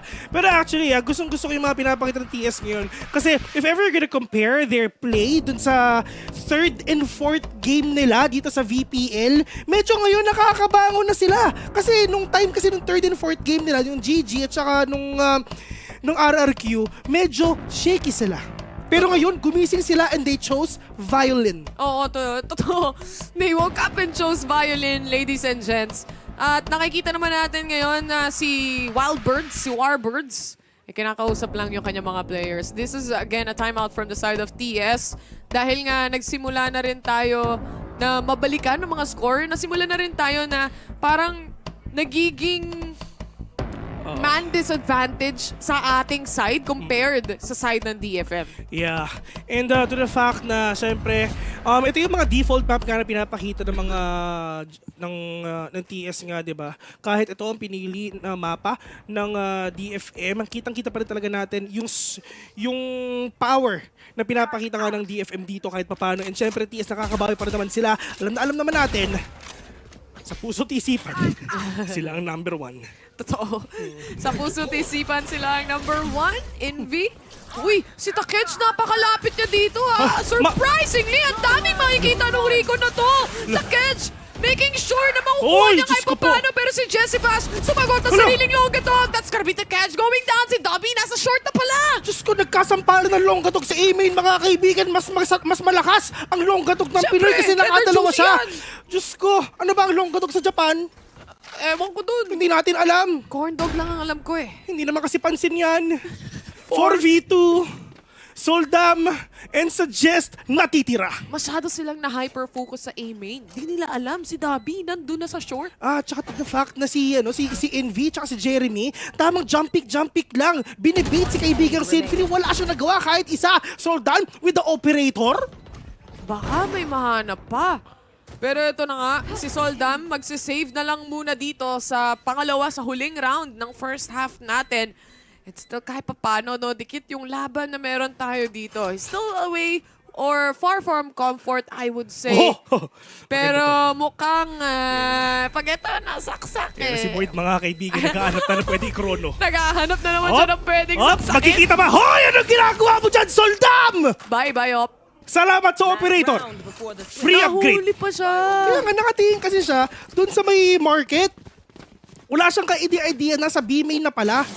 Yun lang. Diba? Ito yun masyado silang na-busy. Si Dobby ang lalim niya na walang pumapansin sa kanya. Kaya naman kapag na-plan mo yung spike, nakaset up ka na ganitong post-plan, baka mana. Baka mana talaga. Kitang-kita Tapos di mo fist bumpan si Envy, magagalit talaga yan. Nabigat, tinan mo si Sin-Free. Wala! Bottom frag. Bottom frag. Ay, hindi kasi finish bumpan. Yan, karma. Hop. Digital. Ay nako, nilabas na ni Ate Mang Odin niya. Hindi mo naramdam? Wala eh. Soldam, with an operator again and again. Medyo masakit to yung Odin ha. Hindi na talaga tumatama kahit isa. Dubstep nasa loob na. Soldam, kailangan na mag-back away. This is gonna be the ginagawa ni Soldam. Pero pumapasok ata yung mga players ng TS ngayon. Soldam with another one right now. Pero malalaban pa rin talaga siya. Envy will get a kill. And all the way to boat house. Spray and pray malala. Ilaban mo, Jessie Vash. Kaya pang mag-rest dito kung sakasakali man. Pero 1v3 situation. Ginamit yung lockdown. At least alam niya kung nasan yung Killjoy. Kaso nga lang, nakaabang na rin yung ibang players dito. Nice try para sa side of TS. Pero pantay ang laban. Yeah, pantay na pantay yung laban. Hindi pa sino mananalo dito. TS, retake Kings. Oo, of course. Actually, sayang sana yun. Kasi dun sa pag-entry ni Dubstep, bigla siya napitas eh. Totoo. Nahuli siya, no? Nakita niya na nga si Soldam eh. Yeah. Actually, at saka ito pa, yung recon na nakita natin on B-side, nag-connect kay Soldam eh. Tama naman yung angulo na hinawakan sana ni Dobby. Talagang mas mabilis lang pumitik yung isa. Yeah. Sasabayan sana ng From the Shadows ni Borkum yung pag-entry ni Dobby. Pero it's just na pitas lang talaga sila. Pero dito naman sa panel, ano ba ang masasabi nila? Mukhang nag-prepare talaga ang both teams natin dito. Again, we just talked about it. DFM really is looking to get their first win on the board, and Team Secret is hungry for more kasi they've had a losing streak so far and they're here to, claim back that crown. Yeah, classic na sagot sa ating tanong kung bakit naging close, naging 6-6. It was, it's almost a free-for-all.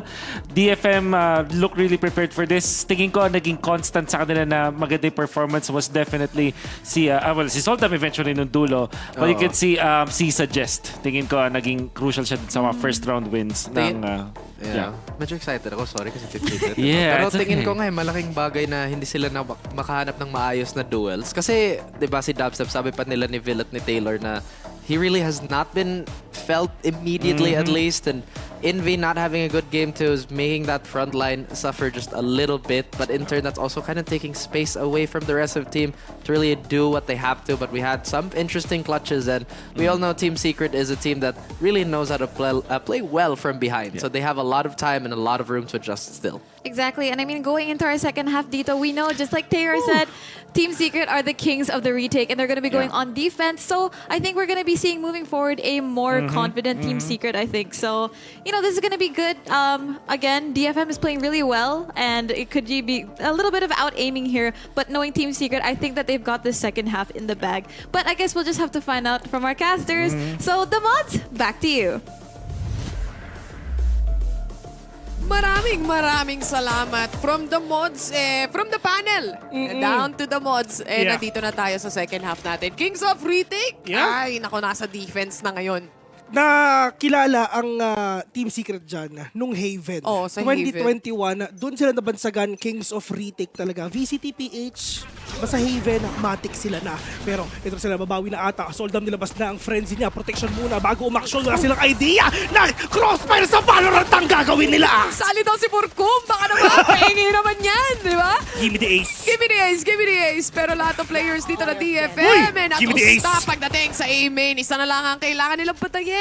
Pag po sa Valorant PH, mga kaibigan, Dubstep, eto na. Nasa wine yung kalaban mo kung kasi pumunta ka na. And that is gonna be the ace! Nalilabas nga ni Dubstep ngayon. Hello, first round para sa second half. Magandang pangitain. Welcome nga pala sa defense namin na meron tayo. No? Kung kanina, iniipit tayo ng DFM, this time around, mukhang sila naman daw ang iipitin natin dito. Ganda nung crossfire talaga nila. I mean, first contact, of course, andyan si Envy. Tapos biglang pumasok si Dubstep. Si Borkom nga gustong sumali kahit pa paano, may damage man lang siya. And Dubstep, kitang-kita natin na for sure, magva-vandal na siya. Alam mo, as a player for Dubstep, pero hindi pa ata. Ay, actually, for Dubby, as a player, siya yung klaseng player na kapag nakakita siya o nakakuha siya ng magandang momentum, tsaka bigla siyang nakakuha ng mga multiple kills, mas lalo siyang nahahype. Yeah, tama. That's true. Mas lalo siyang G para gumawa na naman ng isa pang play. Mainit na, kumbaga, ang Team Secret. Ano ka ba naman? Gustong highlights? Ito bes ang adobo, pag mainit, mas masarap. Ay, syempre naman. Kahit mga ilagay mo sa fridge, tas kinabukasan, mas masarap pa yun. Pag ininit mo pa? Same. Ay, nako. Shoutouts nga pala sa mga jowang may toyo. Tama naman dyan, no? Shoutouts nga pala sa inyo. Sana okay lang kayo dyan, guys. Pero Jesse Vash, nilabas na ang Rico niya. May matatamaan ba? Pero wala ata. Pero okay lang naman kay Jeremy kasi meron naman siyang alarm bot dun nga sa may mid. And now, Jesse Vash. Grabe yung smoke na to. Shock dart, may tatamaan to. Sila nag-set niyan eh. Oop! Para makapasok sila eh. Naka-judge through mga... hindi pala naka-judge. Nice. Pero naka-shorty yung iba. Pero yung tatlo na natitira, hindi pa sila nakapasok ng site. Na-drop na yung spike dito. Nice. One onto logs. Pero Prey... Saksakin mo! Uy! Kala ko sasaksakin si Saksakin mo! Jeremy. Saksakin mo! So okay lang yan. 6-8 mga kaibigan. Kitang-kita naman natin. One and done na ginawa nga ng mga players ng Team Secret. Well, nakatsaba lang isa, dun lang sa may ba. Pero, but still, itong mga players nga ng DFM, this is the time na pwede sila makabawi. Totoo. And lalo na ngayon, for the side of TS, the defense itself, ito yung comfortability na meron sila eh. Kaya nilang mag-change ng pacing, kaya nilang maging aggressive, kaya nilang mag-stay put. Again, if you have control of the map, you have control of the game, you have control of the time, kaya mong tapatan yung ganitong klaseng team like TFM. Dubstep, meron na siya Bladestorm dito. He actually go wild again and again. Nakita natin yan kanina, binigay niya yung Phantom niya doon sa kakampi niya para marami pa naman silang pera. And now, TS, it's time for them to get that defense done. Dubstep, hindi sila tamaan ngayon ng knife ni KO. And this is gonna be yung matindi nilang crossfire nga sa Valorant ngayon. Dubstep gonna go in! Bladestorm sa mukha! Lumipad na nga pero wala nang nakita because of that paranoia. Okay lang. May isa pang one more chance. Sabi nga nila dito pero suggest na kaya dyan na Anthem are making their way as well. Dahil mabilisan nilang na-shutdown ang players ng TS dito. Ang daming blind kasi. Okay lang. Okay lang. Pero importante rin talaga, nakapatay pa rin sila ng dalawa. Good bonus round pa rin sa side nga ng Team Secret. And eto na bes, may operator na siya. Nagsimula dito sa loob ng smoke. Ang kaso nga lang, hindi na nakabuelo si Dubby after that. Dahil nga, tignan mo naman yung positioning ng DFM. 4 yung tatapat sa'yo sa mid. And parang good read rin sa side nga ng DFM na alam na-read nilang nila. na alam nilang mid-play yung gagawin ngayon ng Team Secret. But right now, ito na yung operator niya. Pero wala siya makikita kahit isa. Pero that information already na alam niya na meron tao sa link. And okay na yun. Magre-reposition sila dito ha. Mabilisang take ata. Soldam, alam niya na at nararamdaman niya si Dubby as well. This is gonna be the flash settling in. And Jesse Bash! Nice! Dubstep, shorty sa mukha. Wala na siyang operator ngayon. Pero puti ka na ito, 2v3. Focusme in V. Let's see if ever makakayanan pa ba nila. Pero Soldam, medyo masakit to kasi shorty ang bubungad siya pag pumasok ka dito sa stairs. Well, pwede mo namang... I guess so. May flash pa sila. Sabi mo nga naman. Oo. Tama naman. Pag hindi tumama, yun yung hindi masakit. Soldam, push pa ata. Kailangan niya na magandang timing dito eh. Invi, please! Ay, yun na nga! Pero Borkum, may tinatawag tayo, it's Borkum time at alam natin na oras na niya. Feeling ko antayin niya yung exit frags natin. frags Tapos sabay Mamba out at TP out na lang para sa kanya. And at least basagin yung economy na meron nga dito. Ang DFM side. Kaso nga lang Takej was still able to catch him off guard. 8-8. Walang pera ang Team Secret ngayon. Oo nga, wala tayong arep Okay. Isang save lang. Isang save lang yan, guys. Ay, yan, puso lang. Pero, hindi naman talaga nahabol Jesse versus Soldam na lumilipat-lipat na talaga. Well, okay sana yung wallbang niya.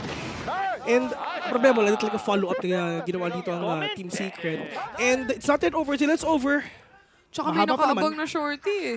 Yeah. Sa loob ng smoke eh. Wala namang choice si Invi doon kung hindi pumasok. Mambout na lang kung ano mangyaring makita nila. The players of TS, they have that Spectre Stinger Sheriff on hand.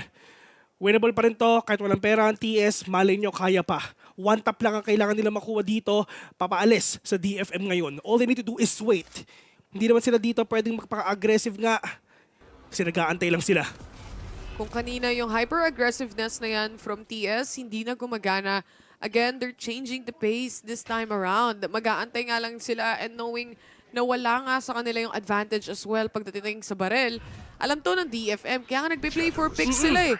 Yun din ang ginagawa ng DFM. Like what you've said, play for picks lang ang nasa isip nila. Inaantay lang nila na maging impatient ang TS ngayon. Unti-unting gumagapang yet again onto mid.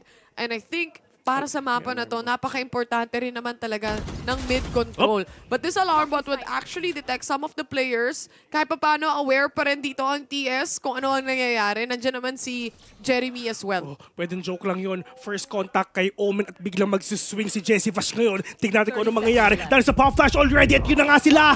Ang ganda nung paranoia. May paranoia na, may pop flash pa, pero hindi pa tapos ang laban. Si Envy naka-shutdown ng isa, but Jeremy to go down as well. Not enough firepower, I would say, in the hands of TS to really do the damage that they want to do para sa side ng DFM. Kaya naman, buhay pa yung tatlo sa kanila.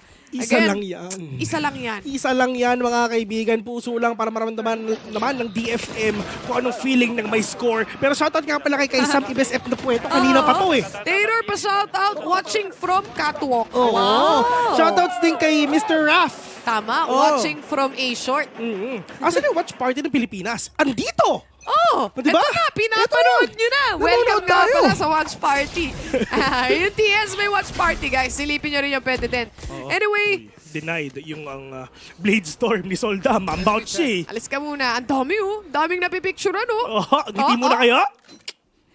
Fit check. Outfit of the day ng DFM nakita na. Ito ng OOTD nila. And a minute in the clock right now. They need to get that perfect entry nga. Pero andyan na TS ngayon with that money, with that firepower, with those utility as well, na kaya nilang pigilan ang DFM ngayon. All they need to do is wait. Play for picks ang titirago na ginagawa nila kanina, and they know it already na meron pang tao sa B, and now, nasa kamay ni Soldam kung makakapitas ba siya. Oh my God, pinapaulan na ng bala dito. Paranoia. Merong mga nakita pagdating sa recon, pero Dubby gets one. Ito yung Hunter's Fury, pero hindi rin kagana. That's gonna be DFM getting stuck on B main, bro. Oh my God, they're really stuck dito. Binubuhay pala si Robocop ngayon pero wala na talagang buhayan. Pero yung mga players ngayon ng DFM naghihingalunga. That is Anthem. Gonna go down to the hands of Jesse Vash with a 3K. 9-9. Si Envy lang ang nawala. Kung gusto nyo ng katahimikan, ibibigay ng Team Secret yan. Walang mag-a-aggressive, walang magpupush, and iintayin kayo sa site. Ito yung mangyayari. Yeah, and play for picks ang talaga ang iniisip nga ng DFM. Ito na fact na naririnig din naman ni Dubstep na andito lang si Killjoy. So, ibig sabihin, dun sa vicinity ng bilog ng area of coverage ka ni Killjoy, ang turret is andun lang siya. So, mid and B, possible nilang puntahan ngayon. So, yun yung finortify nila. May pera pa naman yung DFM, to say the least. Dahil nga, medyo pantay pa rin yung laban natin dito. It's still a 9-9. Mahilig rin silang mag-mid control. Dito nauubos yung TS sa mid control kapag nilalabanan nila. Kaya I really think na nagbago yung perception ng TS dito and instead they really would want to wait it out. Oh, nice kill! Pero sa mukha, Soldam, wala na namang nagawa. Mapapa-atras kahit si Takej dahil na-detect siya nung recon nga. Dito, tumama pa yung shock dart. Ba, geometry yan? Oh, mayroon pang isa, men. Isa pa. Isa pa, patamain mo. Hanapin niya daw muna. Hanapin niya muna. Pa-picture. Ito na, revealing area. Aabot kaya dito sa Omen. Tingnan natin kung aabot pa yan. Na-picture na nga yung isa, nakangiti pa. Pero Dubsec bumalik ulit sa lungga niya. Playing market dito nga sa mid. First contact sa kanya, biglang mag-swing si Jesse Vash kung mangyayari yon. Alam nilang mahilig mag-mid yung DFM eh. Actually, tingnan mo, hindi nila binibitawan talaga. Oh. Paranoia.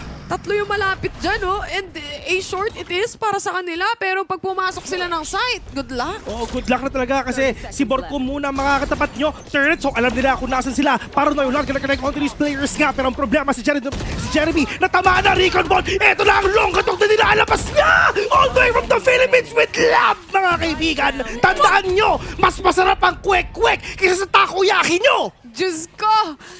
9-10 is the score. May kasama pang kiss yung mga players dito ng Team Secret as they kiss them away to death para sa side ng DFM. Yung buong A? Lahat yun may nanosub Sabi ko nga sa'yo, Bes, pag pumasok sila ng A, good luck. Good luck na lang sa'yo. First contact nila, turret. Walang problema, nagmamadali mga kuya mo. Pasok kayong site, walang problema. Pero yung alarm bot na yan, tutunawin at yung nanoswarm na yan, tutunawin kayo. At yun na nga yung naging diversion ng Team Secret para lang i-pre-fire ng malala. Tapos, yung Hunter's Fury pa nga ni Jesse Vash, di ba? For Sa them dami nang to na-detect secure that kill, ang daming na-detect, ang daming nakuha. X eh. Wala, pinundot yung X, lumabas si Longatok na galit, sinampal sa mukha. Boss, pati pantubos para sa side ng DFM doon. Pero Chillbirds. mapapa-time out. Chillbirds muna. Kanina, Angry Birds na siya. Natatalo tayo. Na 3-0 tayo. Ba't tayo gano'n? Ngayon, Chillbirds na ulit siya. Mas masarap ang lomi kaya sa ramen nyo. Sarap ng ramen din doon. No, sabaw. Sa ibang araw masarap, pero wag mo na. Wag today. Lomi tayo, Lomi. Batangas Lomi. Uy, sarap doon. Mga overload. Napakaraming chicharons. Ay, nako. Kumain ka ng chicharon, maingay. Tama, may crunch. Paano? Crispy. At ito na nga, TS, we are finally back at it again after nung ating maliit na timeout na meron tayo dito. Soldam detected na sila dito. At least iniiba ng mga traps pagdating sa side ng Team Secret. Soldam to catch Jeremy off guard, but Borkum to get the trade. Tamang wallbag lang ang ginagawa nila. Takej, super low on HP. Frenzy lang ang gamit niya. Protection muna. Kaya bago umaksyon talaga ang gagawin niya. Oy! Diyos ko po! Kita mo yung shock dart na yun? Malaki minunawa ang galawan nun! Kabahan ka na, Bessie. Baka magkamali ka pa. 4v4 situation. Pinatuhan ng nade. And may kasama pang paranoia. Basag ang lockdown, partner. Wala silang magagawa. May tao sa Jenny, may tao sa Hell. Kasi sa impyerno ka mapupunta! Basag ang depensa sa post plant nyo, ladies and gents. Team Secret, 11-9. Anong sabi ko? Kings of? Retake! Walang nagawa! Napatayo na lang sila dun eh. Sabi nila, nabasag yung lockdown, guys. Kasi nga naman, Doon mo nilagay sa tabi ng Jenny. Baka naman. Siyempre, babatuhan lang ng shock dart yan.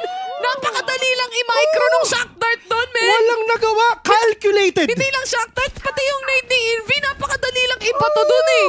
Isang banda lang yun, guys. Banda? Banda rito, banda doon. Ay, naku, anong oras na? Burkum time. DFM, tumayo na kayo kasi flight nyo na. 9-11 ang score muna ngayon. Dobby nagiging aggressive na naman. Kasama niya si Envy, nagpupush na yung dalawa sa B-main. Tignan natin kung isa pa ba sila. Soldam, nataman dito kahit papano, paranoia sa mukha ng lahat ng mga players ng DFM. Mamba Umalis sila. kayo. Umalis kayo dito, hinadukin sa mukha. Pero yung ito pa gumagapang isa. sa likuran. Kanina pa to, mula B-main hanggang dito, nandito na sila. Soldam, dumidiretso na naman.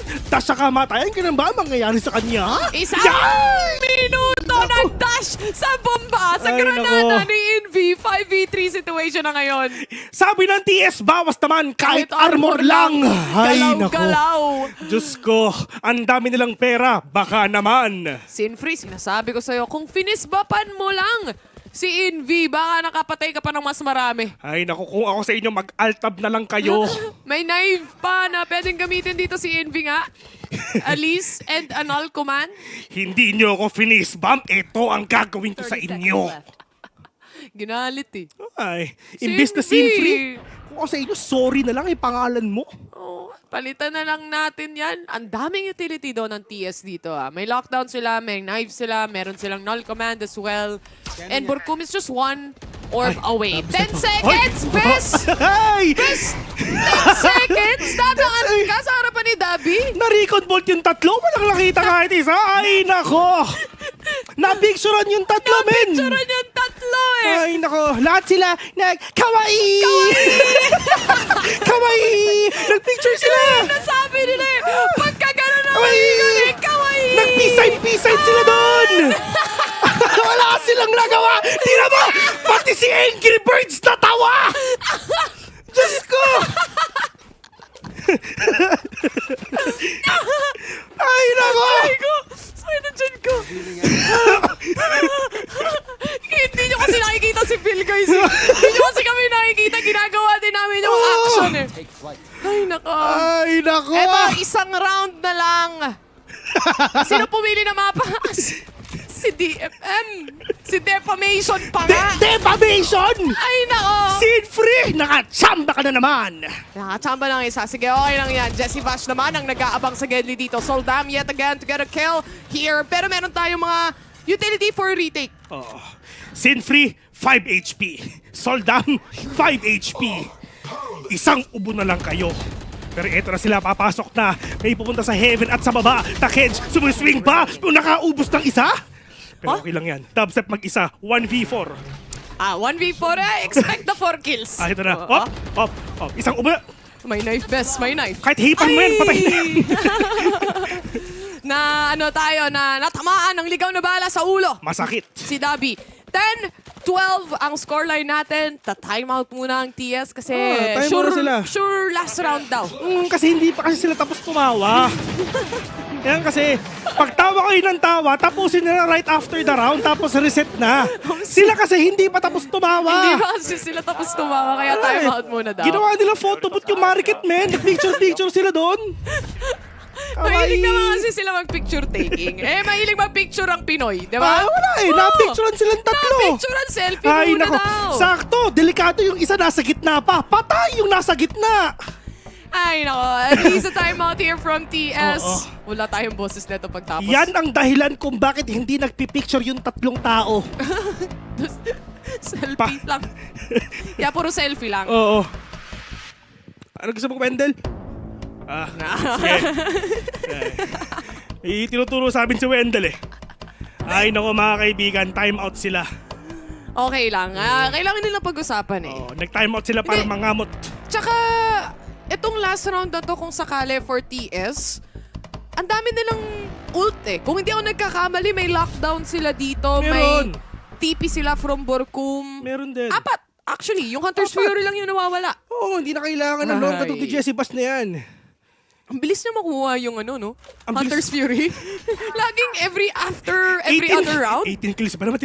Sino si Dubstep? 28? 30 bomb. Kaya nako. pala hindi pa din na tinatapos. Get that 30, Get bro! that 30, bro, talaga ang masasabi mo. Ay nako, Anthem. Kantahin mo na. Ang national anthem. Namin, no? Ano ba national anthem? Ano ba national anthem natin? Vil, ano ang national anthem ng Pilipinas? Ano ba? Walaan mo naman. Rinig sa mic. Lupang inirang! Akala ko naman kasi joke yun. Hindi. Ay, nako. Ito na. Akala ko sasabihin mo bayang magiliw eh. Hindi. Okay lang. Mga rare instances na hindi kami nagko-connect ni Taylor. Ito Mga na yun. rare instances na akala niya hindi totoo yung sinasabi ko. Oo. Ito na yung dash sa isa, pero in V, kitang-kita ka. Ay, nako! Nag-dash ka naman sa kamatayan, pero sa Jess, nakachamba na naman talaga. Borkum! Oh, napatay pa. Tapos na pinasiwas yung Blaze Storm niya. Takage, kinuha siya. Meron tayong lockdown, guys. Play for retake. Ang kailangan gawin dito ng TS, pero nilalabanan nila ang DFM. 2v4 situation. Right now, may pera naman ang TS eh. Oh, so, may pera sige, sila. laban nyo lang. Mayaman sila. Kailangan nila ilaban. Wala naman silang choice anyway. At may pera nga sila for the next round. Para sa'yo ang laban na to. Kaya binigay na kay Anthem ngayon si Chessy. Basta nga isa pa! Sin-free nakachamba pa. 2v1 right now. Jeremy, may lockdown ka. Pero nakita na nga with that knife ngayon. Pero Jeremy with a wallbang. Wala siya nakikita kahit isa. May tao sa harapan, may tao sa gilid. Saan ka pupunta ngayon? Time sticking. Kailangan niyang patayin. Nice! One man down pero wala na siyang magagawa dito. Na-realize niya time is just dwindling down away. And instead, he will just go for the knife. Magkikita sila. Hoy! Sayang. Okay lang yan. NT. Marami silang pera. Grabe 2v4 naging 2v2. 2v2, yes. 2v1. Oh, naging 2v1 pa nga eh. Pero wala. Hindi kinaya 1v1 din. ng hindi kinaya ng oras. 2v1 against Jeremy. Nakapatay siya ng isa. Pero nga lang, hindi talaga kinaya ng oras. Isa na lang ang kailangan natin pero ang TSP na, pasarap pa. Nilabanan kasi nila eh. Yun nga lang, nung lumaban nga lang tayo, may bawi sila. May nakuha rin silang mga kills dito. And imagine si Dubs, si Vash, tsaka si Jeremy yun, nakaubos pa. Hunter's Fury ni Ante, may matatamaan ba? Wala. Kahit Wala. isa. Jeremy nilabas na ang Odin niya. May lockdown pa. Natamaan yung dalawa. Borkum nagbabateri talaga dito lang sa may 3 pero may pupush ba? Anthem kitang-kita yung isa pero galawang sneaky siya. Pero ito yung talaga yung lockdown nilabas ni Jeremy ngayon. Naantay niya ring lumabas yung mga kalaban niya. Envy to get a kill. Envy as well. For the Anthem. second, isa na lang. Hey! Saksakin! Saksakin! Saksakin niyo na! Ay, nako! Ay, nako, maswerte ka ngayong araw na to. Pero nahuli mo na yan. Sabi ni Invi, pare, mamaya ka! Hindi mo ako finish bomb kanina? Yan ang makukuha mo. Si Invi, tignan mo yung mukha. Ang Ay, saya. nako! Wala silang nagawa! Ay, nako! Pinalapit lang gusto pang manalo? Alam mo yung ginawa nila sa market? Kawaii silang talaga! Wala silang nagawa doon eh. Napicturan, lahat na pwede mo mapicturan para sa side dito ng DFM. At yun na nga, doon na matatapos yun. 1-0 is the score sa mapa pa na pinili nila. Ay, nako, kung ako sa inyo, tapusin nila yung laban. 2-0 na. Kasi yung game number 2, matik na. Ay, nako. Mapick natin yung susunod, no? Ay, nako. Sinasabi ko sa inyo. Pero actually, sa totoo lang itong first map na nakita nga natin, no, mapapansin mo talaga na on the defense itself, kapag ang Team Secret, masyado silang nadadala ng emosyon. Na nagpupush, nilalabanan, doon tayo natatalo eh. Yeah. Pero pag retake talaga, give it to them. Men, nakita na natin yan ever since 2021. VCT PH, yan na yung titulo nila. Kings of Retake nga talaga. Sino pa talaga ang tunay na hari? Siyempre, TS lang yan. Highlights muna dito. Ito na yung mga clips na nakita nga natin mula dun sa pistol rounds, from the smoke, from the ace of Dubby. Men, kapag nagka-ace si Dubby, magandang pangitain na yun eh. Matakot ka na. Partida, nakapikit pa siya. You know? Sarado monitor. Ayan, kawaii sa imong tanan. Pati si Warbirds na laughing words eh. Sorry. Muulan dito. Muulan ah. Muulan ah. Hindi ko nga alam eh. Dami Sorry, ako pala yun. Oh, di ba? Wala Tuwa tayong ka, naiintindihan. tigil yan. Ay, nako, hindi natin naiintindihan yan. Pero feeling ko, Go TS yan. And may nagsabi, ang ganda ng t-shirt natin. Maraming syempre salamat. naman. Teamsecret.gg. Yan, silipin nyo na lang guys. Pero yun na nga, ang game number 1 na meron tayo. Meron pa tayong game number 2. Meron ba? Saan, oo nga eh. Ewan ko ba kung bakit pa game number 2. At dito muna, magtatapos ang game number 1. Right now, we're just gonna go in a very, very short break.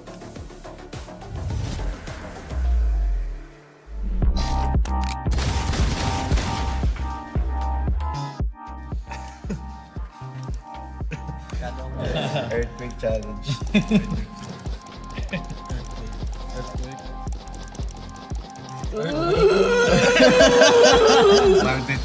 Magnitude 20. Boomer like a Go Go with the flow. Be water. Ready? no. Ready? Go.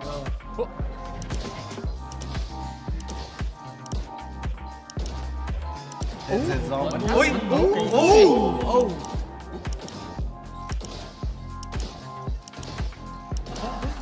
The hair needs to be on more one-sided.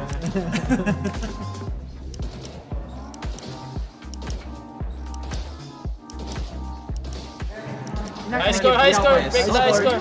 Break the high score. Oh!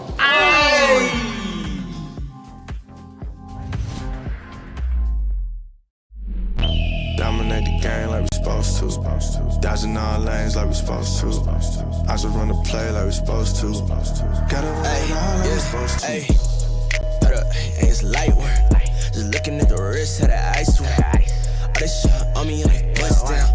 Shock him out the clutch and it bust down. She don't love me, she just want me for the team. I know. At the draw, I'm the pick, I'm that one lotto.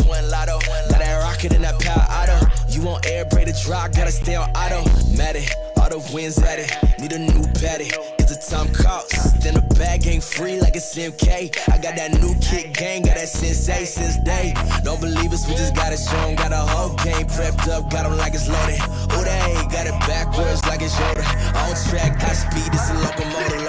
Hey. Dominate the game like we supposed to. Dodging all lanes like we supposed to. I just run the play like we supposed to. Gotta win it all like we supposed to. Dominate the game like we supposed to. Dodging all lanes like we supposed to. I just run the play like we supposed to.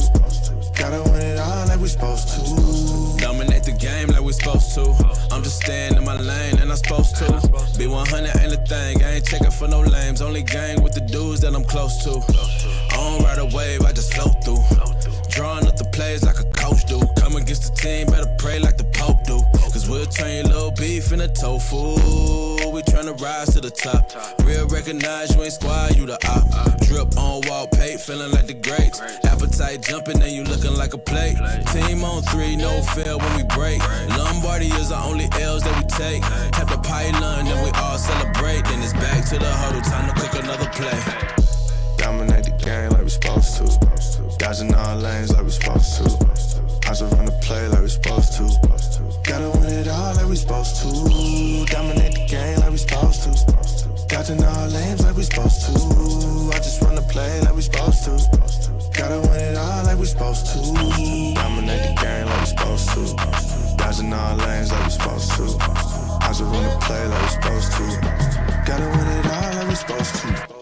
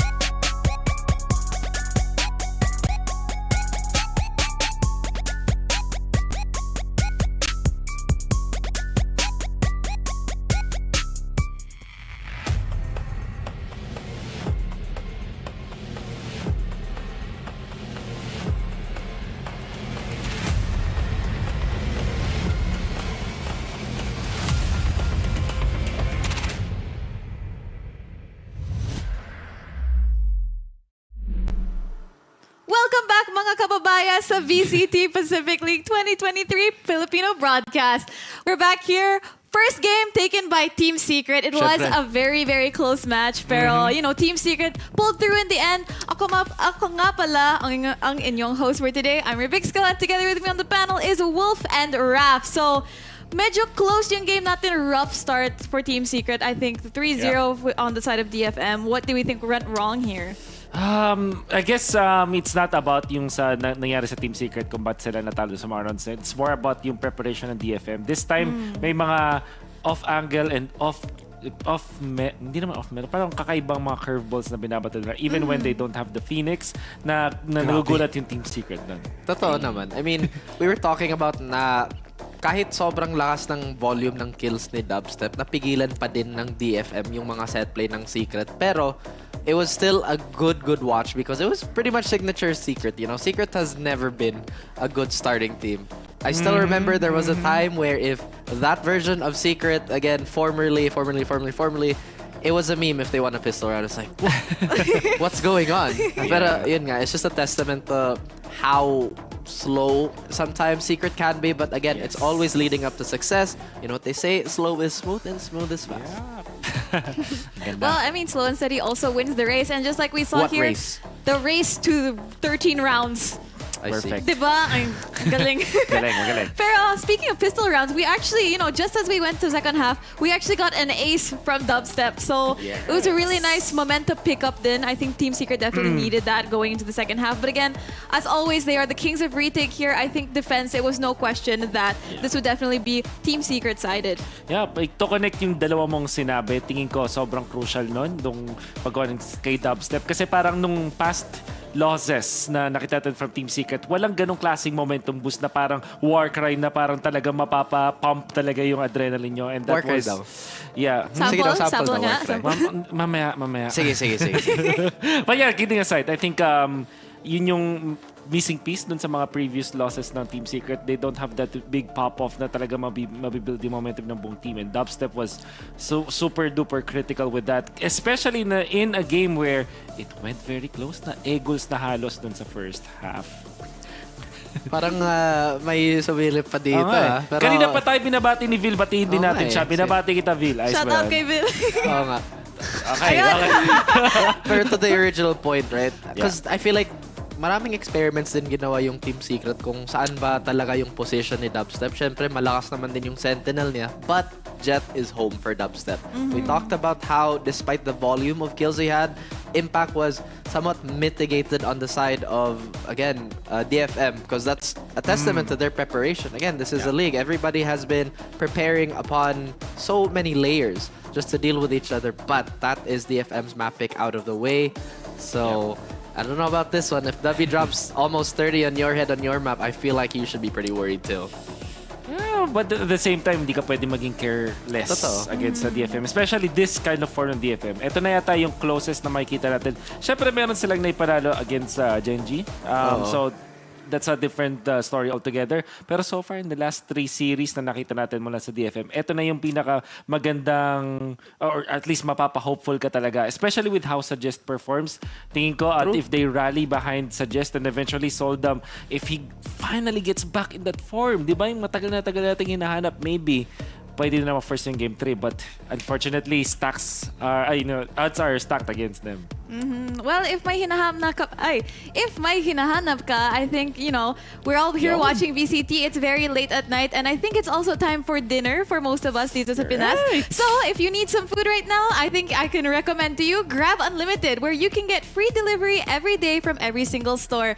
Grab Unlimited has an ongoing free trial right now where you can try this subscription for 1 month absolutely free. And don't worry, we still have more VALORANT action coming up soon. So, stay updated on Grab Unlimited. So, ano pang hinihintay mo? Iscan mo na ang QR code na nandito and, you know, get in on that Grab Unlimited goodness.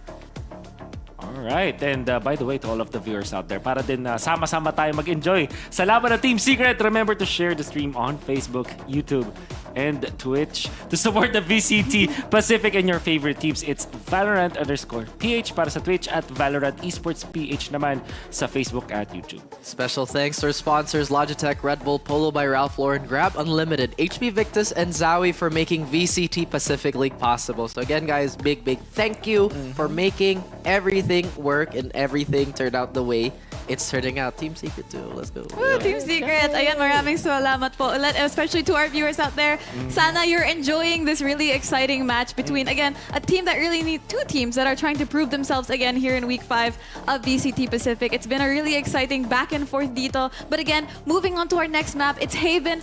Pick to ng Team Secret. How are we feeling about this? Oh, pretty confident. Tingin ko, nung panood natin yung iba matches ng DFM, very shaky sila dun sa Haven. While when it comes to Team Secret, may konting mga question marks in the previous game. But I think this time, since map pick na to, they definitely prepared for it. I'm sure na may mga set plays dyan. Interested ako though kung ano yung maging comp nila. I think nag-breach din naman sila on this map. Oh yeah, breach has been a top pick for Haven for the longest time now. Pero, you know, again, we put our lenses on Team Secret. Pero I'm super interested on how DFM are gonna handle this. Kasi, yun nga, yung pinakamalaking problema nila dati, lalo na sa Haven, is that they are so greedy with map control, especially on the side lanes of the map, that they kind of invest so much just in terms of raw manpower. Sometimes it doesn't even have to be utility. And nakita naman natin na na-anti-strat ng Team Secret to, di ba?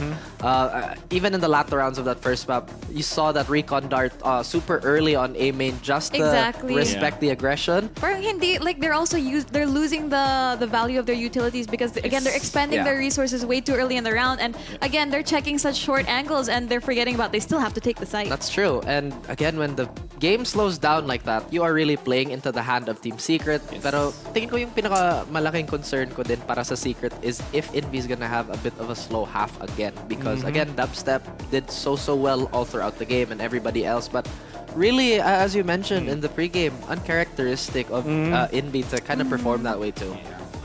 In combination with that, tingin ko, since if we're talking about just the momentum, right? If slow half nga with Envy, that could mean na sa kabila, baka magkaroon ng isang magandang momentum boost. Already, nakita natin sa Jest, ganda na kanya performance. But Soldam, we can see him pick up where he left off kapag nakakahanap siya ng mga early frags. And I think that this is also a map na pwedeng mo consider yung operator usage on the Jet. And we know for sure na yan din yung hinahanap matagal na ni Soldam.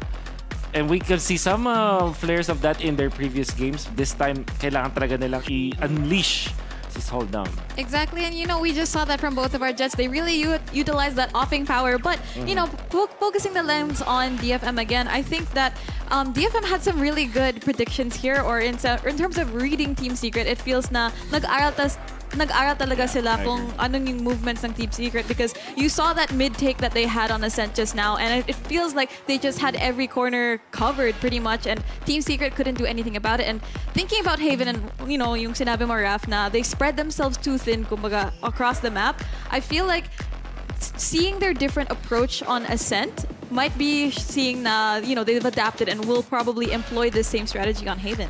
I'm actually really curious what the agent comp might be on Haven for Secret, because I think they used to run Fade quite often. But as we mentioned earlier, it's really fallen out of the pro meta, so we've gone back to Sova na mas importante yung range and yung, I guess, mas easy to confirm with all the info he has. Aldrone is super easy to follow up to, so on and so forth. Another thing that I feel like Secret kind of have to worry about is it's been a tale as old as time, Morcom time. Sometimes it's really crazy, but those flanks can end up looking medyo disjointed at times. That's right. And speaking of time, I think that it's almost time to it is time to pass it off to our casters, the mods. Harap sa kanan! Rap! Wah! Welcome back, ladies and gentlemen! Magmarcha ka naman! Ano ba naman yan? Yan! Welcome back dahil nandito na naman tayo. Magto-2-0 na, kaya Team Secret, itapusin nyo na! Iwagay-iway na natin ang watawat ng Team Secret. Akin na yung Biblia. Akin na yung Biblia! Ang dami na hinawakan dito. TS2-0. Akin na to. Yan. Matic, guys! Magmarcha ka! Secret fighting! Ayan. 2-0. Kala mo. Ay, sorry, kita pa pala kami. Pero anyway, welcome back na pala guys. Dahil dito sa ating VPL, welcome sa watch party namin at ng Team Secret.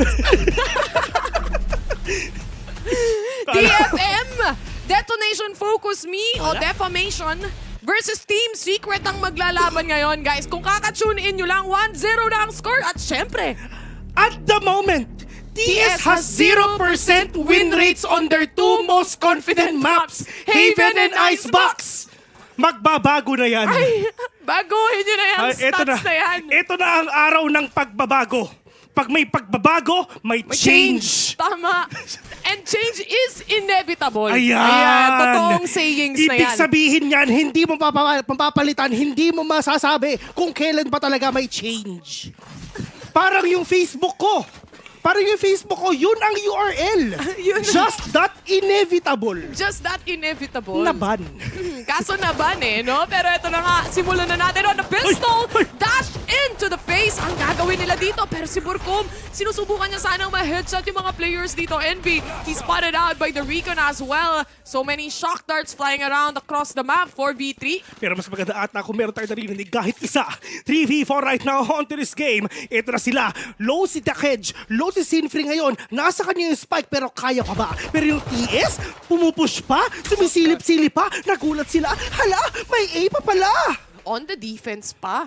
So again, tingnan mo yung ikot ni Dubby all the way to mid. Nasa may likuran na siya. Sumakto yung timing. Nawala yung turret nila. Nawala si Joel doon. Pero si Jesse Vash puno pa ang HP ngayon. Oh, I love that. Taked, Ginagawa niya. 722 HP. May kalalagyan ka. Frenzy sa mukha. Muntik na. Pumikit ako, hindi ko nakita yun. Hindi ko nakita? Pumikit ako, Miss. Nakita mo yun? Hindi nakapikit din ako. Sakto na lang talaga. Ano yung nangyari? Winnable. Hala, 1v3. Best. Winnable. Ang meron tayo dito, yun na lang ang isipin natin. 7 HP, 22 HP. 1 bullet sa dalawang to. And malay mo, si Envy, ma-outplay niya. Tapos kay Anthem, isang right click lang or 2 bullets sa ulo. Kayang-kaya, napanood ko na to. So si Takej magsiswing siya, tignan mo, mamamatay siya. Hindi niya nakita. So wala siyang idea. Si Envy dire-diretso yan sa ilong mga kaibigan. Nag-iisip siya, para to sa mama ko at papa ko, sa kuya ko at ate ko. Ipapanalo ko to para sa inyo. 1v3, kayang-kaya ko to. Jigs, pag nakuha mo to, talagang ililibre kita. Mula lunch hanggang dinner. May dessert pa. May dessert pa. Lahat-lahat na. Envy. Ito na yon. Kaso kasi... Pati kapitbahay nyo mabubusog sa gagawin ko. 13 HP mga kaibigan. Ang dami nang naka-crossfire masyado. And again... VALORANT lang kasi. Wala Di niya alam kung saan yung pwesto ng mga ibang mga players dito. And again, yung nangyari na skirmish pagdating nga dito sa may A, sa may sewers pa nga exactly kung sasabihin natin, hindi lang talaga, nag-miss lang talaga yung mga shots na manggagaling sana kina Jesse Vash at Burkum. Bes, may tanong tayo. Anong tanong? Ay, hindi pala tanong. Wala I mean, nanalo yung kalaban sa pistol. Ay, ganun nangyari sa game 1, di ba? Napanood ko yun ng game number 1. Napanood ko na yan ng game 1. Ay, naku. Pipikit ako ng 2 rounds. Babalik ako sa 3rd round pag may pera na ang TS. Magiging, baka maging 3-0 na naman no? Again, a map pick by Team Secret at mukhang they wanna change the odds this time around. Dubstep though. Balik pala siya dito sa Killjoy. Ay, okay lang yan para may variation sila. Jeremy galit na. Napaka-explosive nga kasi raise siya. Pero Envy nagbabantay. Gigil nga doon sa fault line niya. Konti na lang ilalabas na niya. Pero kailangan muna ng confirmation kung nandun ba sila. Ayun na. Nagsimula na with a fault line. Paranoia settling in. Soldam nasa taas pa rin. He sees Dubstep and he gets the kill. Now going for the next. Pero Burkum would stop his toes right around the corner. 4v3 pa rin to at may nakakuha na ng baril. Tignan mo si Jesse Bash. Galawang sticky mga kaibigan. Hoy! Inubos lahat! Ni right click sa mukha. 2v2. Walang nakakita at all sa kanya. Good execution mula kay Jesse Vash. Naging 2v2 pa nga. May baril si Borcom, Bessie. Tingnan ko ano mangyayari ngayon. Sinfigure plant spike already inside the smoke. Andun ngayon si paring Envy. Pero Takej, tamang re-smoke lang din talaga. Pero kasi nga papasok siya. Pero magkikita pa sila. Dalawa na sa harapan mo, pre. Mahirap yan. Pero yun nga, pinagtagpo. Pero dili tinadhana yung dalawa. Pero dun sa likod, si Borcom, mga kaibigan, nandyan na. Wala silang idea. May hawak na phantom galing sa kanila. May oras para mawala yung smoke na to.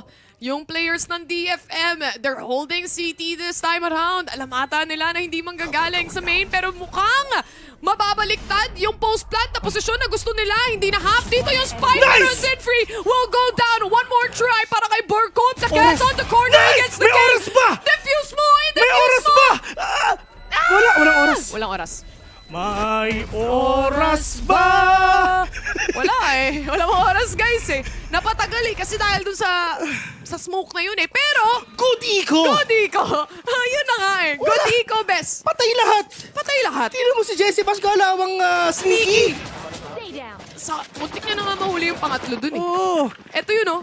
1, 2, 3, 4. Alam niyo yung kanta ni Glock 9 na Lando? Yung wag kang mabahala, may nagbabantay sa dilim. Oh. Si Jesse Bash Si yun. Jesse Bash yun. Sa liwanag nagantay men eh. Oh, men, nag-aabang sa sulok na may hawak na classic. Totoo. Minsan patalim. Minsan patalim, di ba? Minsan patalim. Ay, nako. Pero remix na eh. Remix na kasi, na-patch na kasi. 2023 na guys, iba na ang panahon ngayon. Kaya nag-iba na rin ang lahat. Soldam! Tamang entry lang onto the site. Muntik na siyang makaakyat. I think sinadya niya rin na makababa rin lang siya agad-agad doon. Pero napakadaming utility. Hop, tatama ba? Jeremy, muntik na tumama mga kaibigan. Naupos na yung bala. Akala niya patay na eh. Okay lang yan. Hop, Takej. So, uy, Baki. Tigil mo yan, Takej. Naku, low na si Envy. Si Jeremy, pero okay lang yun. Okay lang Kailangan nila makapag-retake dito. Natamaan sila ng dalawang may Baki, Bessie. Nag-YouTube, daya. May Altron pa. Naka-altab, nag-YouTube. Si Kuya mo si Kuya mo Anthem. Jeremy, may recon back up sa mukha. Tinamaan, pero yun nga lang. Oy! May puso! Nice! May oras ba, mga kaibigan? Meron ka! May oras ba? Meron nga! Meron nga, ladies and gents. 2-1 is the score. DFM, ito na naman tayo. Parang deja vu. Ano yung sinasabi nyung 0% ang win rate ng TS sa Haven and Icebox? Pinagsasabi nyo! Natunaw tayo sa dalawang Baki. Gulat sila. Ay, nako! Okay lang yun. Si Jeremy naman daw ang magpo-4K. Nagulat sila. Hala, ba't may secure?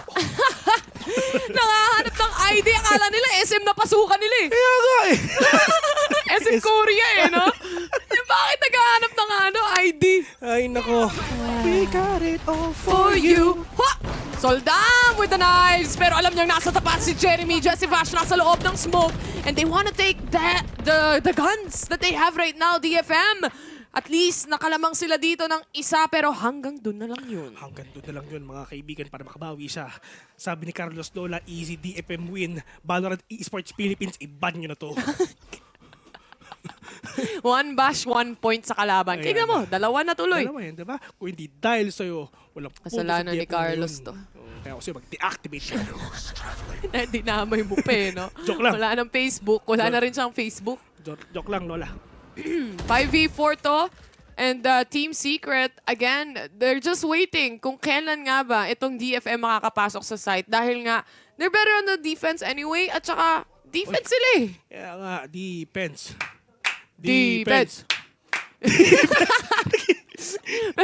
Pinatay ng Baki. Sige. Oo. Walang problema. Pasok ka. Palakasan ng boga, mga Palakasan kaibigan. ng Sekyo. Bakit? Sa Japan may boga ba? Wala sa Pilipinas lang. Yun, isa lumilipad na. Borcom will catch one already, pero Sultan nakachapa na naman ng isa. 4v3 right now.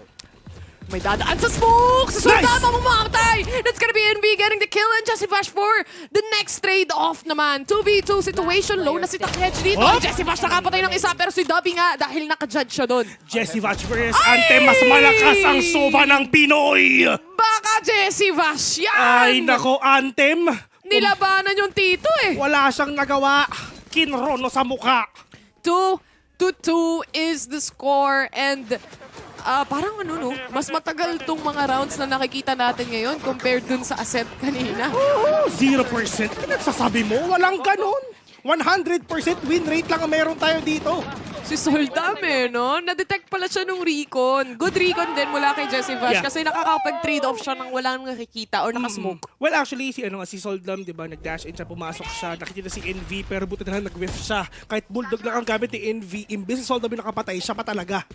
Sim, may mga nakitang players dito on to A main. Alam din nila kung gaano kadami yan dahil nakita to, napicturan ni Kuya mo, Jesse Vash.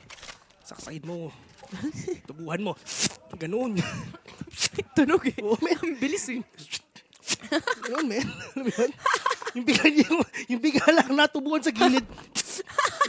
Wala kang magagawa doon, men. Ano yung sound effects, Yung hindi ka na makakapag-react.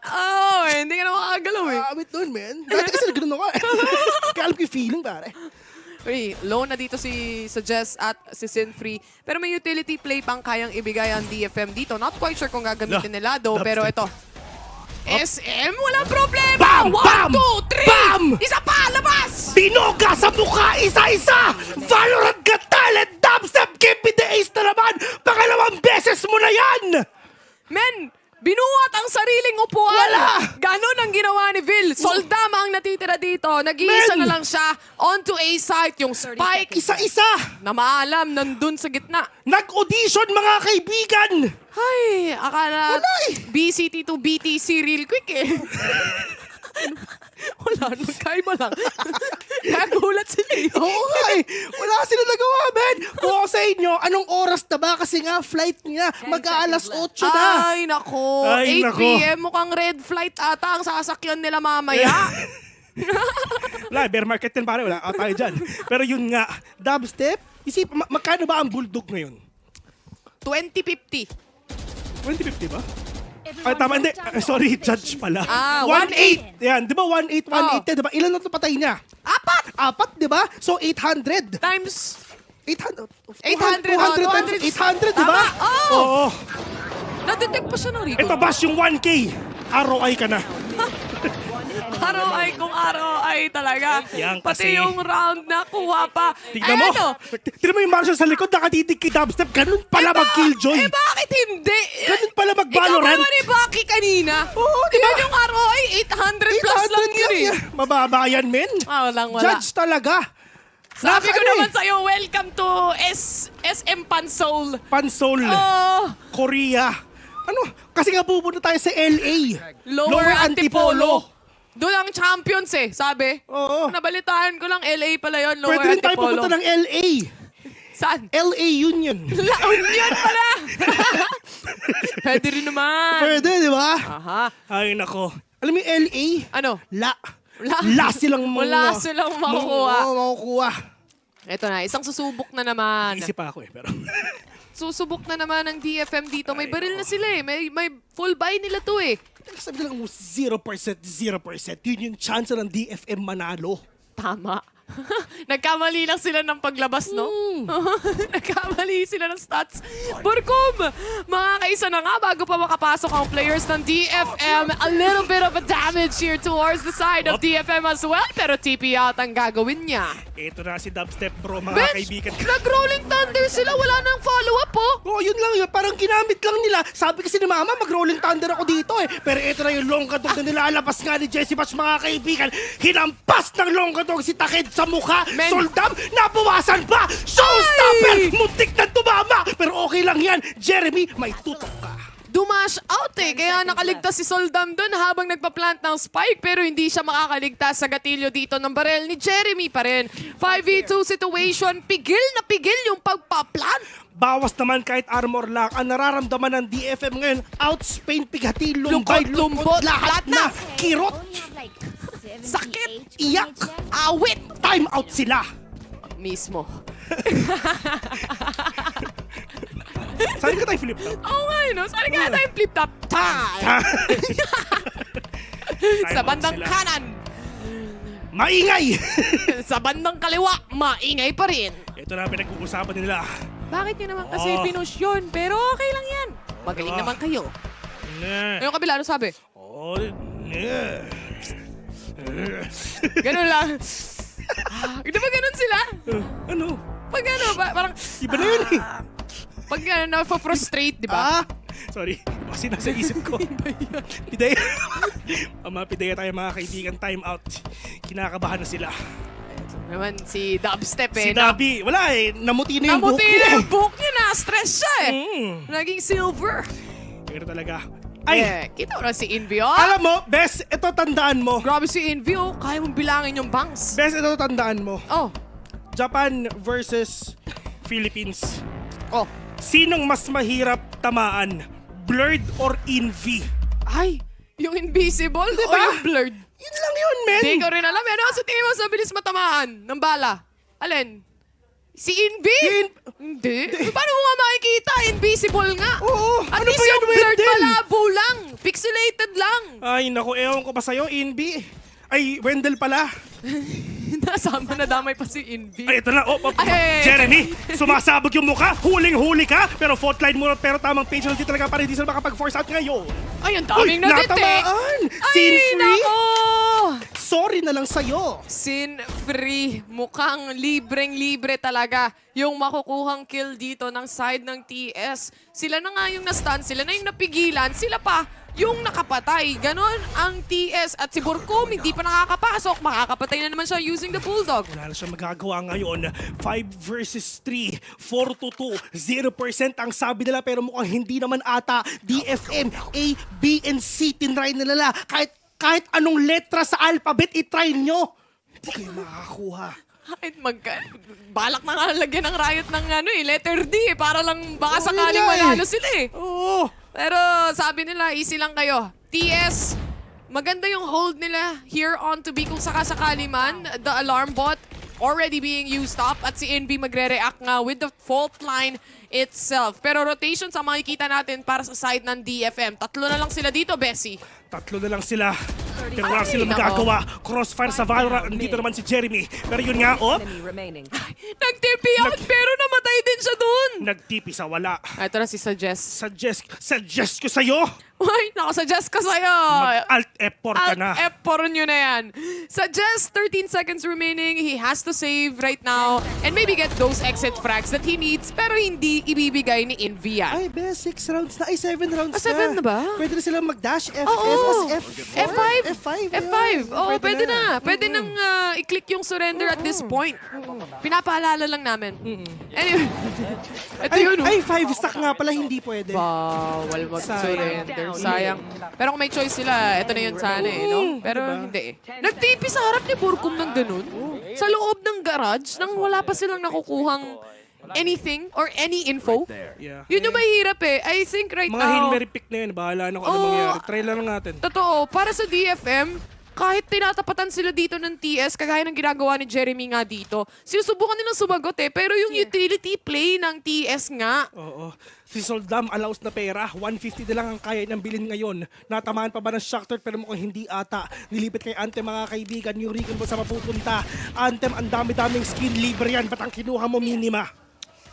Si Dabi naman eh, may lockdown pang naiiwan at natitira dito. But the pre-fires itself wouldn't connect. Pero warning shot yun, Bes eh. Warning shot lang. Wag na kayo pumunta dito sa garahe.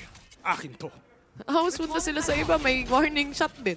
Pwede mag-surrender pag 5 stack sabi ni Mi. Pwede naman pala. Pwede daw? Oo, kaya DFM. Pwede na palang mag-surrender kahit naka 5 stack eh. Inawali. Pag may natamaan si Burkum, meron siyang natamaan. Oo, yan nga. Matatamaan ka. Matatamaan ka talaga pag lumabas ka. Hoy! Huli ka! Paranoia sa mukha! Natamaan! Wala sila makita kahit isa! Soldam will dash with a kill onto that shorty. Soldam getting that iron operator mga kaibigan. Pero from up above, Sinfree din na sa head with Jesse Vash. 2v4. Kings of Retake, di na nga kailangan mag-retake. Hindi makapag-plantang spike ang DFM. Isuggest mo na, Bes! At I mean, dash FF. Oh, dash FF, F5. Yun na yun. 6-2. Team Secret secures yet another round. Dito nahirapan yung DFM, no? To make an entry happen. Kasi kahit si Soldam, susubukan niya sana. Makikita niya si Jeremy Susugurin niya, oo. Pero ang dami nga kasing play ng TS dito na the fact na may paranoia, may TP out, may stun coming in from NV, tulungan eh. Pero at the end of the day, I mean, yes, 0% win rate nga sila dito kasi medyo masakit rin talaga yung nakakalaban. Oo, Nasa nahirapan Haven. na. Masakit nga yung kalaban nila Pero, dito sa Haven nun. Pagdating ngayon sa game na to, parang nabalik na ata ang lakas nila. Oo nga eh. Ito yung TS na alam ko pagdating sa Haven, man. Si Jeremy sa silong nga yan pinanganak eh. Sa Sikabi yan eh. Shoutouts nga pala kay Wolf. Valorant at tunay na bangbang. Oo. Wolf pa. Ito na ang silong ni Kakama mga kaibigan, nag-aantay na. Dubstep, bro. Napapicture lang siya. Sabi niya, hello, I'm here. At Soul Down, sabi niya rin, ay hello. Pero may nag-TP sa harap ng ganun. Walang smoke city, beso.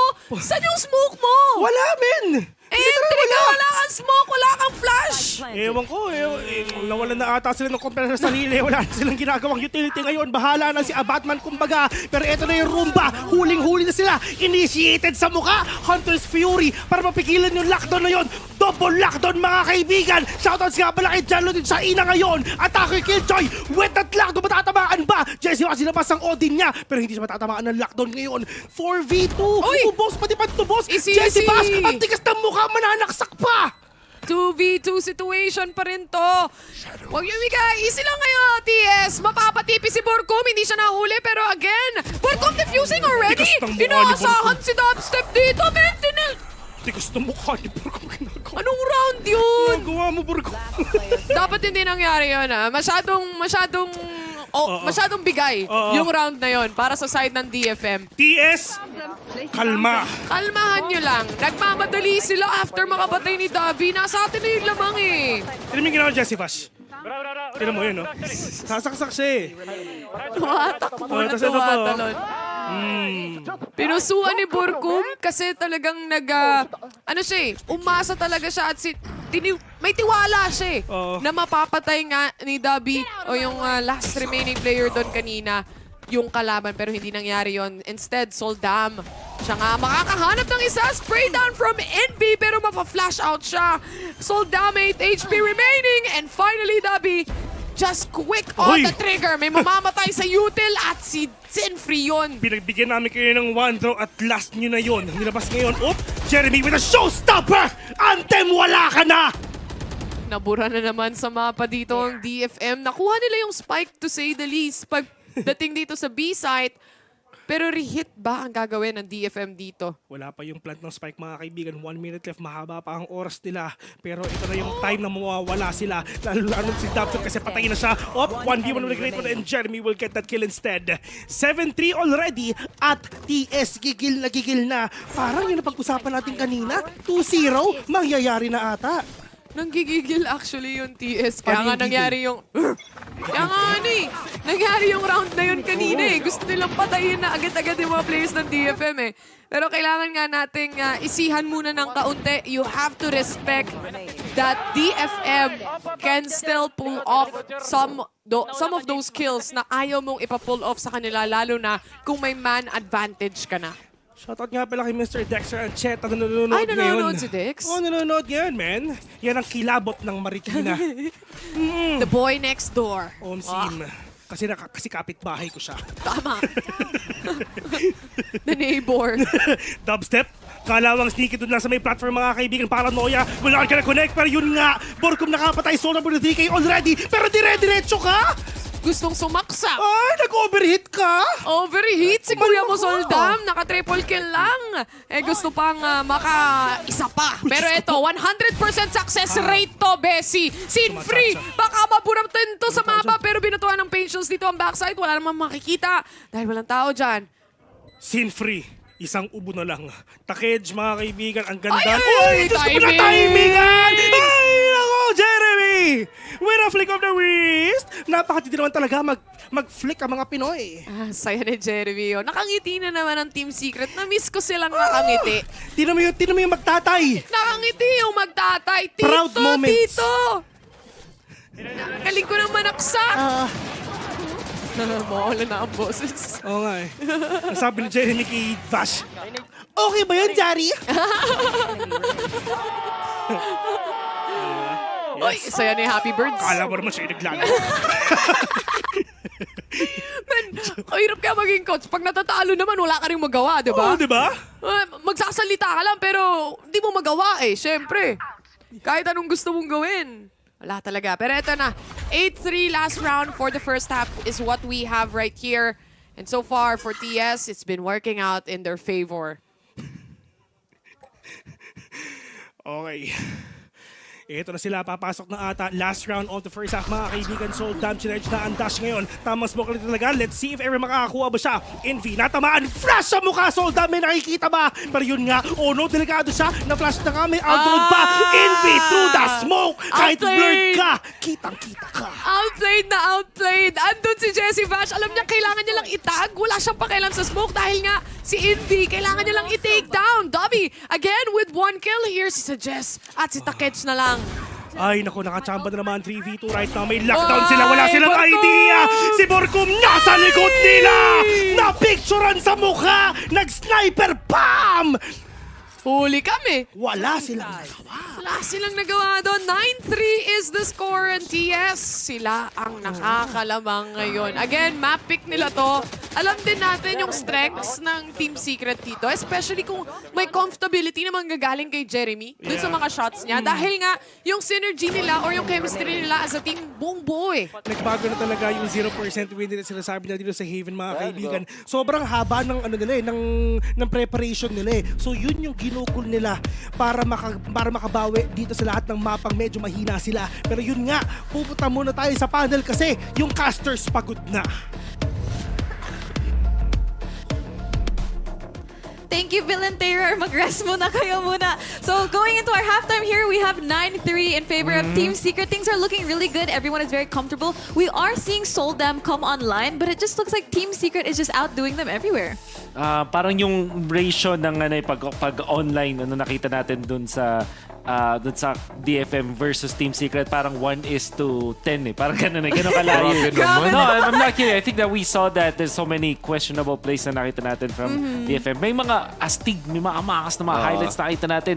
Pero immediately followed up siya na biglang may isang matitira sa Team Secret, ubusin sila. May times na mga out of time sila, magawan sila. Even yung mga rounds na naipanalo nila, they end up losing so much when it comes to economy. So I think talagang nag-init na yung Team Secret dito. Well, to be fair, with all the things that you've said too, I feel like the biggest problem sa side ng DFM, kahit may hawak na sila sa site, pinilit pa din magpupush para sa spawn, control over link. So, I guess, in a way, they're kind of chasing the rabbit way too much. And Team Secret, they are just absolutely loving it that DFM is giving themselves and giving the room for Team Secret to pop off. Yep. Jeremy with a pretty crazy clutch to, near the end of the half. So, And, Secret, full swing, right? Exactly. And, just like chasing the rabbit, like you said, I think the only times we're seeing these two teams struggle is kung, medyo like desperate attempts. We saw that from Team Secret. The only time that they lost, their defuses was just those very few desperate attempts we saw on C just now. But, we're just going to have to see more plays from them. It looks like we're going to be switching sides here, but we're going to be passing it off to our casters, the Mods. 9-3, pero Pinoy tayo kaya walang 9-3 curse. 2-10 lang. Tama, 2-10 lang. 2-10 lang, yung curse na yun, guys. 2-10 lang sa kalam. 9-3 is the score. At ito na nga si Jeremy, no? Mainit na mainit, 17 kills, 6 deaths para sa kanya. Pero simulan na natin yung ating second half. Napakainit naman talaga ng Jeremy boosting services, mga kaibigan, kasi ito na sila, babawi na. Pero hanggang kailan ba sila mananalo ngayon? Pero sana hanggang dulo na talaga.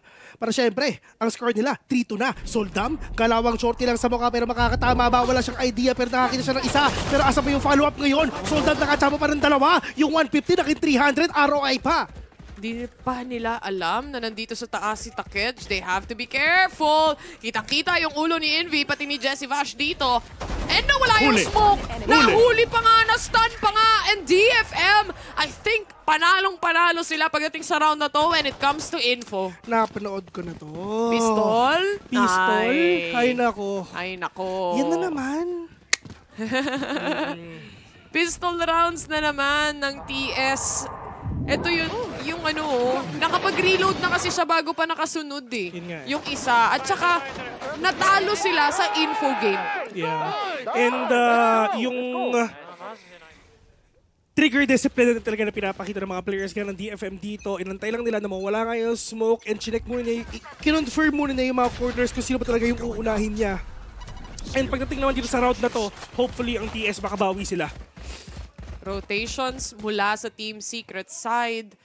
And nagpi-play for picks lang naman tong mga players din natin, no? Especially nakaset naman na may mga traps. And yung ating turret onto mid garage. Anyway, might be a B-take, pero nakakatakot na B-take to. Napakadaming utility ang kayang iba to ng DFM. Ito na nga yung aftershock. Tunaw na agad si Jeremy. Pagdating sa Nano Swarm, susubukan muli nila as Dubstep is holding down the fort when it comes to mid. Kailangan nila makabawi ngayon kasi nga wala silang pera, pero it's fine kasi eco round lang nila na to. Borkum with a peek, nakita sa takage, kita yung mukha, makakapatay pa ata ng isa. Sin-free, wala nang nagawa. Pero inferior click sa mukha, nakakakuha ngayon ng Spectre mga kaibigan, pero Seldam, nakapatay pa. Dubstep, Sheriff ang gamit niya. Ito na ang final boss. Final boss is finally here. May Nano Swarm! Okay, mababato nila yung Nano Swarm. It's halfway there. Kailangan galingan ni Dubstep dito. Wala nang ibang rason. Hoy! Kitang-kita sa CCTV mga kaibigan! Sabi ko sa inyo, final boss! Malatanos ang galawan! Biglang nag-snap yung finger! Yung dalawa sa DFM na wala! Parang Thanos lang! Diyos ko! Walang nagawa! Partida nakapikit pa siya doon! Men, yung place na yon, wall bangable! Oh, wall bangable yun! Pero hindi nila binaril! Partida yun! Partida na yun! Ay, What a nako! catch from Dobby! Wala silang pera pero panalo pa rin sila! Sabi ko sa inyo, may oras pa kasi yung flight nyo malapit na! 10-4 is the score, Jeremy! Batuhan lang ng utilities. Gusto atang i-push na ng TS to dahil nga alam din nila walang pera ang DFM. Wala silang pera! Wala silang pera! Wala silang pera! Wala silang pera! Yung TS marami! Shoutouts nga pala kay Idol Jiggernaut, boss. Shoutout nga pala sa inyo. Nagugulat din siya eh. Idol kaya mag-drawing eh. Ay, Oh, man. Si Vil kasi hindi marunong mag-drawing eh. Marunong ako, yung Squidward. Marunong ako, pero Squidward yung drawing mo eh. Pero ito na, Jeremy. Pinapakaba na yung mga kalaban niya, pero ito na yung 4-man defense ng DFM dito sa A. Pero mag-work ba? Stuck it is. Ay nako, kahit isama niyo yung Zeta Division dyan, men, kahit 10 na kayo dyan. Lahat sila masastand dyan eh. Lahat sila yayanik ang mga ulo nila. Oh? Ito na yung yanik! Hoy! Muntik na tumama! Muntik ka na Ito nga pa! tumama. Isa pa! Diyos ko po! Lahat nilabas na nila pero walang tumama kahit isa. Nalaro sila sa bulan. Ang ganda ng setup natin eh. Okay diba? na eh, pang Wattpad na yung kwento namin doon, TS eh. Gigil na gigil sila sa mouse nila Ay eh. lang, 2v4, madaling-madali. Nagawa natin kanina, kaya natin ulitin muli. Pero may pera na yung kalaban nila. Alam mo ang tawag dyan? Donasyon. Tama. Pinag-grab delivery nila papuntang site itong mga barel para lang hospitality. Piso! Jesse Bash. Piso mga kaibigan. Lalaban pa ba siya? Pag na-clutch niya to kay Wendell na TF ko. Meron na rin nasa A-long. And yung smoke, di naman mawawala ata anytime soon. Ligtas! Ay! Huli pa rin. Tulad nga sinabi natin kanina, Bes, walang pera ang DFM kanina. Yung TS, maraming pera. Donasyon, binigyan na lang ng pera. Ay, nakasave kayo ngayon. Sige, eto na. Donation of the kind nga eh, kumbaga. Pero kasi kawawa naman din sila pagpasok nila nung loob ng site na paranoia sila, na flash sila. Maganda na yung entry. Yung maganda doon, yung blind ng DFM. Actually, sobrang perfect ng blind. Actually, sin-free. Sa totoo lang. Walang nakita si Jeremy. Napatay na yung mga langaw doon eh. Pati si Takej, tumama rin yung kanyang paranoia dito. Tapos, shrouded step sa taas, pero Takej, mamba out siya. Pero ito na sila, paranoia, natamaan yung tatlo! Pero Diyos ko po, galawang Goku, si Takej ngayon! Oh my God, onto the corner! And Takej with the triple kill! 10-6! Shrouded step play lang ang pinapakita niya. Outplayed? TP lang na TP in, TP out. TP in ulit. Yung gano'n ulit, diba? Ang ginawa niya, okay, nung nagbato sa pain shell, dun lang sa may Gedli, bigla siya nag-TP dun sa may backside. Then after that, paranoia, pagkatapos dun, reposition, dun sa may platform, getting that high ground, nakapatay ng tatlo. Pang Wattpad ang storya na to. Grabe. Yung viewing party nila sa Nagoya pala. Wow. O Nagoya! Mas masarap ang Nagaraya. Wala, dito sa Pilipinas kasi Nagoyo. Meron tayo eh. Ay, maraming mga nagogoyo. Maraming nagoyo na. Pero ito, 10-6. Uy, 4 na rounds na lang para sa DFM ha. Kailangan mag-ingat ng TS dito. And kailangan mas ma-maintain nila yung mga rounds na advantage na dapat nila. Lalo na yung gano'n na pistol. Yeah. Pero sana makabawi na sila kasi may pera na sila. Soldam with an operator, kailangan nila ng matinding util play dito para makabawi pa rin kahit papano. But the players of DFM, maganda po siya lalong-lalo na kay Soldam playing here dun lang sa my platform. May tao dun sa may kabi. Linbili na ng lola. Kabili-bili na ng lola. Tama naman. Pero ito na nga, nakapag-invest na sila sa operation, Bessie. Ito na ang operation na... Laking investment. Tingnan natin kung mapupull off nga naman nila. Yun ang tanong. Oplan 1 kill. Oplan 1 kill. Mapa-flash kaya? Na-flash siya. Pero marami siyang nakita. Si Focusme mabubura dito for the side of TS and yung ating showstopper, walang tinamaan. At least pasok na sila pero ang problema, wala silang smoker ngayon mga kaibigan! Diyos ko pa, Soldam? What? Nakapatay pa. Nilabas niya ang kanyang blade sword. Let's see if ever makakabawi ba. Invis inside! Nilabas nila lahat na makakayahan nila. Jesse Fashion Dubstep natitira. 4v2. Sinfury will catch one. Dubstep Bro will fall down. No. The positioning na meron dito yung TS. Hawak na nila yung post plant. And again, lagi at parati silang mahuhuli nung flash out ng mga players na to. Lalo na mula kay Sinfree. Replay lang, isang mabilis. Na-flash out nga nila pero again, wala eh. Tumama si Soldam eh. And if you try to push it out, susubukan sana nilang patayin yung operator na yan. They go for another set of flashes again to just try and punish whoever's pushing. And it just works and works each and every time. Yeah. And pagdating naman dito nga sa game na to, yun nga may pera at wala, nahihirapan TS ngayon. Feeling mo dapat time out. Oh, time out na kayo, bes. Sige na. Pag-usap na kayo. Kasi hanggang ngayon parang hindi pa kayo dapat sumawa. Jeremy, wala siyang nagawa. Uy! Alam nila ha. Alam nila na may operator pero press W muna sila dito. Kasi nga, wala rin silang pabili. Ang ganda nung ginawa ni Sol. Damn! Pero... Sorry, kailangan ko ipasok yun eh. Pero hindi ko lang binuo kasi baka pagalitan ako. Pero yun na. Grabe sa sobrang lakas ng DFM yung cellphone ni Taylor nahulog na. Dubstep Bro mag-isa. 1v5 mga kaibigan, 17 HP, mabubuhay ba? Soldam. Pinakita niya muna yung jacket niya. Ay nako. Kita-kits na lang sa VALORANT Japan. Sa Japan server tayo magtutuos muli. Yun na lang. Pero ito na nga yung timeout na hinahanap natin, Bes. I think Team Secret na-realize na nila, no? Kasi nagsimula tayo sa 9-3. Now, 10-8 ba yung scoreline natin? Parang nasa 10-8 na tayo dito. So, ilang rounds na tuloy-tuloy nahahabol ng DFM, yung TS sa retake na yan, sa defense na meron tayo. Yun nga eh. 9-3 to 8-10. 5 rounds? Masyadong mabait ang mga Pinoy. Isang beses lang sila nanalo, which is yun yung buy round nila. Which is, that is 9, 3, 11, 15th round or 14th round. Basta yun na yun. Doon sila nakabawi. Then right after that, no may pera na rin ng DFM, hindi rin talaga sila nakukuha. Soldam popping off. And pati yung iba, gumagawa na.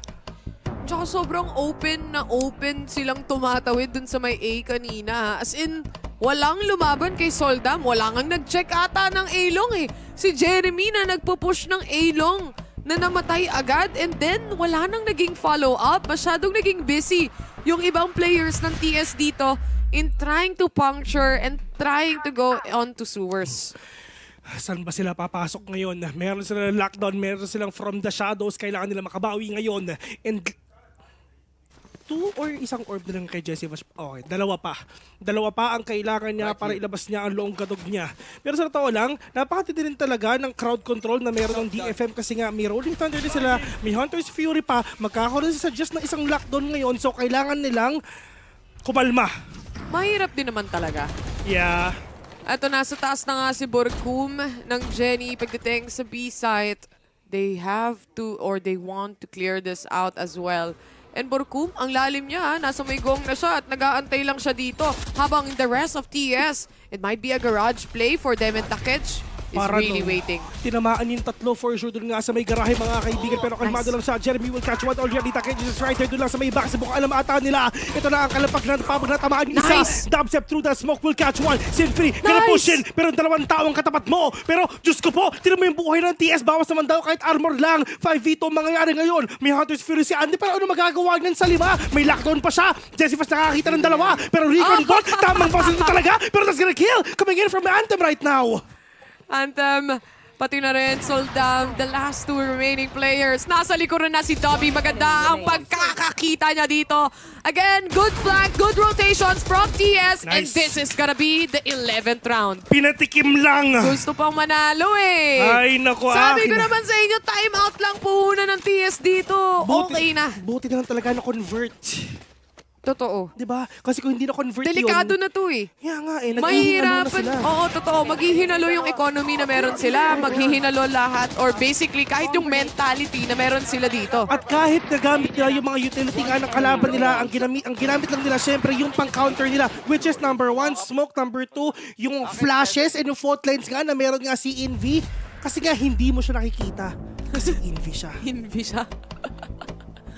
Napa-timeout din yung DFM, basic. Diba? Sumagot din sila ng sarili nilang timeout dito. Sabi nila, parang nakaka-convert ng rounds pag nagta-timeout. Kaya naman, lalaban muli ng isa pang strat play ang DFM against TS. At para naman sa Team Secret, the only thing that they actually need to continue doing is just to make sure na they play for those info takes first and not just go in on the side blindly. Yeah, maganda yung mga info play nga na pinakita nila. Just using all the utilities nga, lalo na meron nga si Jessifash. Actually, minsan nagba-blind Hunter's Fury siya, pero alam niya na yung mga tao sa loob eh. Kasi nga yung mga ibang players ng TS, siya yung nagbibigay impormasyon kay Jessifash para sabihin na para dito ka mag-Hunter's Fury, nandito sila. And if ever may matamaan ka, edi okay. Edi okay. If ever wala, edi at least nagkaroon tayo ng space for us to get that sight. Pero pagdating naman dito, TS, kanina pa nila hindi ginagamit itong lockdown nila. Ito ata yung trap na kailangan nila. Jessifash, one more orb, kaya yung lockdown ni sa Jess, kabahan ka. Ang iniisip ko din dito kanina actually, Bes, yung difference na ginawa ng TS, once na pumasok na sila, after nung timeout nila, dinidikitan nila yung mga site eh. Para hindi na nga sila makita kapag nabulag sila. Yun, pag may nag-connect na mga utility sa kanila, at ito na nga, Borkum ang magko-connect ngayon dahil nag-TP siya pagong. Ngayon, aalis na naman siya, mag-TP na naman siya pabalik ng T-spawn. Grabe naman yun. Wala siyang nakita kahit isa. So yun nga, medyo slow push kasi pagong siya. Oh no! Buti hindi tumama! Hindi tumama yung pangalawa! Sige, parilin mo! Patay na! Kaya mong double dead! Kaya mong manok! Envy! Lockdown! Oy! Panis! Sira na yung lockdown! Patay pa yung killjoy! Wala siyang nagawa kahit isa kuha ko sa'yo! Taas mo na yung kamay mo! Mag-altab ka na! Takej! Oo! Kukunin ka na! Kasi may nalaro pa sa harap mo! Envy, mapunta na! That's gonna be Envy securing the kill, and now, match point it is. Ang difference ng mga ginagawa dito ng TS, lalo na yung mga initial pick-offs nila, again, kapag may nagko-connect na utility against them, hindi na sila nagpapadala sa damdamin, hindi sila nagwa-wide swing. Swerte nga dito si Jessifash, hindi tumama sa kanya yung shorty. Hindi enough yung naging damage kaya napatay ngayon, and because of that, it just gave everything and every possibility to Secret. Grabe yung mga angulo na ginagawa nga dito sa side ng TS, hindi talaga na nakikita ng DFM ngayon. Kasi, parang it's all about the angle, it's all about the utilities, it's all about how aggressive they can be. But Soldam gonna push in already. Takech with a 2K? Chamba lang yan. Sige, pagbigyan natin. May 2K sila, pero si Jeremy nandito na rin, gumagapang sa mid. Magti-TP at mamba out na lang si Takej dito and go back dun sa kanyang lungga. Umuwi ka dun. 3v4 pa rin to ha. Tsaka at least yung mga importanteng players, lalo na yung smoke na yan mula kay Borkum, tsaka yung recon, kaya nilang gamitin dito. Yung 0% na yan, ito na yung araw para magbago yun. Mamaya 100% na ulit yun. Nagplant pa sila. Walang katao-tao sa C. Borkum, Takej. Mga kaibigan, makikita natin ngayon, hindi ka tumitingin sa likod, baby boy. Eto na, sige, panoorin mo mga kaibigan. Ilabas mo, gigil na. Borkum na, sa likod mo na. Pindutin mo yung 3, hala! Chill lang siya. Mapapatay na si Jessie Fash. Jessie Fash naman. Huwag ka naman lumabas ng ganon. Kailangan ko tuloy i-pull yung trigger. Akal, ito na ata yun mga kaibigan, pero mukhang hindi pa. Anthem, kabahan ka! Kasi eto na sila, mananalo na sila! Tinitigan ni Borkum ng napakatagal, ladies and gents. Ang sama ng titig. Sabi niya, sabi kasi sa amin mag-bond review kami. Dito ko na i-review right on the spot. Paano ba sila nagsasmoke? Sama ng titig eh. Omen versus Omen. May tinitigan niya. Ang sabi na ganito. Ito. Nagigil siya. Ay, yung Omen, gumagano lang oh. Titig siya. Mas pogi ako sa'yo. Package. Ganun lang siya, no? Wala, tinignan niya lang eh. Nung mamamatay na yung kakampi niya, wala na siyang choice. Gusto niya eh. Nanggigigil yung intrusive thoughts niya. Gumagana na doon. Sinasabi ko sa inyo. Sasaksakin ko ba o hindi? Ganun lang yun. Congratulations, Team Secret. 2-0. Anong sabi namin sa inyo? Ano ba sabi ng Biblia? Asan ng Biblia ba? Nabura na. Binura! Bakit mo binura? 2-0. Asan yung watawat? Ibigay mo na. Iwawagay-way na natin kasi nga TS ang panalo ngayon. 2-0, ladies and gentlemen. Pagkatapos sa replay, papakita namin to. Pero ang dami mga moments dito na nag-aabangan sila, nagkakarotatean sila, pero hindi lang nagkakaroon ng pag-check sa mga corners na ganon. And multiple times na huli nga nila dito. Dabi, again, ito yung moment niya eh. Oo, ito yung talagang nag-shine siya. Sinatgan sa mukha, 4 eh. Oo, si Jeremy nag-cross sa ult pa. Pero okay lang, napatawad na natin yon. Panalo sila. Hindi nangyari. Bes, inaayos ko na. Ay, inaayos mo na ba? Sorry. Sorry, my faults. Asan ba yung tama? Ito. Team Secret, again, performed really well pagdating sa mapa na pinili nila. And again, yung Vilblia natin eh, alam nyo naman, minsan lang magkamali ito. Ibang edisyon pala yun. Pero sa totoo lang, sobrang galing ng ginawa ni Soldam dito sa round na to. Totoo. Dun sa ace niya. Isipin mo, 4 na kill. Ay... Talaga? Sa kanya ka nagalingan? Ha? Actually, ako, nung time na yon, nung moment na yon, hindi ako nagalingan kay Soldam eh. Nainis ako kasi ganun yung entry ng TS. Sorry. Wala kasi silang ano eh, yun yung open na open sila and wala silang ginawa or wala naging reaction. Pero yun na nga yun, panalo naman sila eh. Wala silang pang-counter. Walang pang-counter. Walang smoke, walang ganon, walang flash. Kaya nakuha ni Soldam yung ganong kadaming kills. Pero syempre, yung mga tropa natin from TS, si Warbirds, si Angry Birds, si Jeremy, si Invi, si Jessie Vash, si Dabi, at si Bukrob. Shoutout nga rin pala kay Lenny. Ay, si Lenny. Partida, hindi pa siya naglalaro. Hindi pa siya naglalaro. Kasi ultimate weapon siya. Yun lang mismo. Kaya naman, para sa araw na ito, naniniwala talaga tayo sa Vilblia. Dahil ang sinasabi ng Vilblia ay TS2-0. Nangyari na ang dapat nangyari. Ladies and gentlemen, 3-2 na ang score natin. Ang DFM, 0 pa rin. DFM defamation Defamation talaga nangyayari sa kanila, men. Pero anyway, congratulations muli sa Team Secret. At para naman sa Detonation, Focusme, of course, nice try para sa kanila. Marami pang araw na kaya silang makapaglaro pa. And anyway, last thoughts? Last thoughts, syempre, napakagaling ng TS and maraming salamat sa mga sumuporta, sa mga nanonood. Kita-kits ulit tayo sa mga susunod na araw kasi mahaba-habang pahinga para sa Damods. Wow! May 4-day off tayo! Okay, yun na muna para sa aming dalawa dito. Kaya naman right now, we're just gonna go towards the panel para naman tignan kung ano nga ba ang nangyayari doon. Baka lang may interview.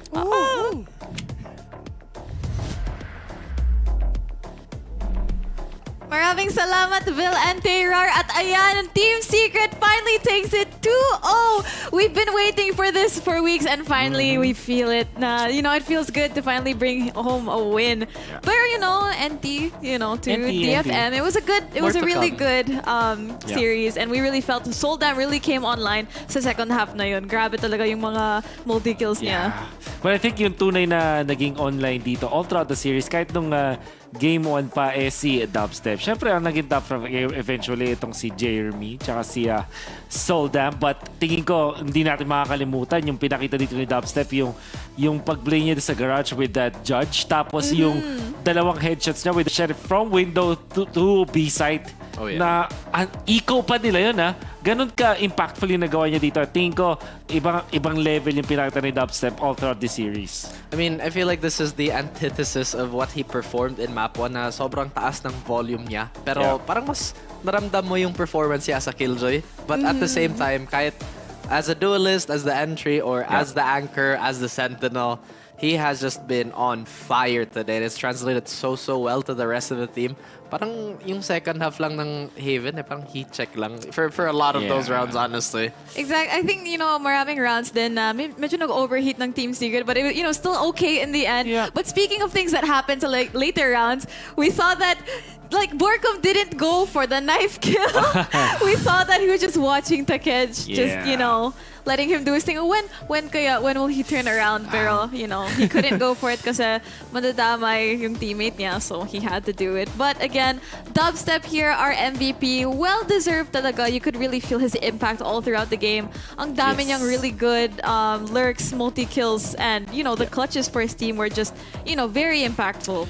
Yung mga rounds na na-secure niya, like yung sinasabi nga natin with the judge, sobrang impactful kasi parang big turnaround yun And hindi, yun nga, yung share of kills niya on the eco nila no second half, sobrang crucial din. Then when you look back no game number 1, halos ganun din yung mga nangyari. The lurks that we saw from Borkum eventually, yung kay Dubstep, and then in combination with Borkum, the way that they manage it. Tapos, when he played the Jet, siya talaga nagsiset ng tempo and he's doing his job. I think isa sa mga na-prove dito sa serie na to against DFM is Dubstep can really play whatever is needed for the team, and I think that's a sign of growth for the player. Of course, I mean, at one point in his storied career, he was considered the #1 player for APAC. Although that was already 2 years ago at this point, his success has really not dropped off. Pero on the side of DFM naman, parang ayoko mag-ulit-ulit. Pero yung strategy nila na funnel talaga yung mga resources kay Soldam. Syempre, uminit si Soldam. Kaso kulang pa din on a long type of setting. So with all that being said, I guess we're going to be jumping right into something else, Revy. That's right. We're going to be jumping into an interview with Envy. Hi, Envy! Hello! Congratulations sa win nyo. Well-deserved talaga. You guys were amazing. So, here we're gonna go jump straight into our questions. So, Ascent, yun yung first game. Sobrang close yung first game nyo. What do you think was your biggest challenge here against DFM? I think biggest challenge was I guess Soldam's opping and his dueling skills at the first half. Medyo we were caught off guard by him, and also they had good utility against us, but we just adjusted throughout the game, and we just played our own game, and yeah. All right, Wolf. Yeah, by the way, Envy, you can, pwede mong i-address ng Ay, Tagalog. pwede mong Tagalog. Nasanay Sorry, kasi Aken. But ito, the question ko, Envy, kasi nakita natin nung week number 3, tas week number 4, yun nakakita ka tayo ng pagkatalo mula sa Team Secret. So, ano yung binago nyo at ano yung mga realizations nyo as a team na kinailangan nyong pag-adjustan or ayusin heading into this match versus DFM? Siguro, yung week 3 and week 4 kasi parang hindi kami naglaro sa dapat kung paano kami maglaro kasi medyo nag-adjust kami sa kalaban, hindi kami naglaro lang sa playstyle namin. Alam naman namin na malakas naman kami. So, wala naman bago, kumbaga parang bumalik lang kami sa dati naming gawain. At yun, gumana naman at pagpapatuloy naman naming i-improve yung playstyle namin para sa next games. Wow. Great answer. So, comfort first, di ba? Sige, Envy, yung tanong ko, na-miss mo na ba si Fluffy? Joke lang. My actual question is, how did you guys get that much momentum so early on Haven? Yung momentum namin, siguro parang binuhas, binigla na din namin sila nung una. So, makuha namin momentum, tapos para next half, medyo magana yung pakiramdam namin kasi mayroon pang defense sa Haven lalo, attacker map. Tapos yun, sa tingin kasi namin na super confident din kami kasi sa Haven, kaya yun, parang naging naging maganda yung ginawa namin. So, nakakuha kami ng magandang momentum against TFM. All right, thanks, Invi. Again, congrats, guys, on a 2-0. I think Rebby has Thank one you. more question for you. That's right. All right. Currently, maraming sumusuporta at nanood sa Team Secret dito sa live stream and also from the Team Secret watch party. So, anong masasabi mo sa fans that are watching right now and what can we expect from you moving forward in VCT Pacific? Salamat guys sa pagsuporta. Sana sa next games namin, pagpatuloy nyo pa rin pagsuporta sa amin. Ginagawa naman namin lahat ng kaya namin para manalo at mapakita na malalakas talaga ang mga Pinoy. And next games namin, gagalingan pa namin, pati sana maka-qualify kami sa Tokyo. So, salamat sa support niyo guys. Kami yung ginagawa namin yun as motivation dahil sa inyo. Thank you. Ayan. Well, thank you, Envy. Yan, that was really well said. And we're really hoping now you secure that spot in the playoffs. Looking forward to more from you and the rest of Team Secret. And thank you for your time for the interview. Thank you so much.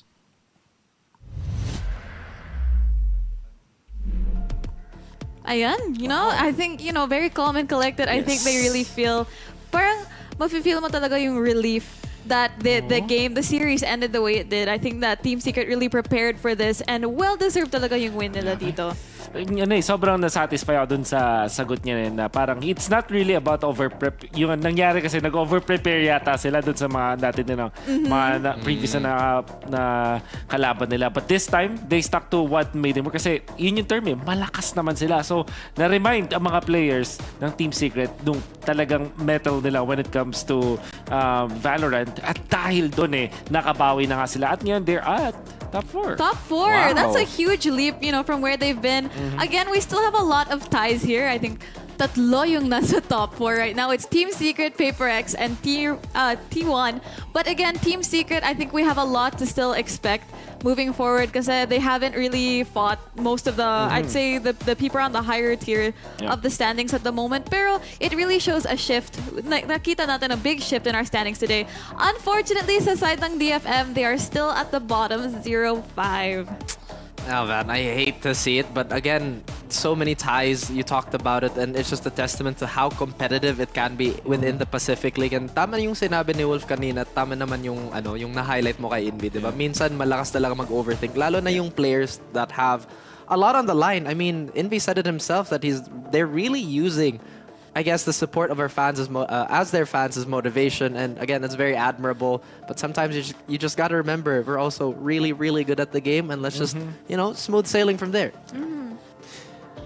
Sobrang impressive ng pinakita ng Team Secret in this specific game. At hindi lang naman si Invi yun. You saw na when we need dubstep na mag-step up talaga siya. Gagawa siya ng ace, gagawa siya ng 4K, gagawa siya ng 2 sheriff kills out of nowhere. Even yung mga judge kind of plays, he's gonna be doing that. At hindi lang naman siya yung willing gumawa nun. Na bantay dito yung mga young ones natin sa Team Secret. Kasi si Jessie ba, she steps up when he's needed, and that's also true with Borkum when it's Borkum time. So parang pag may kailangan ng tawagin si Kuya, si Tito, talaga lalabas talaga sila. Grabe naman yung escalation. Kuya, naging Tito agad. Well, it is what it is. Sure naman, and it's really nice na we have these role models sa team na can provide whatever the youngsters need kung ano yung kailangan nila. Pero if may kailangan ka, especially if you need food, especially because you're so hungry from watching VCT Pacific because the action today was really jam-packed with our 2 series today, we have Grab Unlimited, our official sponsor for VCT Pacific. Kung hindi nyo pa narinig ang Grab Unlimited, it is a subscription that you can try for 1 month absolutely free that gives you free delivery from every day from every single store. And don't worry, we still have VALORANT challenges on Grab, so keep posted because there will be more VALORANT challenges in the future. So make sure to scan this QR code to give it a try. And Grab Unlimited has got you covered. Para naman sa mga tropa natin, you just have to share the stream sa Facebook, sa YouTube, and sa Twitch para lahat tayo mag-enjoy sa mga Team Secret matches or kung sa RRQ matches or kung anumang matches ang gusto nating panoorin dito sa VCT Pacific. It's Valorant_PH sa Twitch at Valorant Esports PH naman para sa Facebook at YouTube. Special thanks to our sponsors Logitech, Red Bull, Polo by Ralph Lauren, Grab Unlimited, HP Victus, and Zowie for making VCT Pacific League possible. So big thanks everybody. And of course, thanks to our audience for sticking with us through everything. Of course, through that TS20 also. Good job, guys. Exactly. Ayun, maraming salamat po. It's been a very exciting series of matches we had today. T1 bagging that 2-0, and again, Team Secret bagging that 2-0. It's been a great day of 2-0. So I think this has been a really a huge step in the moving for our standings. Pero tomorrow we also have a really exciting matchup with just Talon versus Zeta Division. So again, Talon Esports is one of those teams that also wala pang win under their belt.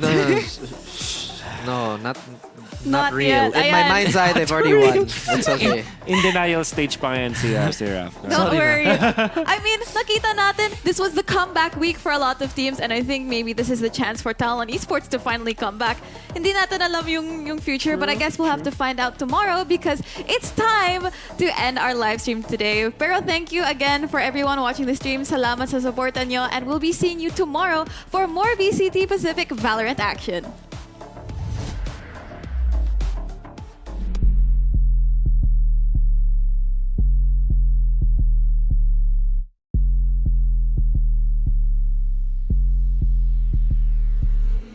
Pretty Nikki says she like me cause I'm needy. I can tell she too sedity, but I really want to kick it.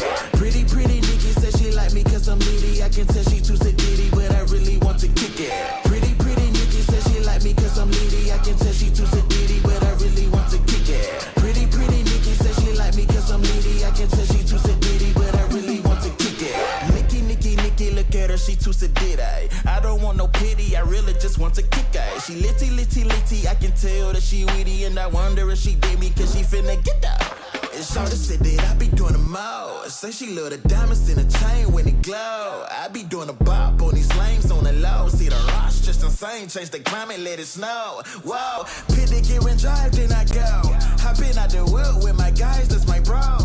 Fresher than a pimp when I slide through the door. Shawty said she love the fit, got an eye in me close. She say she got a man, but she do not need him. I'm doing all I can, I'm gonna make her leave him. Just give me the chance, I bet that I can beat him. Look, I got her in a trance, going down in my DM. Hey. Pretty Nikki says she like me cause I'm needy. I can tell she too sedity, but I really want to kick it. Pretty Nikki says she like me cause I'm needy. I can tell she too sedity, but I really want to kick it. Pretty Nikki says she like me cause I'm needy. I can tell she too sedity, but I really want to kick it. Pretty Nikki says she like me cause I'm needy. I can tell she too sedity, but I really want to kick it. Listen here, babe, I know you wanna kick it. Flyer than a lyre, going up just like a ticket. It's a chandelier on my wrist, look at it glisten. We can get it clear. Riding like a Honda Civic, oh she really did me, and I wanna pay a visit. She can come and get it if she really want the business. Baby, ain't no stopping, once it's popping, just forget it. You know what they say, if it ain't broke, don't dare to fix it. I'm that guy, if they asking around. I take them high, yes, they crash in the ground. Up to the sky, yes, they passing me down. Don't need a bribe or a pride, I'm just asking you out. And so she say she got a man, but she do not need him. I wanna give her a chance, I bet she gonna leave him. Just give me the chance, I bet that I can beat him. Look, I got her in a trance, going down in my DM. Hey. Pretty Nikki says she like me cause I'm needy. I can tell she too sedity.